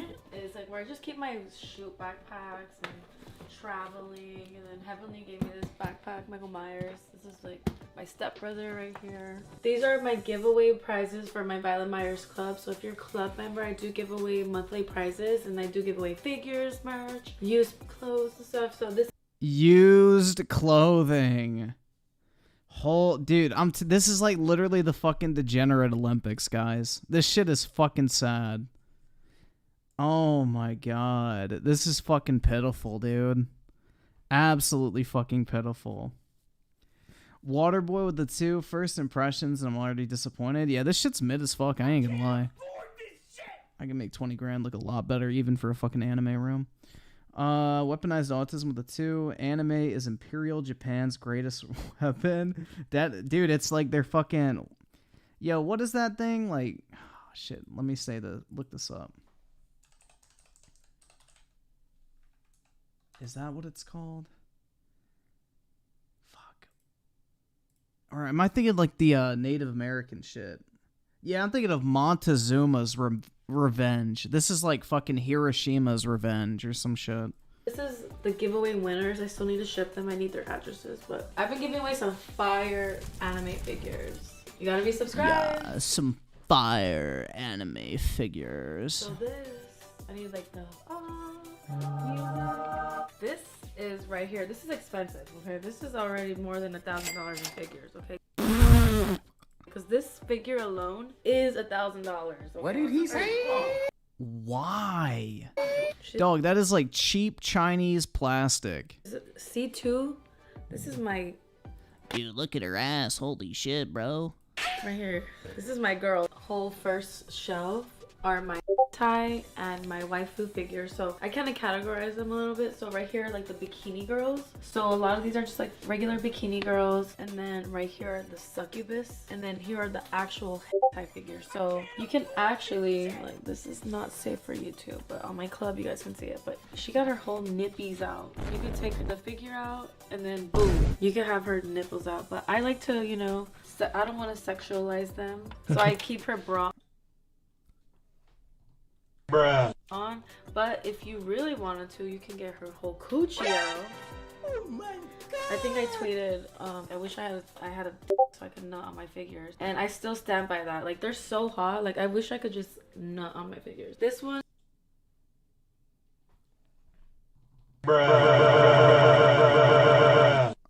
I'm telling you guys, this shit is a fucking grift. She gets naked too. They all show her. They're like, oh my god, I come on my figures too. I love her. This third is my Rem Shrine. I actually met the voice actress to Rem Dub. She actually calls me her waifu. She said, you're my waifu, Violet. She's my favorite waifu just because of how cute she is, and she's a little demon. And then here are just like my favorite animes. So Code Geass is one of my top 5 favorite animes. So Shit's trash. I can, I've already done this before, but dude, the plot of Code Geass is so fucking stupid. I have all her figures, all the figures of the characters. Oh, there's a card game for Code Geass now, and if you guys buy it, there's like a literal fucking card that's worth like $3 grand or some shit. It's stupid as fuck. Favorite isekai, which is Konosuba. Obviously, Darkness is my favorite. Dude, that show fucking sucks cock. She's such a whore. There's a word for it. I don't know what it is. It's gonna come to me and I'm gonna get so mad. Masochist? Masochist. She's a masochist. And yeah, because there was a demon like that was like, I'm gonna kill you, I'm gonna beat you. And he hit her, and then she was like, oh, like she was moaning, and yeah, she's. What the fuck? Like, okay, she's my favorite. Oh my god, she's a gamer too, guys. Holy shit. That anime figure's gonna melt on top of that fucking RTX card. That's how you know it doesn't actually get used. So this is where I do my Twitch, YouTube, podcast. Sometimes I'll do some like business here, be working from here. It's my little office section. And as you can see, it's very pink. Actually, this table is supposed to be black. It did not fit my aesthetic, so I got like some pink wallpaper from Amazon, and like I just got some pink tape and covered it over it. What I want for my birthday is a pink L-shaped desk. I have some stickers. My little Oh my god, can I buy it for you, please? daughter, As long as I get to come over to install it. Anya, my baby. I have a permission to simp, you know?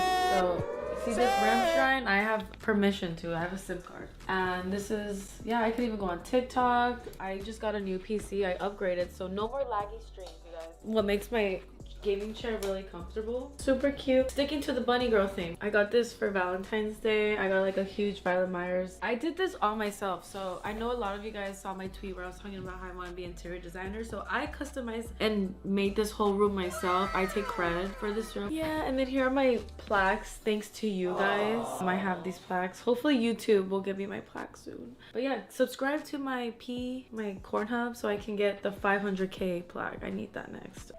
Bruh.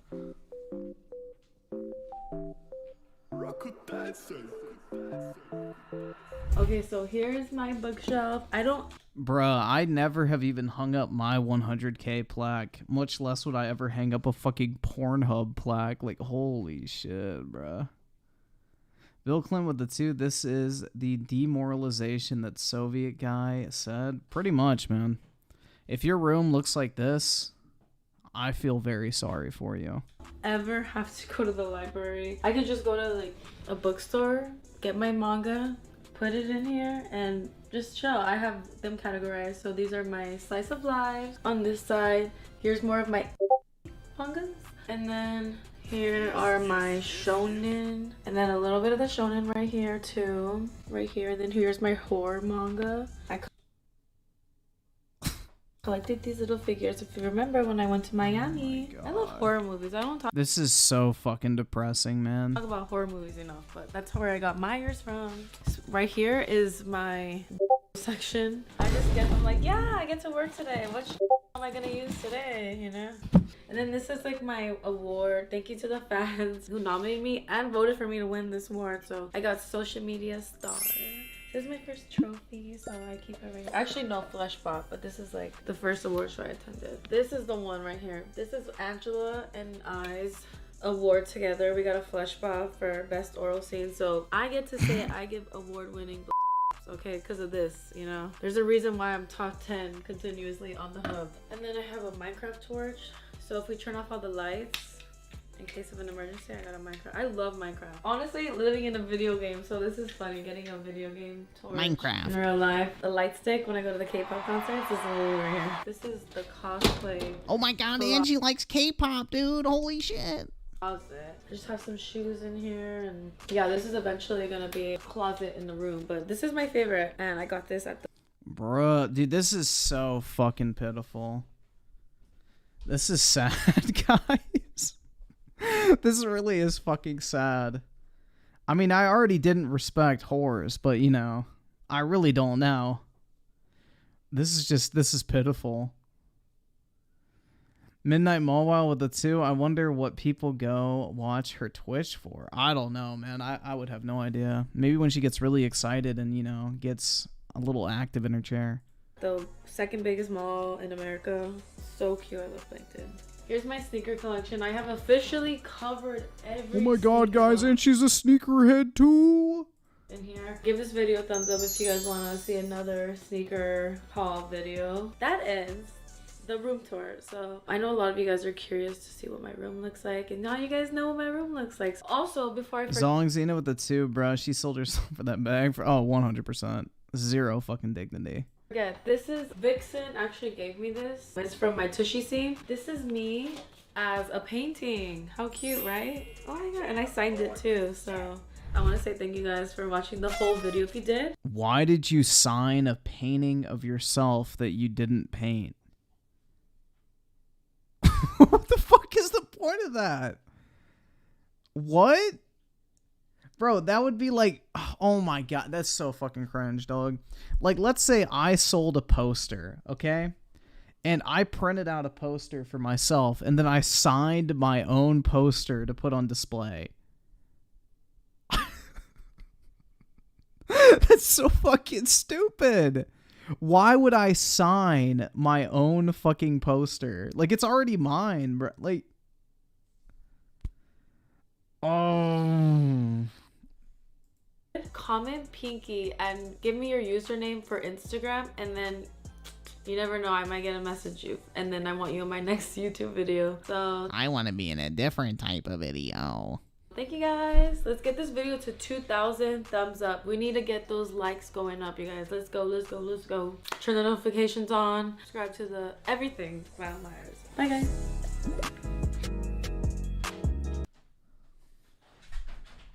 Bruh. Oh shit, bro, I'm Key. Was this you, man? A fan asked me out during my $1,000 Amazon haul. Should I call him? I think she should. Hook our boy I'm Key up. He needs a little positivity in his life. Dude, that shit was fucking pitiful. Oh my god. Dog. That shit's sad. I guess, guys, I could make a YouTube video going, my $50,000 gaming room. Jesus Christ, that's so fucking corny.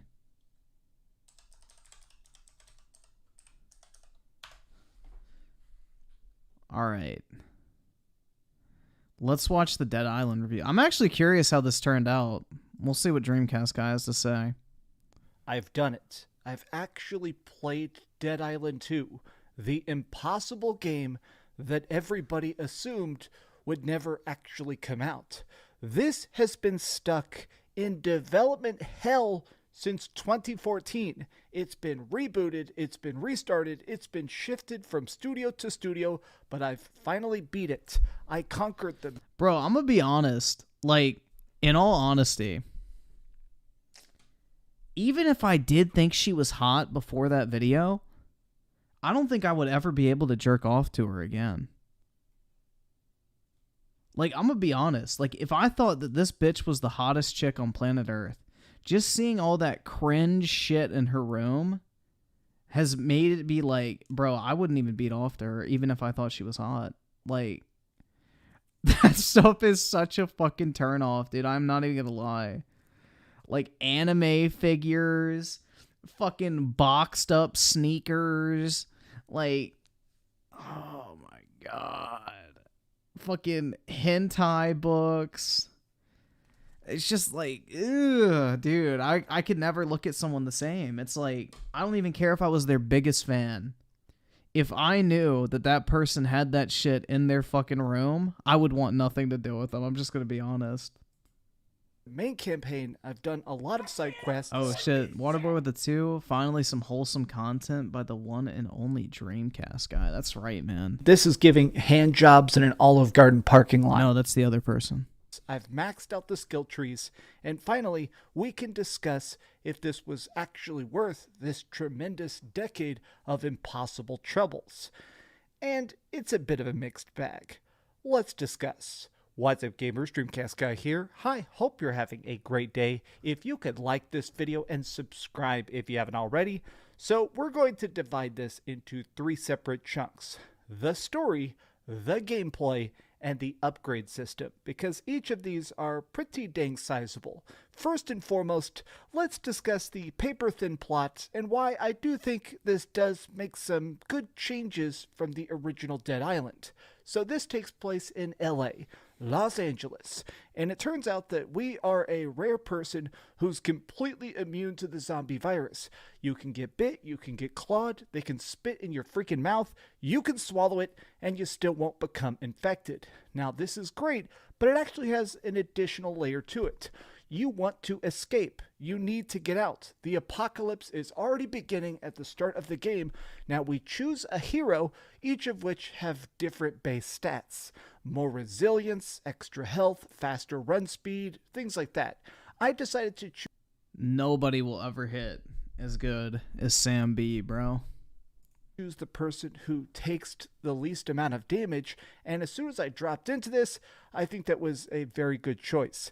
You get bashed up a lot in Dead Island 2. The overall objective is to try and escape LA, but doing that is a very messy obstacle course. It definitely looks like Dead Island. Essentially broken down into a bunch of very large sub-maps. So you have access to a ton of the city, but you also go through underground sewers, abandoned shopping malls, big apartment complexes, and even big streamer mansions.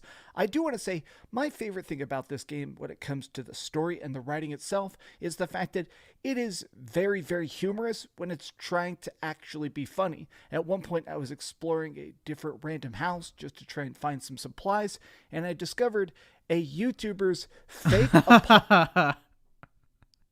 Bro, that's pretty based. apology video script. This is actually hysterical. I appreciate the fact that it is a good bit of poking Ew, fun it's at the Lizzo. celeb life and, you know, the crazy rich people that sort of live in that LA bubble. But what's most important here Ew, dude, is, look at the well, fucking fat ripples on her legs. how does it play? After 9 years of development, is it actually fun? Well, yes and no. My biggest problem with Dead Island 2 is how close it sticks to the original Dead Island. This doesn't really feel like a sequel. It does kind of just feel like big budget downloadable content. Now, that's sometimes That's good. a benefit, the fact that they're not trying to completely reinvent it, but this is first and foremost Because an old Dead Island did not have a big budget. school role-playing game. It's got stat sheets, it's got attack power, it's got sub bonuses, it's got crafting systems, and it does have a lot of experience points pools. Oh, this is a Fortnite game? Uh-oh. Guess I'm not buying it. Now, here's why I did not like that. I do want to start with the negative aspect of this. There is a lot of times where when you finish a main story mission, it levels up the entire bit of LA. So if you beat a level 18 quest, all the zombies are instantly turned over to level 19. Now, you get quite a bit of experience points for finishing missions, but there were times where I was slightly underleveled. I managed to really tactically take down a boss, and then suddenly the game was impossibly difficult. Now, this happened That's two separate dumb. times in the game where I did manage to take some. I fucking hate level scaling of enemies, bro. I like to feel overpowered as I progress through a game. And that was part of the fun of the original Dead Island, is after a certain point you felt mad fucking OP. I hate level-based combat. That's a shame. Midnight Mall with the 5 of this guy watching the girl streaming. Wait, if the guy watching the girl streaming thinks she will... Okay. This is giving hand jobs in an Olive Garden parking lot. The simps can go. Let me see if that works. Nope, it does not. Please touch some grass quickly. That's right. Bro, here comes a big hot load of PlayStation 5s. Oh man, it's so thick. But yeah. This is unfortunate, man. I'm kind of sad that they added level scaling in Dead Island. Because Dead Island, the further you got, you turned into like this fucking killing machine. Down, and then every single enemy was practically one-shotting me. And additionally, there is a bunch of autosave checkpoints all over the place. There were a few situations where I got cornered by a monster that was way higher level than me, and I couldn't really escape. I actually just had to run away. And sometimes it does actually lock you into particular sections of the map to try and get you to solve a problem or get rid of a puzzle, and it sucks when everything is very over-leveled. Now, killing the zombies themselves doesn't really give that much experience points, which is kind of strange. Each individual kill gives like 20 XP, and leveling up takes about 10,000 XP. So it's not, Yeah, they want you to do the side quests. not that you can just grind for a bit and instantly be prepared for that next major encounter. Now, the solution to this is that there is a ton of side quests. Yep. They're pretty much the exact same thing over and over and over again. Every side quest is pretty much just a person. Dog, I can remember all the stupid fucking voice lines from Dead Island where you have to like you know, spam it to level up quickly. Like there's an Oleander quest and Riptide, and like the fucking guy, every time you turn one in, goes Oleander grows, and it's like it literally would just loop 100 times as you turn in like the pieces of Oleander. And then there's this other fucking retard that'd be like, oh, champagne, or some shit like that, and it was really irritating. But yeah, that's how you like grinded levels in Dead Island, was you would just go pick up like 1 or 2 different items in mass quantities, take them back to this guy who basically had like an infinite fucking loop quest, and you could just spam the fuck out of it and get like infinite XP. And that's how you would grind in Dead Island. And then you get really fucking OP because there was no level scaling. But in this game, you don't even get to get really OP, which is a major fucking L. Person who needs you to either rescue them and take them to a local safe house, or it's somebody that just wants you to help them fortify their base. You know, a random military survivor who wants you to reignite some burn pits, or, you know, a random old fogey, some ancient Burt Reynolds style 70s era action hero who needs you to get his electric wheelchair down the ramp so he can drive to the safe house. Now, I think these quests are actually pretty funny. I like the writing themselves, the cheeky humor, the goofy self-awareness of putting horror movie stars in a horror movie game. My problem is that they don't really feel optional. There is definitely a bit of required grinding here that didn't feel spectacular, because additionally, there is very ridiculous weapon degradation. Hitting people with stuff breaks your hammers, your wrenches, your axes. Stuff breaks very, very fast, especially early on. This is drink till I fucking drop. Ooh, champagne. There it is. I found it. This fucking bitch, bro. This fucking bitch. Where's my champagne? I want to fucking drink till I fucking drop. Ooh, champagne, champagne. Give it to me, baby. You like sweaty. Okay, baby, we're going to party. Now find me some champagne, and not the cheap shit. I'm so scared. But basically, every time you handed her one, she would say the, oh, champagne. And then, like, every single time you skip the dialogue, give her another one, it just would loop that same fucking voice line over and over again. So you would hear, oh, champagne. It was so fucking you'd hear it like 100 times, bro. So fucking obnoxious, but it was easy fucking XP. One of those very bizarre games where it gets easier and easier and easier as you get more rare weapons and more customization specialities get unlocked. You can actually build weapons that have pretty much unlimited health. You can get stuff that will pretty much never degrade. But early on, yo, what Dead Island game was it, or what game was it that you got Excalibur in, or it was called XP Caliber? I forgot which game that was, but that shit was really fucking fun. Night or Love with the 5 Dead Island had level scaling. It was just poorly implemented, so you could easily end up with extremely OP weapons that negated the level scaling. But I don't ever feel like you would see like level 20 on top of someone's head, right? I mean, like, obviously they'd boost the health a little bit, but I never felt like it was actual level-based combat. Was that Dying Light? I forgot which game that was. But yeah, XP Caliber, bro. That shit was fire. Cool Easter egg. And then, what game was it that had the Minecraft pickaxe, too? Fuck. Bro, there's like a lot of little Easter eggs, I remember.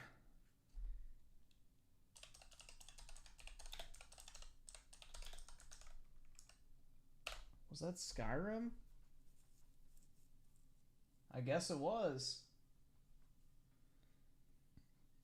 Oh shit, yeah, the notched pickaxe. I remember that shit. It's tough to even get from point A to point B without having to get 15 different weapons that are going to constantly be shattering. Now, this does get better over time. I think once you start to unlock the different customization options, which we're going to talk about in a bit, this game becomes fantastic. This is one of those strange games that takes 20 hours to beat, but the first 10 hours is way less fun than the last 10 hours. That is every single Techland game that has ever existed. The first Dead Island was miserable for the first part, then it gets better. Dying Light was boring until you're about halfway through and you get like the grappling hook and all that sort of shit. Dying Light 2, I played like a decent chunk of it. It did not get to the fun part. That's just how they design their fucking games. Although Techland didn't make this, but I guess they stuck with the same style. I feel like that's the only way to do these type of games, though, because if you make your character way too OP in the beginning, there's not even like a challenge.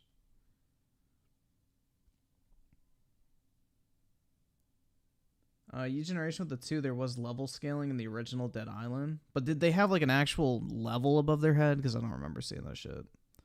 Zong Xena with the 2, easy. Champagne was hard as hell to find. No, there was duplication glitches. Bro, you're forgetting about the best part about Dead Island is the fucking duplication glitches. So you could literally get like these god tier weapons and just dupe them infinitely. Same with any item in the game. Not Naya with the 2, chances of Activision deal going through. I would probably say like 80% minimum. I think it's going to go through, personally. Delta Gold with the 5, I hate level-based combat. Just buff their HP, not their AI. Anyhow, they fight and react. I mean, I wouldn't even buff their HP, man. Like, I don't know. I feel like as you play through a game, you earn the right to just fucking straight up body enemies. Like, that's what's fun. Is like at first when you're fighting the zombies, you struggle because you're lower leveled and you have shitty gear. But as you get better, more accustomed to like the fucking zombies, you level up, get better shit, you should be able to mow through those motherfuckers with zero effort. That's my ideal scenario, personally. That's the way I'd like it, personally. I want a power fantasy, dude. Now, there is additionally unlockable long-ranged weapons. At a certain point in the story, you start to be able to pick up guns. Now, the ammunition is pretty plentiful, but again, it's based on the role-playing game system. So there is definitely a lot of times where a shotgun will do 4 damage when you have a pull Q that does 400 damage. So it's still better to hit somebody instead of shooting them in the face. Now, personally, I don't really have a problem with that because, I mean, it is a video game. It is trying to be a role-playing game specifically. So if you want to make melee weapons better than sniping people, I'm totally fine with that. My issue is that it does come down a bit to sometimes the uselessness of guns. It's weird when you get an acid pistol that melts people, but it just doesn't do anything. Yeah, because in the first game, the guns were so OP. Once you got guns, you didn't need to use anything else. Nighter leveled the 2, the zombies had levels above their head. Okay, I don't fucking remember that shit. Although it's been like, what? 7 years probably since I played Dead Island last. Delta Gold with the 2, I mean, just their health buff, not buffing their AI. Yeah, I mean, I guess. I don't know. I would just rather him stay static, personally. Like, I like the power fantasy, like Prototype, for example, I think is pretty fire.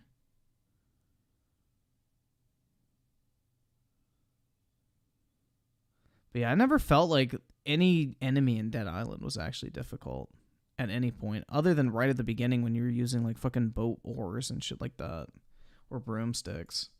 Compared to just throwing a wrench, it feels a bit goofy at times. Even if it does sort of make sense stats-wise, it just doesn't work quite well in execution. Now, the one part of this game that definitely becomes more difficult as you progress is zombie immunities. Each of these different monsters, at the start, they're just straight up rotting corpses. You bash their brains in, it's pretty easy peasy.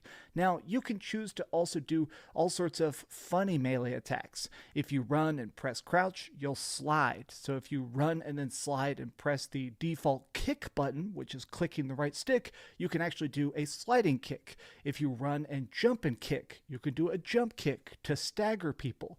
But to go with this, there is a lot of enemies that actually end up having different weird immunities.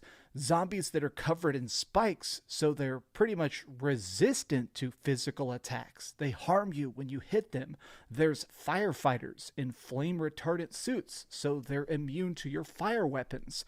Engineers are wearing shock-proof suits, so of course they cannot be electrocuted. Sometimes you'll run into scientists with biohazard suits on, so they're immune to poison. Now, I guess my problem is that at the start, Siler with a FOD, did you hear about the surgeon who enjoyed performing quick surgeries on insects? He did one on the fly. Bruh. Oh my god. Jeez.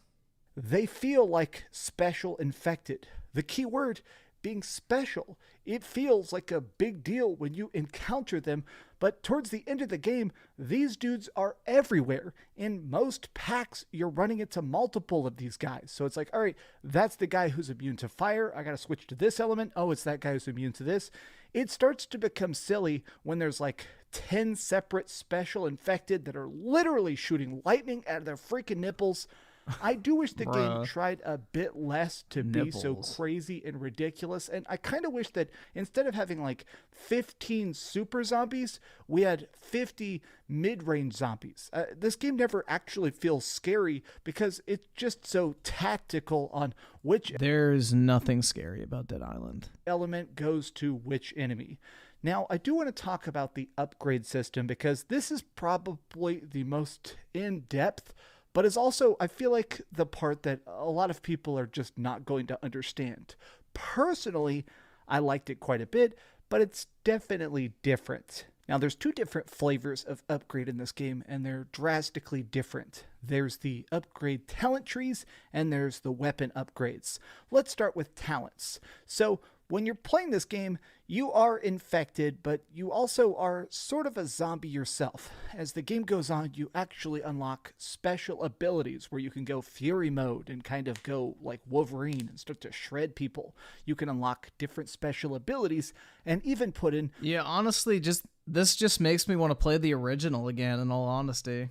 Zombie talent points, which... Either that or just go finish Dying Light 2 finally. Make you stronger, but also hurt your stuff. They make it so you're not as human. You'll have a smaller health pool, you'll have less stamina, you'll stop regenerating health naturally, but if you want, you can stay completely human and use this card-based talent tree to focus on what you like most, whether that is tiny talents like knocking zombies over does more damage, dodging somebody increases all damage dealt for 30 seconds. You can make it where a counterattack heals you. Or one of my favorite talents that I used for the entire game, which is that every time I use a med kit, it lets out a little tiny sonic blast that pushes back a lot of infected, which definitely kept me alive during some of those hairy underground fights. Now, this is all pretty cool, but I do think it is one of those set it and forget it kind of games where as you unlock skills, you're going to move stuff around a tiny bit, but once you sort of set into your ways, once you figure out your particular playstyle, I don't think people are really going to be moving around these card trees very much. They're broken down into these separate trees of like survival and attacks and mutagens, but once you kind of figure out what you like, you're probably not going to test out things that are too drastically different. Now, the other upgrade system I think is actually perfect. The more I played with it, the more I kind of grew to appreciate it, which is weapon crafting. This is done at workbenches. There's multiple big safe zones in each of the different areas. Places where you can find shops, you can find side quests, you have bounties to try and kill or save particular people. I think the thing that looks so off to me is like how colorful the first game was, and this one just looks so dead, bro. It looks dead. In town, but there's also just workbenches that let you go in and actually, by using schematics, heavily customize your particular weapons, adding in elemental bonuses, making them more durable, repairing the weapons that are broken that you like them the most, and even level match. So if you have a level 15 hammer and you're level 20 now, and you like that one in particular, you can break down other weapons to get scraps and fix the stuff you Yeah, want. but it's called Dead Island. You still need you need like the fucking island vibes. You need the tropical island vibe to go along with like the fucking dead and bland look. Like most. I got this. That's what was so cool about Dead Island is you were on this like tropical paradise and like the colors and everything were really beautiful. Big, huge hammer with hundreds of attack power, and I'll be honest, I grew attached to it. I actually loved doing heavy attacks with it so much, I kept repairing it over and over and over again. And I think that's a testament to how good this crafting system is because while it is a little bit simplistic, it's cool that I can figure out, okay, what do I want to specialize in? Breaking limbs? Do I want to try and melt people? Is this one of those kind of weapons that I just want to be able to throw at people and then pick up later? I like that. It's cool that you can actually build sniper rifles with different amounts of special ability or bonus crit damage or even just tiny things that make it where it's able to stun from further range. That's pretty neat. And it makes it where you actually Just let get it walk through the excited to fire. look at the Stop stats shooting of it. every item and figure out, okay, what do I Oh want my to God, that's change? irritating What do me. I want to improve? What do I want to truly make my own? I want to watch Dead it Island is a burn. game that I feel like tries to mix together a lot of very quirky ideas. Some of them work and some of them don't. I think that overall, I did have a fun time with this game, Dude. but it doesn't really feel like a project that came out in 20. I'd pick this shit up for $20. I wouldn't pay full price for this. It just looks really bland to me. Doesn't have the same heart and soul that the original Dead Island had. I saw there with the 10. A turtle is crossing the road when he's mugged by 2 snails. When the police ask him what happened, the shaken turtle replies, "I don't know. It all happened so fast." Fuck you, motherfucker! Jesus Christ, man. 2023. This does feel a bit like a beautiful PlayStation 4 game. So, let's actually try and put a number on it. We've heard some good and 7. some bad. That's my prediction. 7. Let's go to the ratings board and let's score. What's everybody thinking? 7, 8, 9, 10, 6, 5, 4, 3, 2, 1. What is it? What are y'all thinking that this review score is going to be? I'm thinking 7. I think 7's the most likely. This bad boy. I am giving Dead Island 2 a 7.5 out of 10. All right, this still counts as a 7. I take the dub. Thank you so much for watching, gamers. If you enjoyed this video, please give it a big old thumbs up, share with I'm getting familiar with the Dreamcast guy rating scale. your friends, and subscribe if you haven't already. And please keep dreaming. So I beat this on the Xbox Series X. The only thing I could not test was the co-op, because obviously Bro, the co-op on the original Dead Island and even Dying Light is so fucking bad. Hopefully they fix that shit. played this way before the game was out, and I didn't know any other reviewers that were testing it on Xbox. This does seem like one of those games that if you play it with a friend, much like something like Dying Light 2, I think it's going to be a better experience. But Dead Island 2, completely solo, it's decent. Well, you guys rock. Thanks for watching, and be sure to like it. Yeah, and subscribe. $20 game. And, I'd pick it up. Titties. Wait, no, I'm not going to show my titties. This is a zombie review. God, grow up. What? Thanks so much for watching.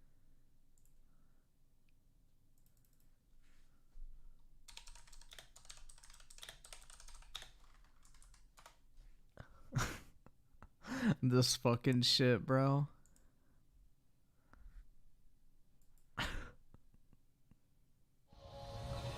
This shit's so fucking stupid. But still nostalgic.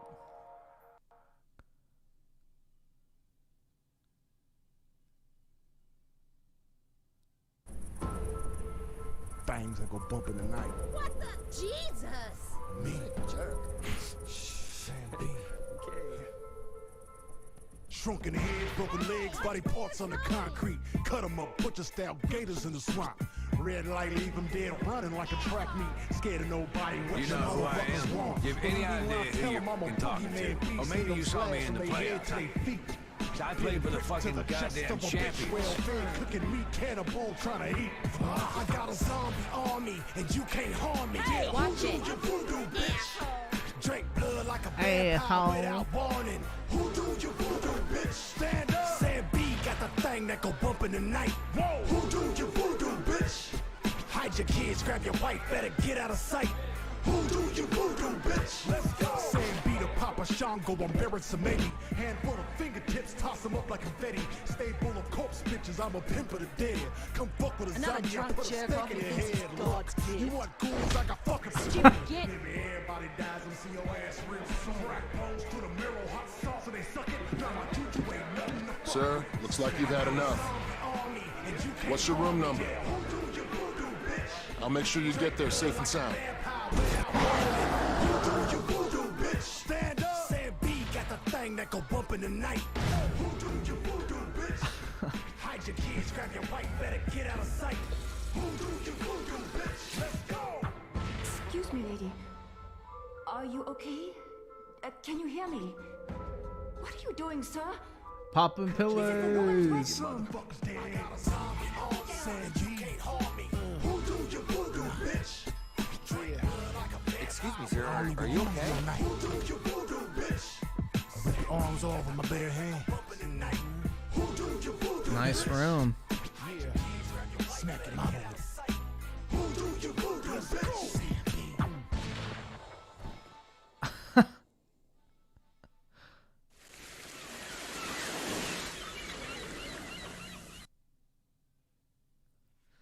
Bruh. Classic. Absolutely classic, bro. I started with the 5. Last one for tonight. Scientists have discovered what is believed to be the world's largest bedsheet. More on this story as it unfolds. Jesus Christ. Griffin, did you see Tipster whining and crying that if people don't agree with him on Chris Tyson's trans thing, then ban, gone forever. Banning people who don't agree, calling them trans.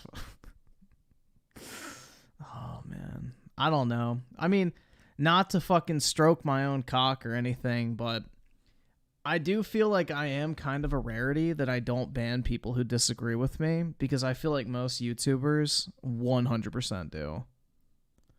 I feel like 9 times out of 10, when it comes to anybody who live streams, they just ban anybody that fucking disagrees with them. I try to pride myself on the fact that I don't ban people, even if they talk shit. So, I don't know. I mean, unfortunately, that's more of just a fucking content creation trend these days, because, you know, everybody's got a massive fucking mangina on this fucking platform, basically. Like, everybody has a fucking mangina, it seems like, on the internet these days. Like, nobody can handle the slightest bit of any sort of fucking, you know, I guess disagreement in their chat. But, you know, I'm not trying to stroke myself off or anything. Vesnio the 2, isn't Tipster a lolicon? I don't think so. He defended it, though. Like, he was defending lolly content and shit. I don't think he himself is a lolicon, but he was, like, defending somebody who was, like, fucking enjoying that shit. I don't know. I haven't, like, actually seen any proof that he is a lolicon. I just know he was, like, defending that lolicon, pretending like there was nothing fucking wrong with jerking off to cartoons and shit. I don't fucking know, bro. It was dumb as fuck. Really fucking dumb. Yeah, the only guy I've gotten close to banning recently was that fucking dipshit trying to like promote his Chat GPT like fucking stock market scam. So, yeah. It really takes a lot to like get banned from this chat. Like you got to be like insanely fucking racist and shit. You either have to spam or you're like promoting fucking scams and that type of shit. I mean, I try not to ban people. So I don't really think it fucking matters if everybody agrees with me on everything I say. That's kind of boring. It gets rid of all the fun banter we could have had. I'm trying to think, what should we check out? I'm sure MBG is taking a victory lap today.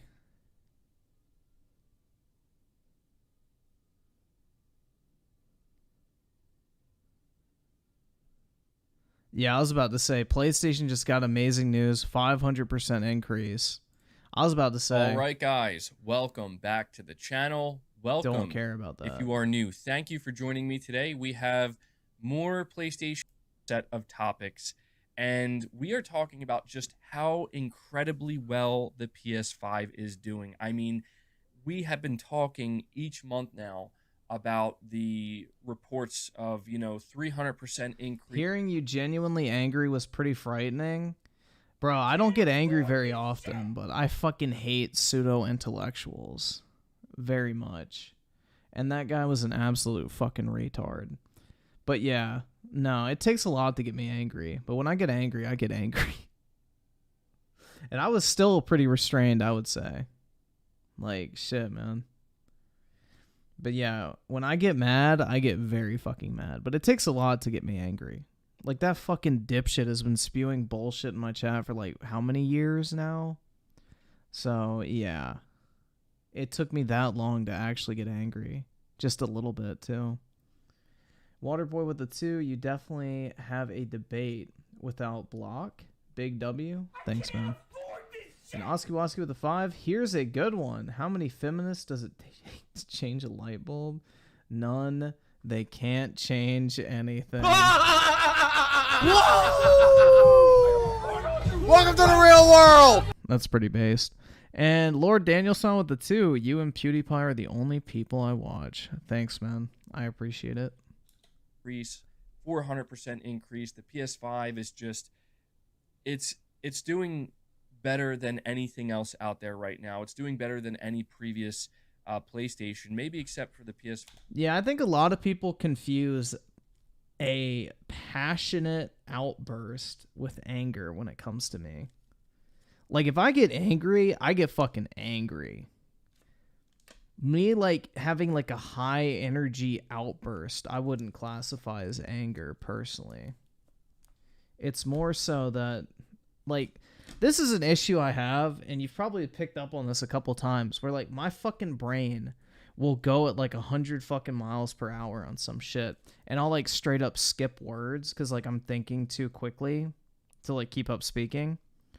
And when I get, like, I guess, energized by a topic, the two sync up better than normal.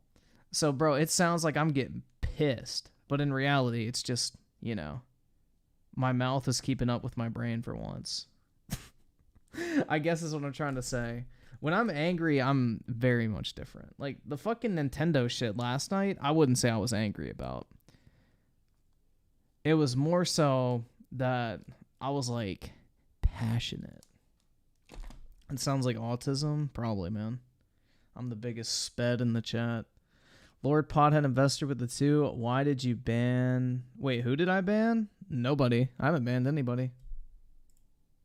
Up until this point. And this is where things get very exciting. So we're going to start here. PS5 sales rise 500% in Europe. Xbox and Nintendo Switch sales are down. It says here the PlayStation 5 is having a breakout year so far. For March 2023, PS5 sales across Europe have risen 500% when compared to the same numbers for March 2022. Meanwhile, the Xbox Series X and S and Nintendo Switch are struggling in the region. However, the PS5 has more than made up for their decline, leading to an increase in overall consoles in Europe for the first quarter of the year. As suggested by GamesIndustry.biz, the reason for this surge in Europe PS5 sales is due to severe stock shortages for Sony's console in 2022. For Q1 2023, the PS5 has a 369% year-on-year rise in sales, while the Switch is down by 18% and the Xbox Series consoles are down by 10%. For clarity, these figures do not include UK console data, which we already talked about, and we've seen a very similar picture in the UK, where the PS5 is soaring high and it's essentially carrying the industry to a certain extent. By that I mean, while the Nintendo Switch is down, which is understandable, the Nintendo Switch is an older console at this point, and the Xbox consoles are down in the negatives, the PS5 is not only doing positive, but it's doing so positive that it's basically offsetting everything and actually leading to positive results. I mean, shit, man. March, they sold, what, 2 million consoles? Xbox sold 500,000. It's a wrap, boys. This generation's console war has already been decided. So 500% increase in Europe. That is absolutely wild.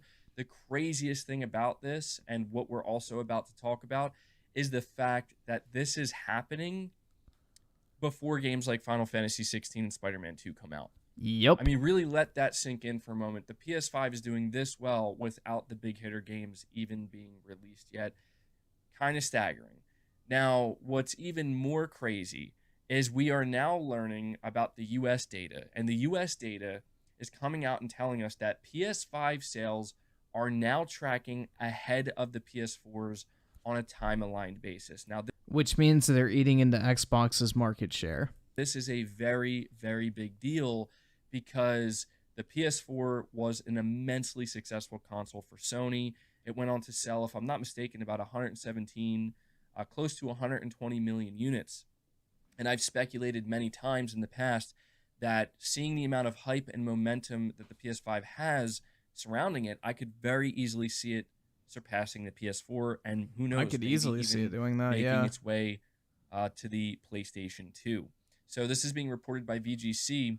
They say PS5 sales in the United States have overtaken those PS4 on a time-aligned basis. That's according to Matt Piscatella, Executive Director and Video Game Industry Analyst at Circana, formerly known as NPD Group. In the company's latest monthly sales report, which was published on Wednesday, Piscatella noted that PS5 unit sales are now tracking ahead of PS4s after the first 29 months on the market for both consoles. Boosted by increased stock and recent price promotions, PS5 is the best-selling console unit in both units and dollars for both March and 2023 year-to-date. Last month, Circana reported that PS5 sales had reached a record high for any PlayStation system in the month of February. And according to Matt Piscatella, PS5 also set a new March individual PlayStation platform unit record. Sony recently said it expects PS5 to smash PS4's global sales record for the first 3 months of the calendar year. And that's pretty much exactly what is happening. And it's interesting because I remember when Sony came out and said this, a lot of people were doubtful, understandably so, because that's a pretty tough record to break. And, you know, Sony doesn't have any major first-party releases for the first quarter, and yet this is what they're doing. And I don't even think it matters at this point. Like, bro, you don't even need first-party games to sell consoles at this point. The PS5 is so desirable all on its own, even as a third-party gaming console, because everybody that has a PS4 wants to switch over to PS5 in order to keep their game library.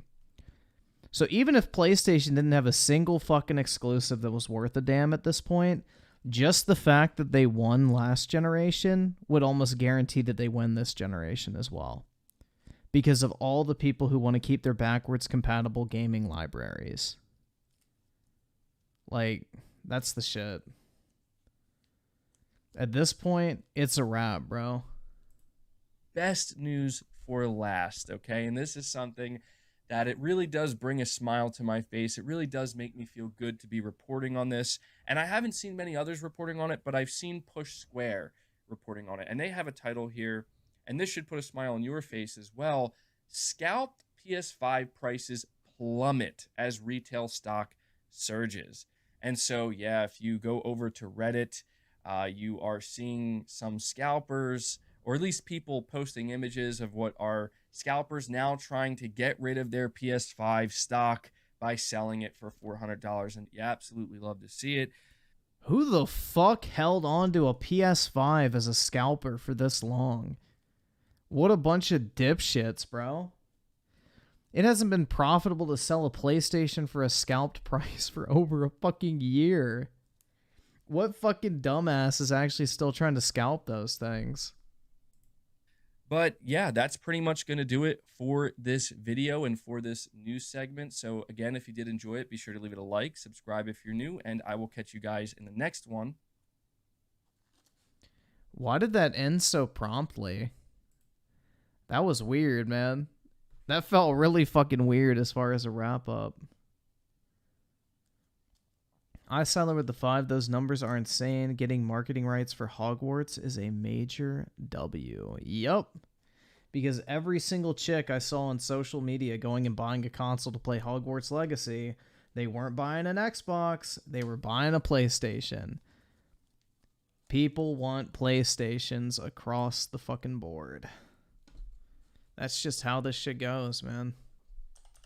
They have the mind share.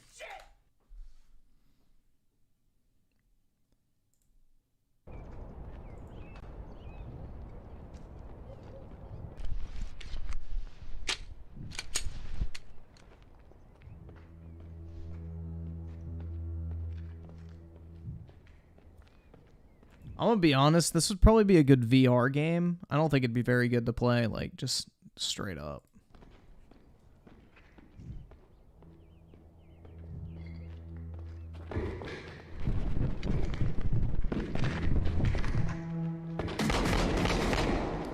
Shots fired! Shots fired!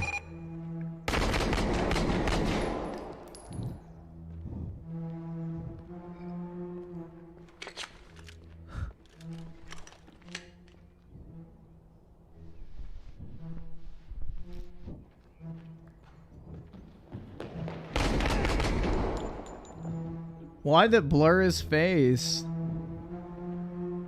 I want to see who I'm shooting.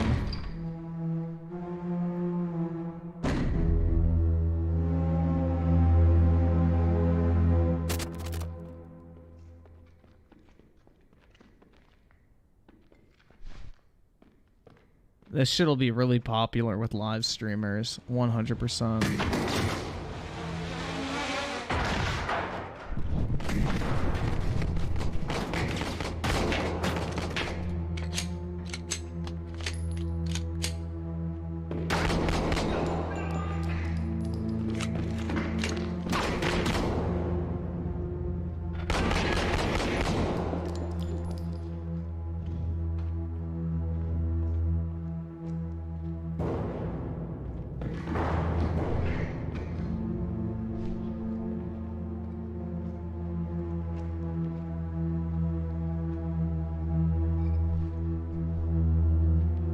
No, you can definitely tell this is a game.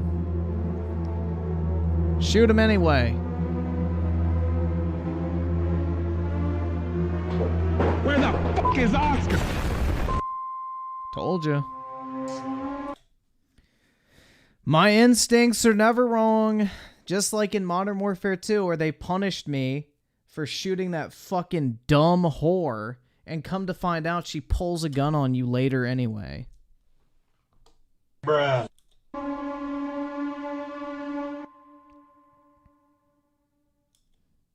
That's all I can say, guys, is I have great in-the-moment decision-making. I would have fucking capped his ass and kept walking down the other way down the hall. But yeah, that'll probably come out in like 4 years, and people will probably like stream the shit out of that game. I don't know if I'll put it on my wish list. I don't really know if it's that interesting to me, in all honesty. Maybe, I don't, it's just, it looks like it's going to be way too slow, personally. Oh god, insane Xbox reveal. Do I take the bait now, or should we wrap up for tonight since it's 3? I'm debating.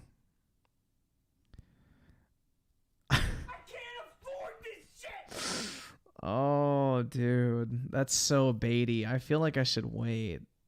2023 Perfect Dark with a 5. That guy, Xbox, thinks Perfect Dark is going to look like this. I don't know.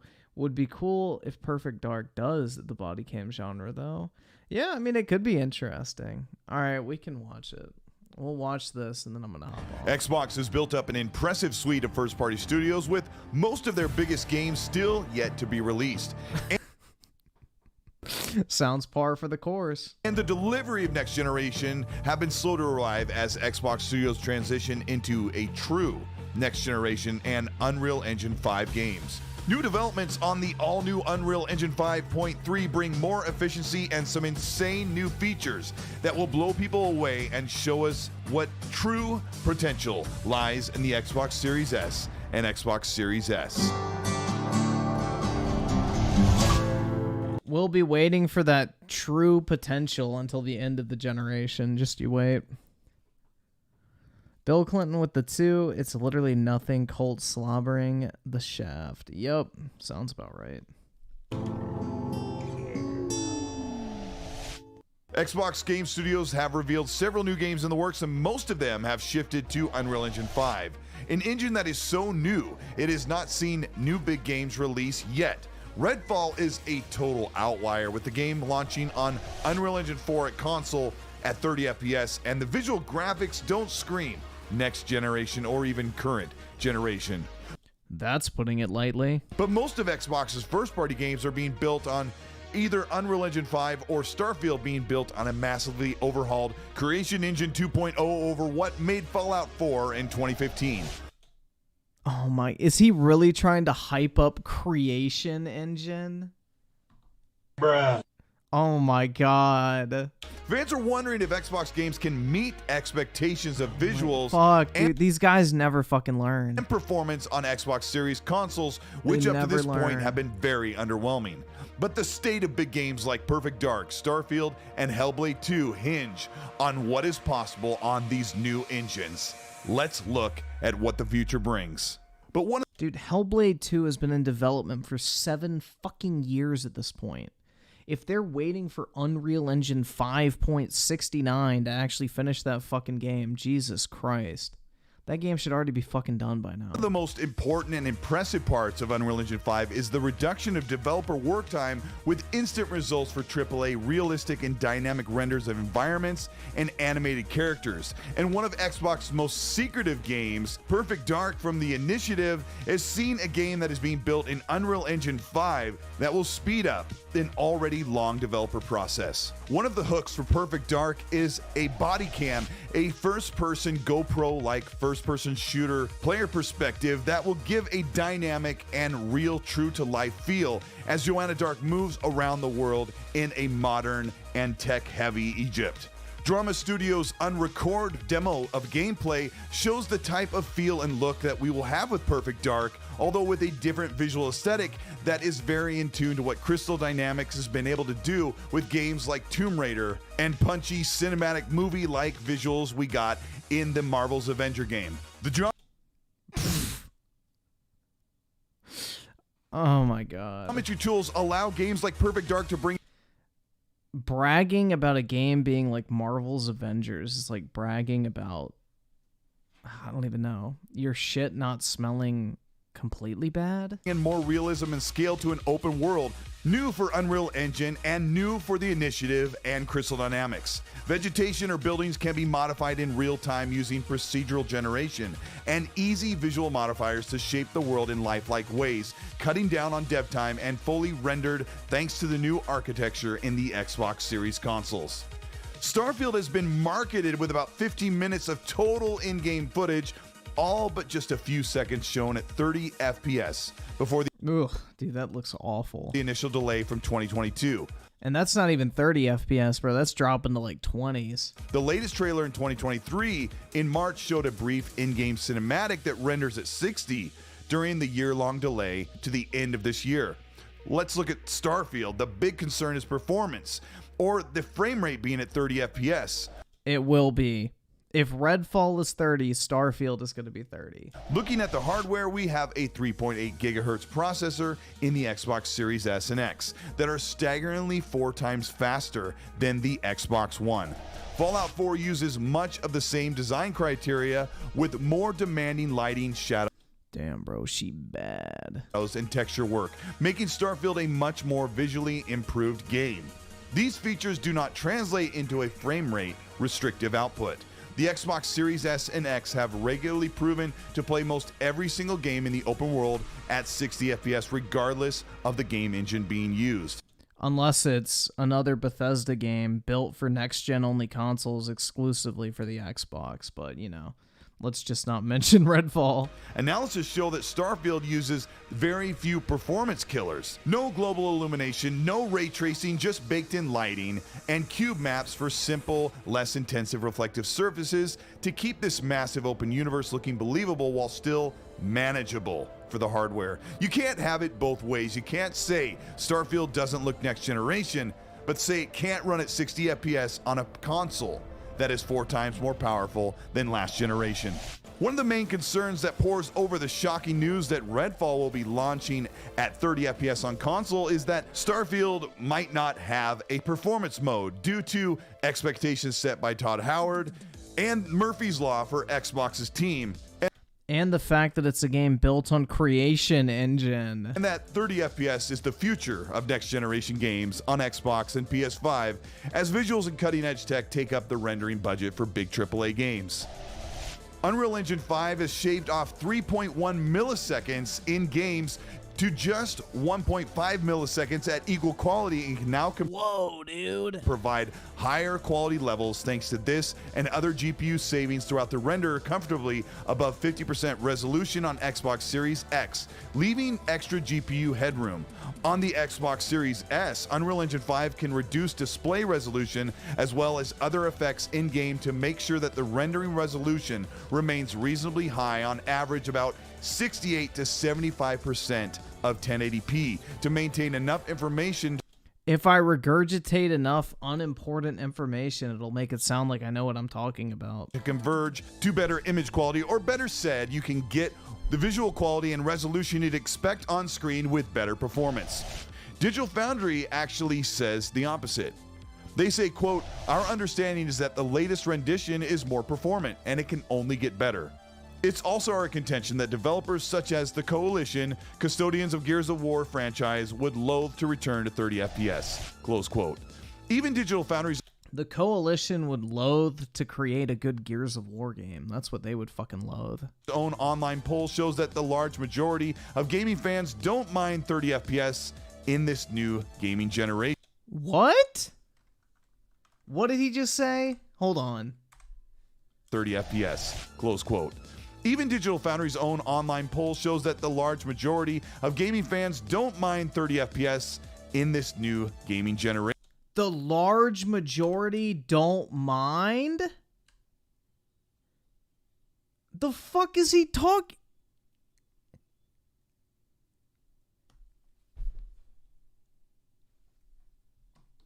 Bruh. Bruh. Bruh. Bruh. Bruh. Bruh. Oh my god. Only 24% said it's okay. Holy shit. Gaming generation, but the core audience demands 60 FPS as a minimum. Some developers, like the senior character artist Del Walker from Naughty Dog, who also worked at Rocksteady and Respawn, says that, quote, Unreal Engine 5 has incredible tools that can give you a phenomenal number of environment solutions that took too long before. Just don't expect 60 FPS with all that new cheesecake. It's simply too much bells, whistles, nanite mesh, and ray tracing to just create a, quote, performance mode, close quote. But Digital Foundry gives a light at the end of the tunnel, saying that they explain that while many AAA game makers may turn to Unreal Engine 5, they're Waterboy with the 2, what shit is he smoking? I know he uploaded this shit on fucking 420, man, but he's smoking more than that fucking loud, bro. That's for sure. There's new That shit must have been laced with something. obligation to use all of its cutting-edge rendering features in combination. The standard renderer will always be there. Also, using nanites and lumen, very demanding geometry and lighting features may not be a target for Unreal Engine 5 games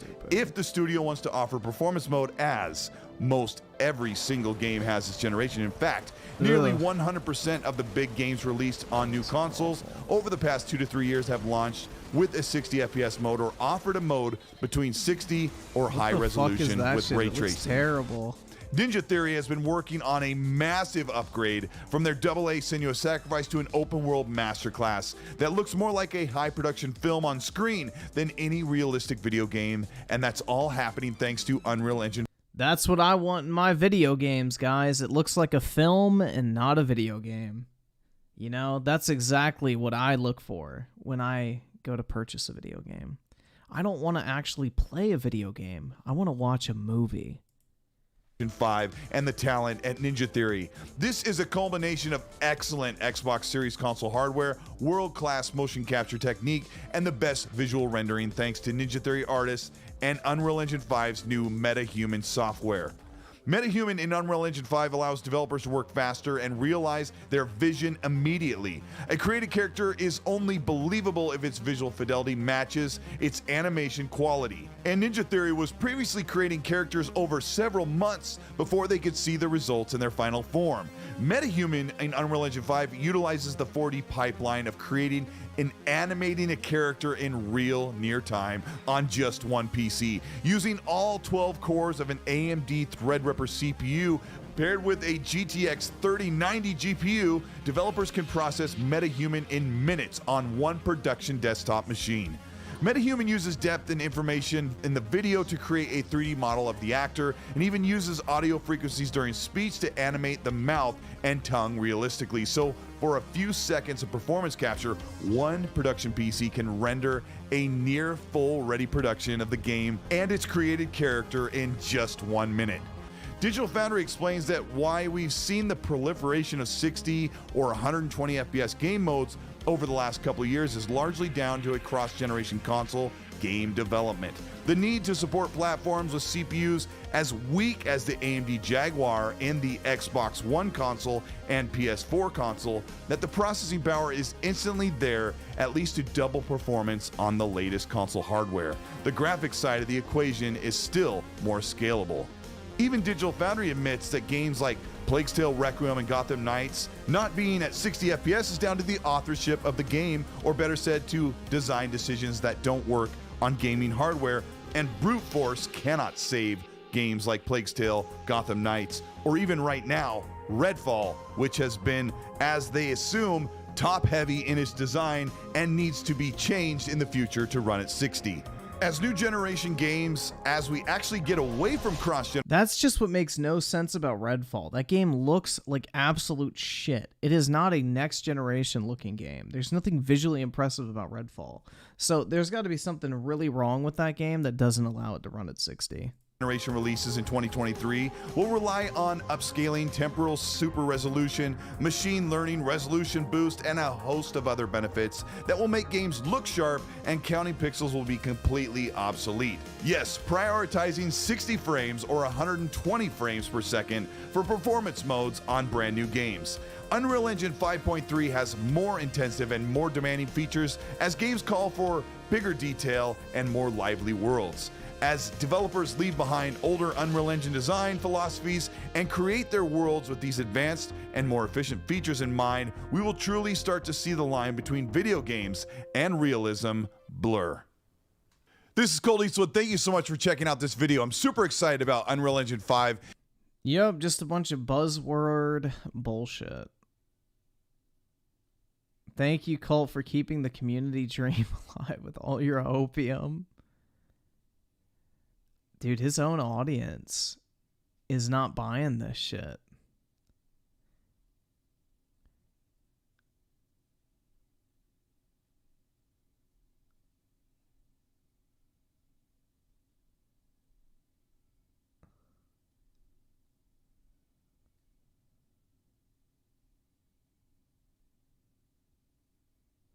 Yep, Xbox gamers are tired of waiting for these games with 0 updates.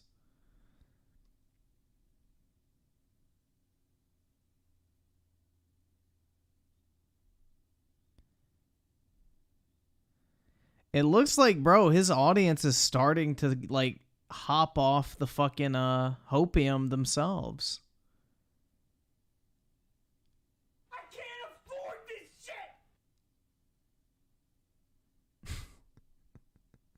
Oh, that's so clickbaity. Oh, that makes me want to click it. Fuck. But it's crap gamers, so nothing will actually be said. I must resist.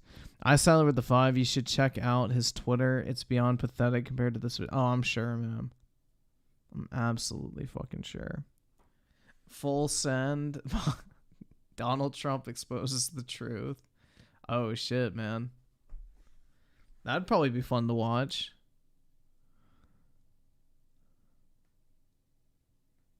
The Starfield hype is about to go insane. Oh my god. All right. I need to go to sleep, guys. It's past 3 and I have to get up early. So I'm going to go to bed. Have a wonderful start to your weekend tomorrow. Hope you all have a great Friday. Big ups to everybody in the chat. Appreciate y'all hanging out. And I will talk to y'all later. Peace out, everybody.